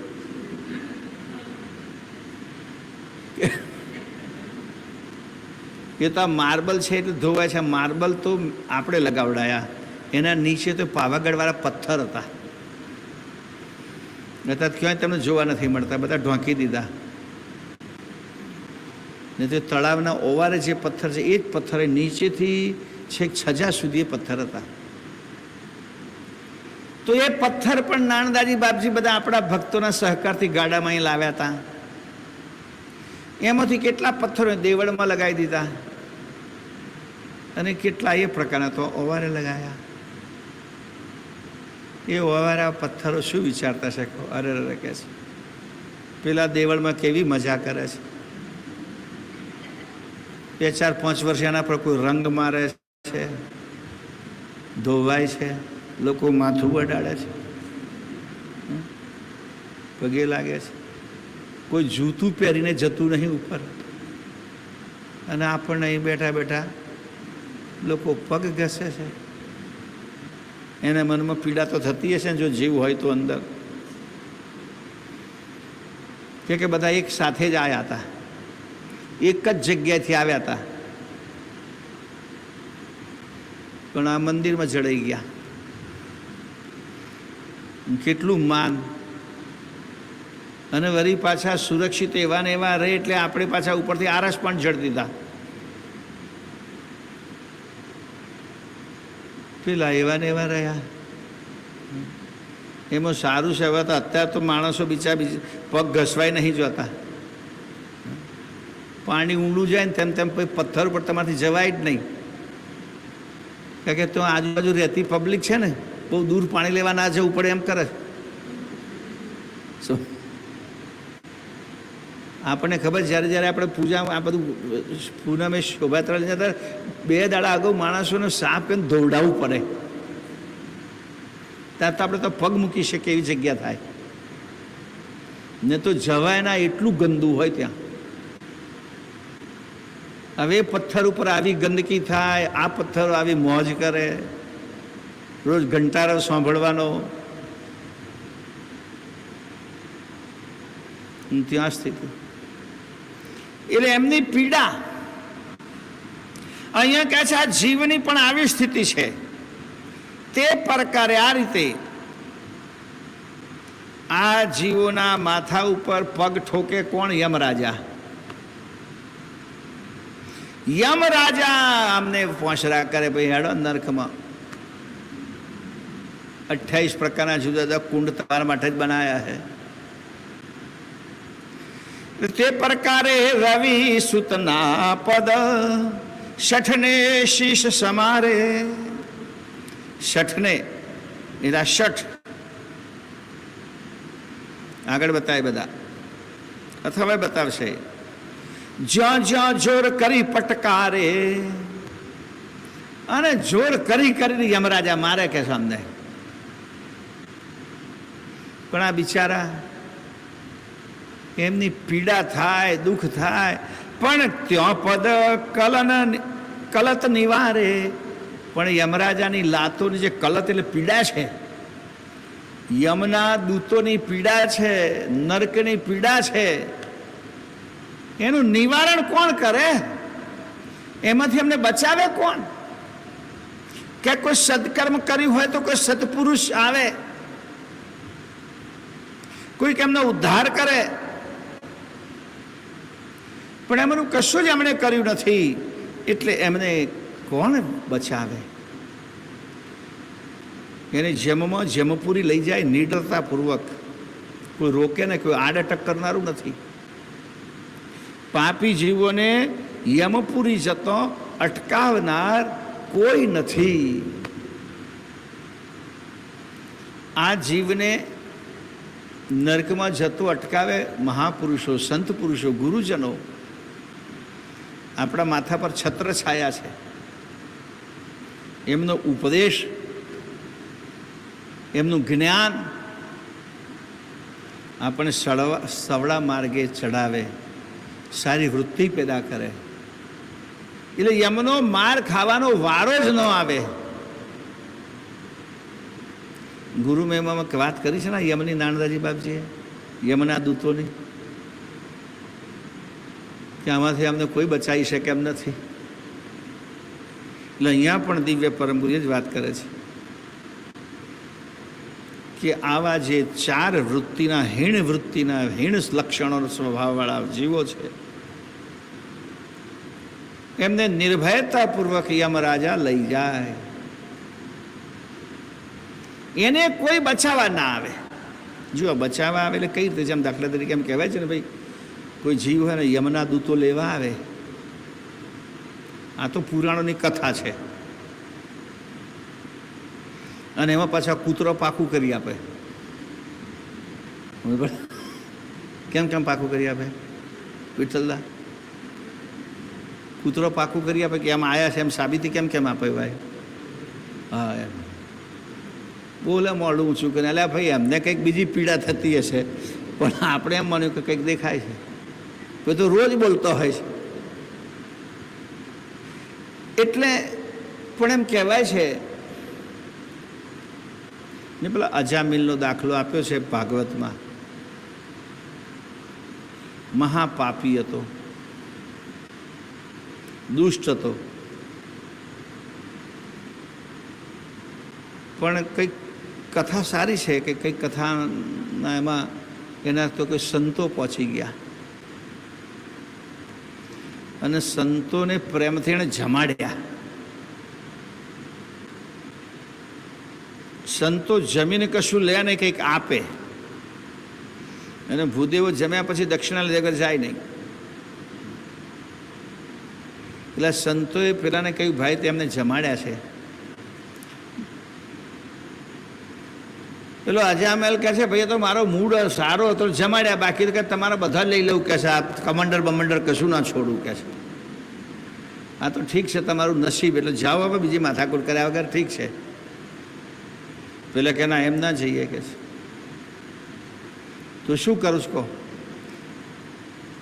તો કે અમારી એક વાત તમારે સ્વીકારવાની છે. શું બોલો? તો કે તમારે ઘેર અમે જોયું કે તમે અમારે રસોઈ પીરસતા હતા, એ તમારી પત્ની, તમારી ભાર્યા, એ સુલક્ષણા નારી, એ સગર્ભા છે. થોડા સમયમાં તો દીકરો તમારો તો પુત્ર જન્મવાનો છે. કે હા તે કહો. તે કે એનું નામ નારાયણ પાડજો, બસ બીજું કશું નહીં. સારું ભાઈ કે જો હણ બાવાની લપ કાઢો અહીંથી કે હા જાઉં નારાયણ પાડી દઈશ કે છે. તો કે છે નારાયણ નામ પાડ્યું. એટલે જ્યારે ત્યાં રસ પરસ ક્યાંક ઘરમાં છોકરું હોય તો છોકરાને બોલાય જ કરવું પડે ને. લા નારાયણ કઈ ગયો, નારાયણ અહીંયા, નારાયણ શું કર્યું. આપણે તો ઘણા બધા લોકો દીકરાનું નામ કૈવલ પાડે છે, કરુણેશ પાડે છે. શીતળા મહારાજ છે આપણા ગામના જ એક છગનભાઈ કઈ હતા, ધારમાં રહેતા, તેમનો દીકરો તેનું નામ કર્ણેશ. બાપા પૂછ્યું એમણે, નેમી મહારાજ છે બહુ ચુસ્ત, મોટા દરવાજામાં એ દીકરો છે, બાપજી નામ પાડી આપો. નેમી મહારાજ છે કરુણેશ નામ પાડ્યો, તારા અમેરિકામાં છે કરુણેશભાઈ. આપણે જીએલએમના ઘરે જવાનું છે, નેમી મહારાજે નામ પાડ્યું હતું કરુણેશ. તો કરતાનું કરુણેશ કરુણેશ બોલાય ને, એમ કોઈનું કૈવલ નામ પાડે. ભલે ને અલ્યા કૈવલ કઈ ગયો એમ કહેતો વાંધો નહીં, કરતા તો અલ્યા થલ્યા જે કહે બધું ચાલે. અંગ્રેજીમાં તું માટે, તું શબ્દ માત્ર ભગવાન માટે જ વપરાય છે, ખબર છે. ભાષામાં તમે કહો ને એક વચનને બહુવચન, આઈ એક વચન, વી બહુવચન, બરાબર. હું એક વચન, અમે બહુવચન. તું એક વચન, તમે બહુવચન. તે એક વચન, તેઓ બહુવચન. તેમ અંગ્રેજીમાં હું એટલે આઈ, અમે એટલે વી, તું એટલે ધાવ શબ્દ છે. તું એટલે ધાવ અંગ્રેજીમાં થાય, અને યુ એટલે તમે થાય. પણ આપણે બધામાં યુ વાપરીએ છીએ. સિંગલ પર્સન માટે પણ યુ વાપરીએ છીએ, અને બહુ જણાવે તો તું ક્યાં જવું છે તો કે વેર આર યુ ગોઈંગ. હવે આર શબ્દ બહુવચન માટે વાપરાય, સિંગલમાં ના વપરાય. પણ બીજા પુરુષ માટે કે ત્રણ પુરુષ, પહેલો પુરુષ, બીજો પુરુષ, ત્રીજો પુરુષ. વ્યાકરણમાં આવું ભણેલા ભાઈ? યાદ નહીં ભાઈ. હું પહેલો પુરુષ, તું બીજો પુરુષ, અને પેલો ત્રીજો પુરુષ. તો બીજા પુરુષમાં તું તમે આવે. તો અંગ્રેજી ભાષામાં એક વચન માટે પણ યુ વપરાય છે, પણ ભગવાન એકલા માટે ધાવ વપરાય છે. ગોડ માટે ધાવ વપરાય છે, બાકી બધા યુ વપરાય. એટલે કે ભગવાન એકલાને તું કહેવાનું, બાકી બીજા બધાને તમે કહેવાનું. તો એ રીતે કૈવલને કદાચ કોઈ દીકરાને તું કહેતો કોઈ વાંધો આવતો નથી. એટલે એ પ્રમાણે પેલાનું નામ કે નારાયણ પાડ્યું, મરણ પથારીએ પડ્યો તારે એણે બોલાવ્યો છે, નારાયણ નારાયણ કઈ ગયો નારાયણ. આ બાજુ યમરાજાના દૂતો આવી ગયા હતા, બહુ પાપ કર્યા, સીધો નર્કમાં નાખવાનો છે. ત્યાં તો વિષ્ણુના વૈકુંઠમાંથી દૂતો આવી ગયા. પેલા કે ભાઈ તમે કે આ તો મહાપાપી છે, ગમે તો પાપી છે કે છે, પણ અમારા નાળને સંભાળ્યા છે, એટલે તમારો હક ના ચાલે. તો કહે છે આ બધાને તો કે આગળ કહી દીધું કે ભાઈ સંત પુરુષના પ્રતાપે એમના સાનિધ્યમાં રહે તો પણ એને સવડું સૂઝતું નથી, અવળું ને અવળું જ કરે. તો એ વખતે જે યમદૂતોનો માર પડવાનો છે એમાંથી કોઈ બચાવી શકે નહીં. એની પીડામાંથી, કલત એટલે પીડા, એની પીડામાંથી કોઈ, એની વેદના, કલ શબ્દ છે એમાંથી કલત શબ્દ પ્રાકૃત ભાષાનો બની ગયો. એટલે કળ નથી કહેતા, હજુ કળ વળતી નથી.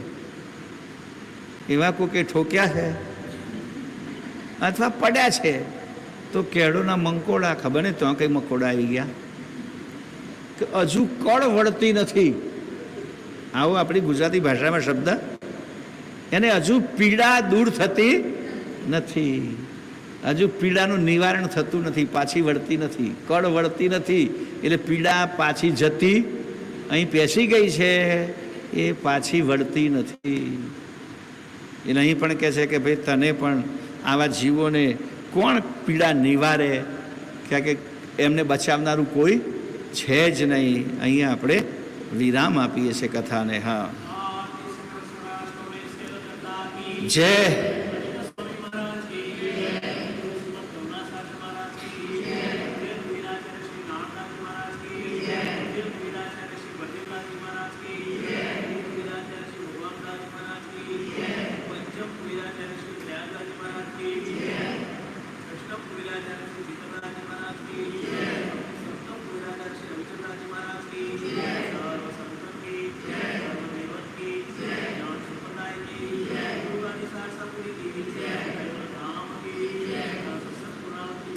સત કેવલ સાહેબ.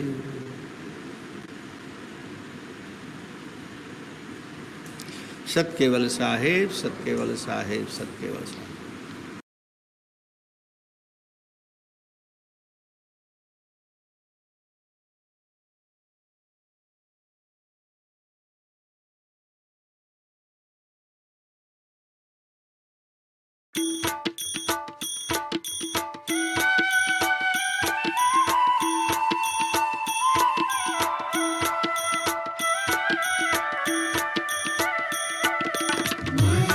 કરી મોઈ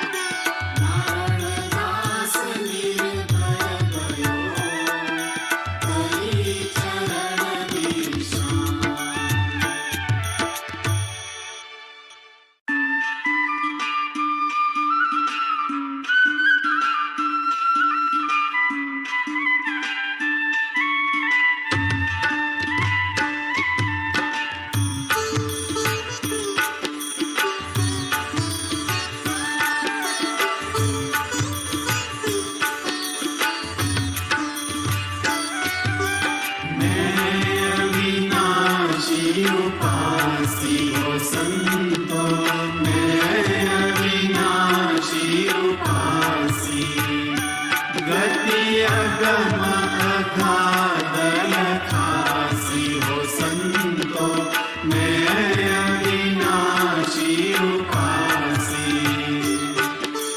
जप तप तीरथ व्रत वेदोगत साधन सिद्ध अभ्यासी सुरत मुरत धरि लगन लगावे तीन लोक पद पासी हो संतो मैं अविनाशी उपासी गति अगम अगाध लखासी हो संतो मैं अविनाशी उपासी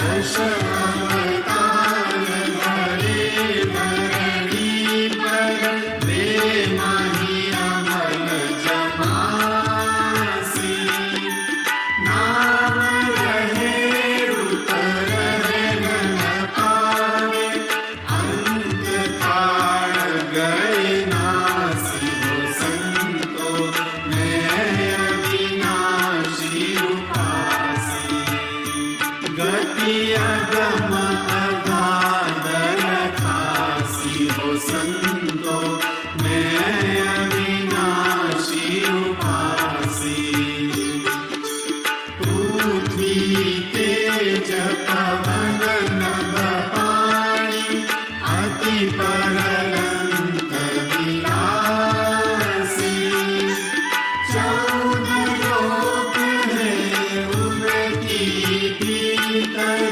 उनकी है झूठी आसी हो संतो मैं अविनाशी उपासी गति अगम अगाध लखासी हो संतो मैं अविनाशी उपासी हाड़ मास रगलोहन चरम ये सिन देह हमासी सोहंग साहिब नाम हमेरा निज कैवल पदवासी हो संतो मैं अविनाशी उपासी गति अगम अगाध लखासी हो संतो मैं अविनाशी उपासी ब्रह्मा विष्णु महेश्वर देवा जेने सृष्टि प्रकाशी महामाया का एक दिवस में अनेक पैर मर जासी हो संतो मैं अविनाशी उपासी गति अगम अगाध लखासी हो संतो मैं अविनाशी उपासी बीते कल्प रहे शक्ति तन ज्योत में जाई मिलासी ये से कल्प रहे सत ज्योति ब्रह्म में जाई मिलासी हो संतो मैं अविनाशी उपासी गति अगम अगाध लखासी हो संतो मैं अविनाशी उपासी ब्रह्म चिदानंद आनंद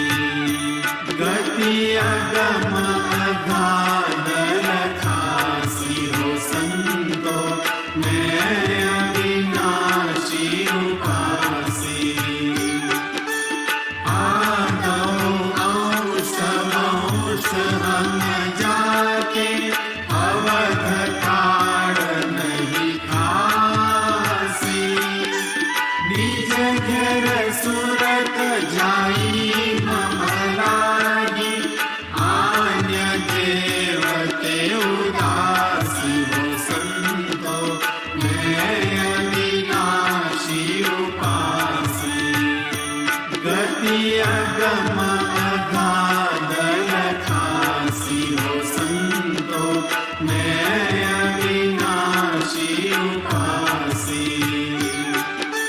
हे कैवल सदोदित पूरण निरालंब निरासी कायम सोई कुबेर कहे नम आद्य पुरुष अविनाशी हो संतो मैं अविनाशी उपासी गति अगम अगाध यथासी हो संतो मैं अविनाशी उपासी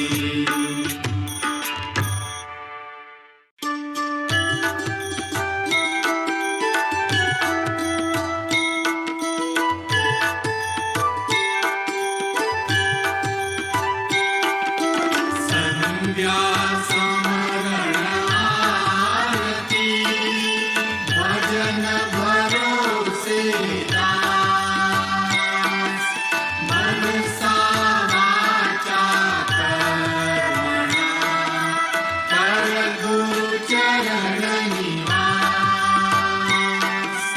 गुरु की कीजे बंदगी कोटि कोटि प्रणाम कीर्तन जानत भृंग तू सोई कले आप समान गुरु मूरत मुख चंद्रमा सेवक नेत्र चतुर अष्टपहर निरखत रहे सोई गुरु मूरत कियो चार चीन हरि भक्त के प्रगट देखावन दे दया क्षमा और दीनता पर दुख तू हर ले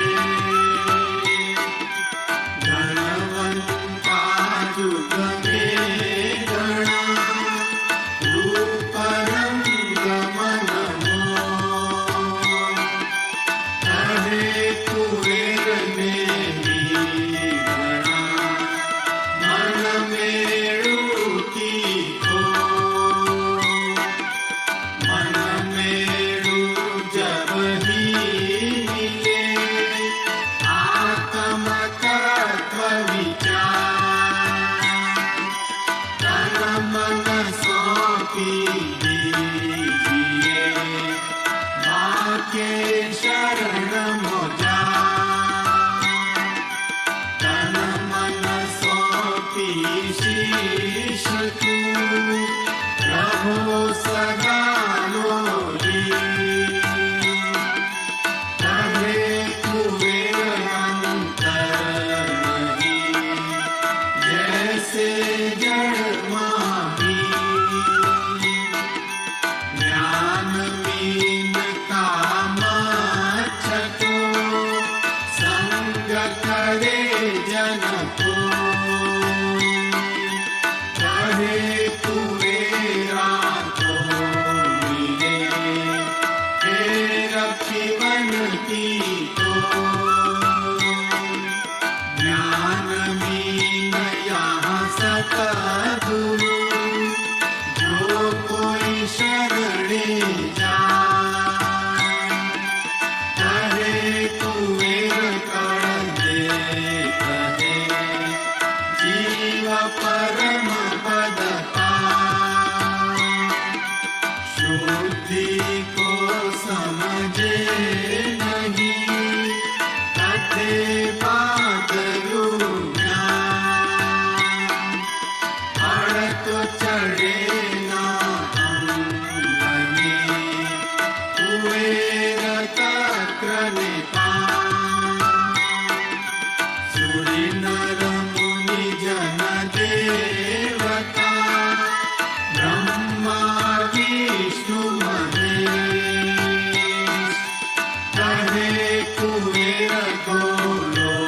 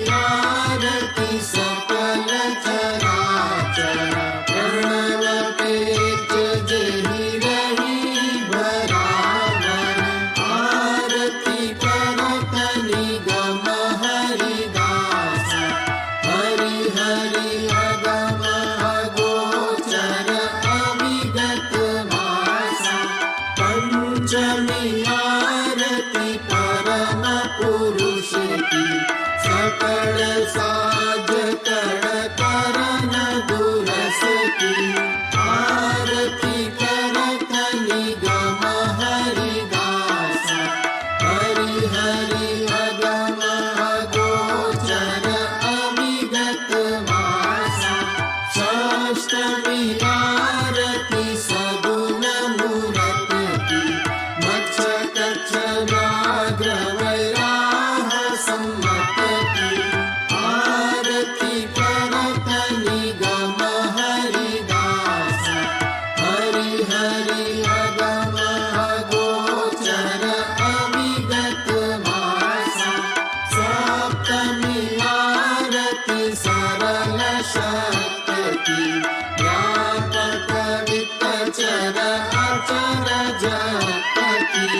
आरती करत निगम हरिदास हरि हरि अगम अगोचर अविगत वासा अष्टमी आरती अंजन आरती परम पुरुष विकास रस की आरती करत निगम हरिदास हरि हरि अगम अगोचर अविगत वासा नवमी आरती नवनिध सिद्ध की सकल सुष्ट रग पूरित सनिध की आरती करत निगम हरिदास हरि हरि अगम अगोचर अविगत वासा दशमी आरती आद्य पुरुष की चेत सेवक पति परम रस की आरती करत निगम हरिदास हरि हरि अगम अगोचर अविगत वासा जाहि परंतु अंतु नहीं कोटिका निज कैवल कारण बिनु उतरिका आरती करत निगम हरिदास हरि हरि अगम अगोचर अविगत वासा दिन के शुद्ध संकल्प संकल्प में अखिल लोक उपजाए पलक में आरती करत निगम हरिदास हरि हरि अगम अगोचर अविगत वासा कहे कुबेर अनेर आरत की भव उत्पन्न बलगन सारत की आरती करत निगम हरिदास हरि हरि अगम अगोचर अविगत वासा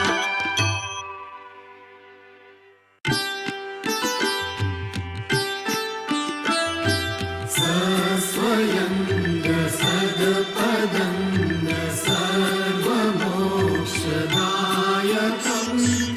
अद्वैतंग अनुश्रुतंग भववितंग ईश्वरे तत्त्विताय तदपदंग साम्रताय साक्षियम् मंगलाय महद्गतंग अहं नमामि गणपति दिवादियंग चैतनंग यदलोकं सहितयं व्यापितंग विश्वयंग अकलिदंग अनुरणे नवगतंग अनुभवे नवार पार अन्तयं सर्वमे स्वच्छन्दनंग जय जय श्री कुबेर कैवलम् आद्य सकृत स्वराज करुणेश कैवल करता की जय। श्री कृष्ण स्वामी महाराज की जय।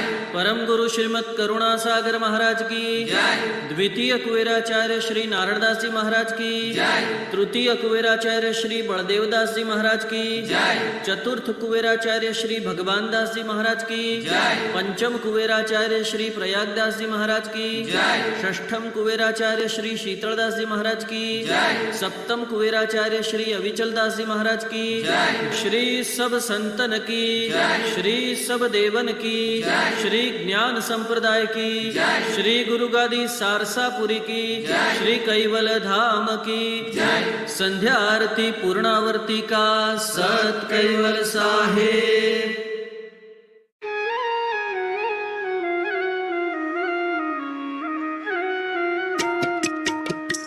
कोटे सुख सेव्य श्री महाराज करुणा सागर राज कोटे सुख सेव्य श्री महाराज संतन के सुख दायक लायक नायक सजन श्रेराज शोभा सुंदर अति अनुपम षोडश चिन्ह धरे साज कोटे सुख सेव्य श्री महाराज करुणा सागर राज कोटे सुख सेव्य श्री महाराज कला खटदश विभूति पूरण परम गुरु जग काज लाए लक्ष्य अलौकिक अनुभव सुरगति नाही समाज कोटे सुख सेव्य श्री महाराज करुणा सागर राज कोटे सुख सेव्य श्री महाराज नवघन श्याम स्वरूप स्वामी नामी कहत दलदाज तेज पुंज प्रकाश पावन करत रहत जन लाज कोटे सुख सेव्य श्री महाराज करुणा सागर राज कोटे सुख सेव्य श्री महाराज चंदन सेज जड़ित सोवर्ण पुष्प पिछोड़ी बिछाद अत्तर अरग की लपट लगावत सुगंध केशर ताज कोटे सुख सेव्य श्री महाराज करुणा सागर राज कोटे सुख सेव्य श्री महाराज सेवा करन सब सूर आए संत सजन को समाज आनंद को अति होत को लाभन हरते गरीब नवाज कोटे सुख सेव्य श्री महाराज करुणा सागर राज कोटे सुख सेव्य श्री महाराज श्रीमत कुबेर सब दास को दल देखी उचरे आवाज नारायण दास आशा पद रजती पूरे पूरण काज कोटे सुख सेव्य श्री महाराज करुणा सागर राज कोटे सुख सेव्य श्री महाराज आद्य सकृत स्वराज करुणेश कैवल करता की जय। श्री कृष्ण स्वामी महाराज की जय। परम गुरु श्रीमद करुणा सागर महाराज की जय। द्वितीय कुबेराचार्य श्री नारायणदास जी महाराज की जय। तृतीय कुबेराचार्य श्री बलदेवदास जी महाराज की जय। चतुर्थ कुबेराचार्य श्री भगवान दास जी महाराज की जय। पंचम कुबेराचार्य श्री प्रयागदास जी महाराज की जय। षष्ठम कुबेराचार्य श्री शीतलदास जी महाराज की जय। सप्तम कुबेराचार्य श्री अविचल दास जी महाराज की जय। श्री सब संतन की जय। श्री सब देवन की जय। श्री ज्ञान संप्रदाय की जय। श्री गुरु गादी सारसापुरी की जय। श्री कैवल धाम की जय। ओढ़ण आरती पूर्णावर्ती का सत कैवल साहेब।